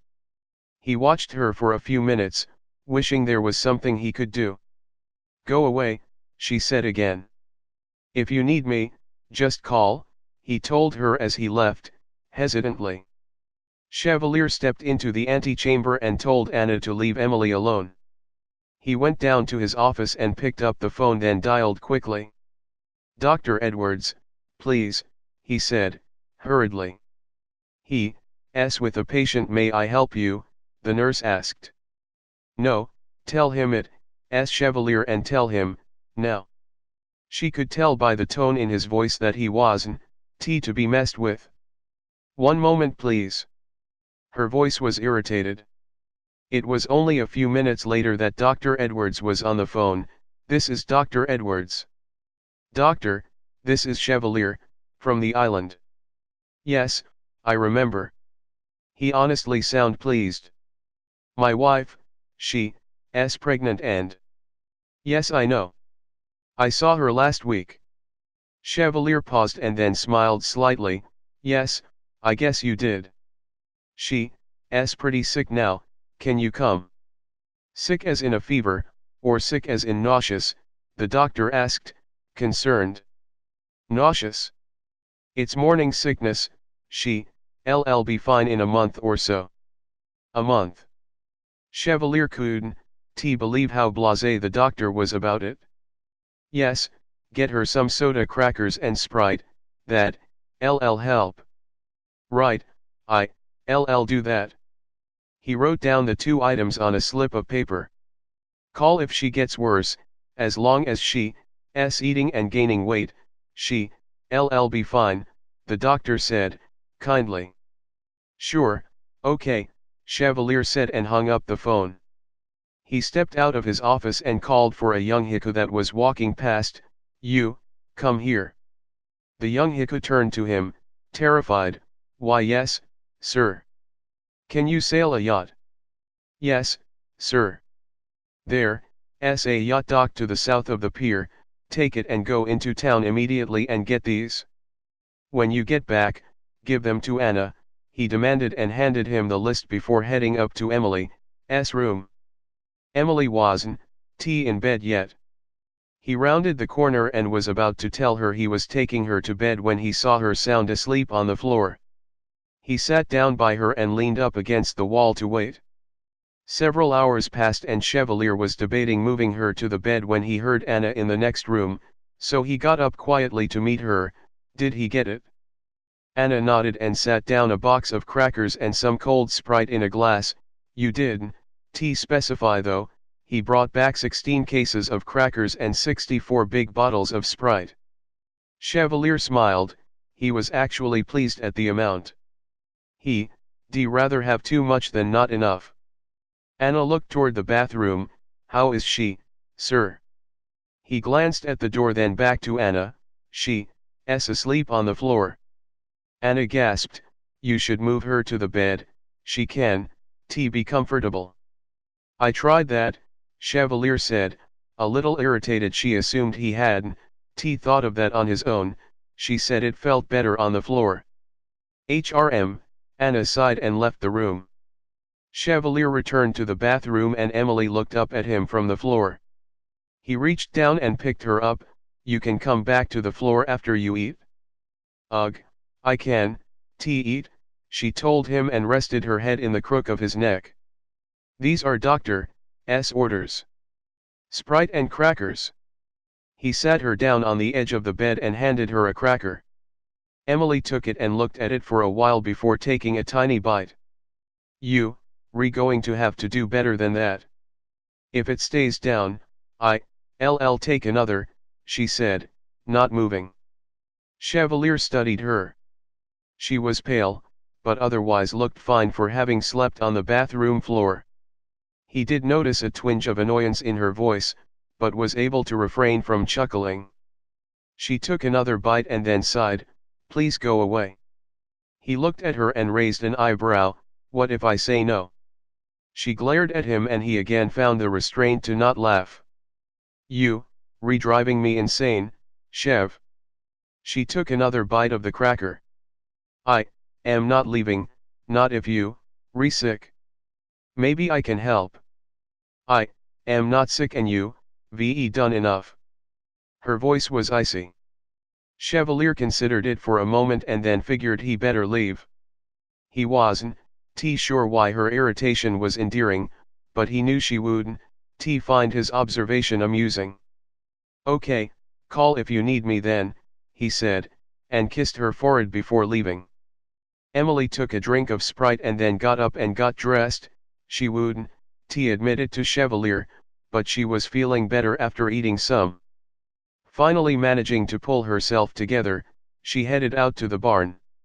She knew that in the barn, she wouldn't have someone making comments or watching her like she was about to die suddenly. Peanut came to greet her as she entered the barn and she sat on the hay to pet him. How's it going, Peanut? The cat curled up in his favorite spot on her lap and purred as she pet him. So I guess you heard too, she asked, talking to Peanut as she rubbed his head. The cat glanced up at her and then curled up against her chest. Got myself into a mess. Emily found some comfort in talking to the cat. She wondered briefly if that was odd, just what I needed, a baby, huh? The cat tensed up and she moved her hand away. What's wrong? Suddenly, Peanut arched his back and lashed out at her with his claw, leaving a deep bleeding gash down her arm. Damn it, Peanut, she yelled and pushed the cat off of her before getting up. Peanut ran off deeper into the barn after hissing at her again. Emily wandered back inside to clean the scratches. "Good morning," Kyle said, heading toward her. "Whatever," she grumbled and walked past him. He paused and then followed. "What's wrong? I smell blood." She turned on him angrily. "Let's see, it could be either that I am knocked up or I just got attacked by my cat." Kyle smiled broadly. "That's great, Em. Wait, what cat?" His face grew serious. "We'll see if it's great when I can stop sleeping on the bathroom floor," she said, walking away. She stopped when she felt his hand on her arm. "What cat?" "My cat, Peanut, out in the barn." She tried to pull away but wasn't able to. "What?" Kyle studied the scratches on her arm. "Come with me," he said, pulling her toward Chevalier's office. "No," she told him and planted her feet. "I am not in the mood for this, Kyle. I just want to clean out this scratch and then go back and feed the cows." "Emily, we don't have a cat," he said, tugging on her arm. "Stop it, Kyle," she yelled and jerked her arm angrily away from him. "What's going on?" Chevalier asked, approaching them. "Kyle's freaking out because I got scratched by my barn cat," she said and then glared at Kyle. Chevalier froze. "What cat?" "Freak." Emily yelled and stalked away from the two of them, wondering how they could be so upset about a cat. "Emily, stop," Chevalier said, putting his hand on her shoulder. "Cats hate the Heku, they won't come near us. There's no way a cat is living on this island." "Yeah, well, he's my cat, maybe he knows you all don't come to the barn," she said, still irritated. "Kyle, find that cat," Chevalier said and Kyle ran for the barn suddenly. "No. Don't hurt my cat," Emily yelled, running after him. "Emily," Chevalier said, quickly catching up to her and stopping her, "no cat is going to be this near to the Heku. I don't know if I told you this, but Ulrich had a familiar, a cat. It's Sam." "What's Sam?" "Ulrich's familiar and his natural form is a cat." Emily frowned. "My Sam." He nodded. "Well, I'll kill him myself then," she said, heading for the barn. "Let Kyle handle it, if he can find Sam. We may have to get out of here in a hurry," Chevalier said, barking orders out to the shadows in an unfamiliar language. "Why?" She turned to him, suddenly nervous. "Ulrich's one threat to me was that if you ever ended up pregnant by a Heku, he was going to come and take you away." He was holding her hand now, gently pulling her toward the stairs. "He wouldn't she said angrily, "but he didn't answer." "Sir, there's no sign of the cat," Kyle said, catching up with them. Chevalier growled, "It has to be Sam." Kyle nodded in agreement. "So we have what? A week before they come for her?" Kyle asked. "Maybe less. Sam has to figure out how to get off this island to inform Ulrich, and then it'll only take a few days to get here." Chevalier was calculating his defensive forces in his head. "We can fight them off, we're the largest coven in the Equites," Kyle said, setting his jaw. "No, I am not going to risk your coven for my life," Emily said. She winced a bit when both Heku looked at her. "You, one of us, we protect our own," Kyle said, softly. Emily rolled her eyes. "He's not going to take me. I am not going to be the damsel and faint when they try. I'll fight back."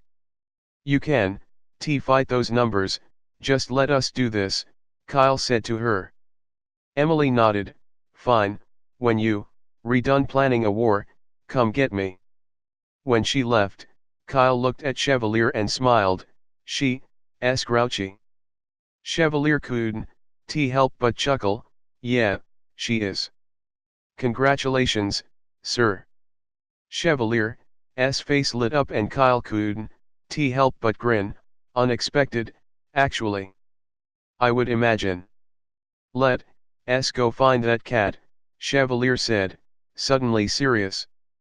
Kyle nodded and they both left for the barn.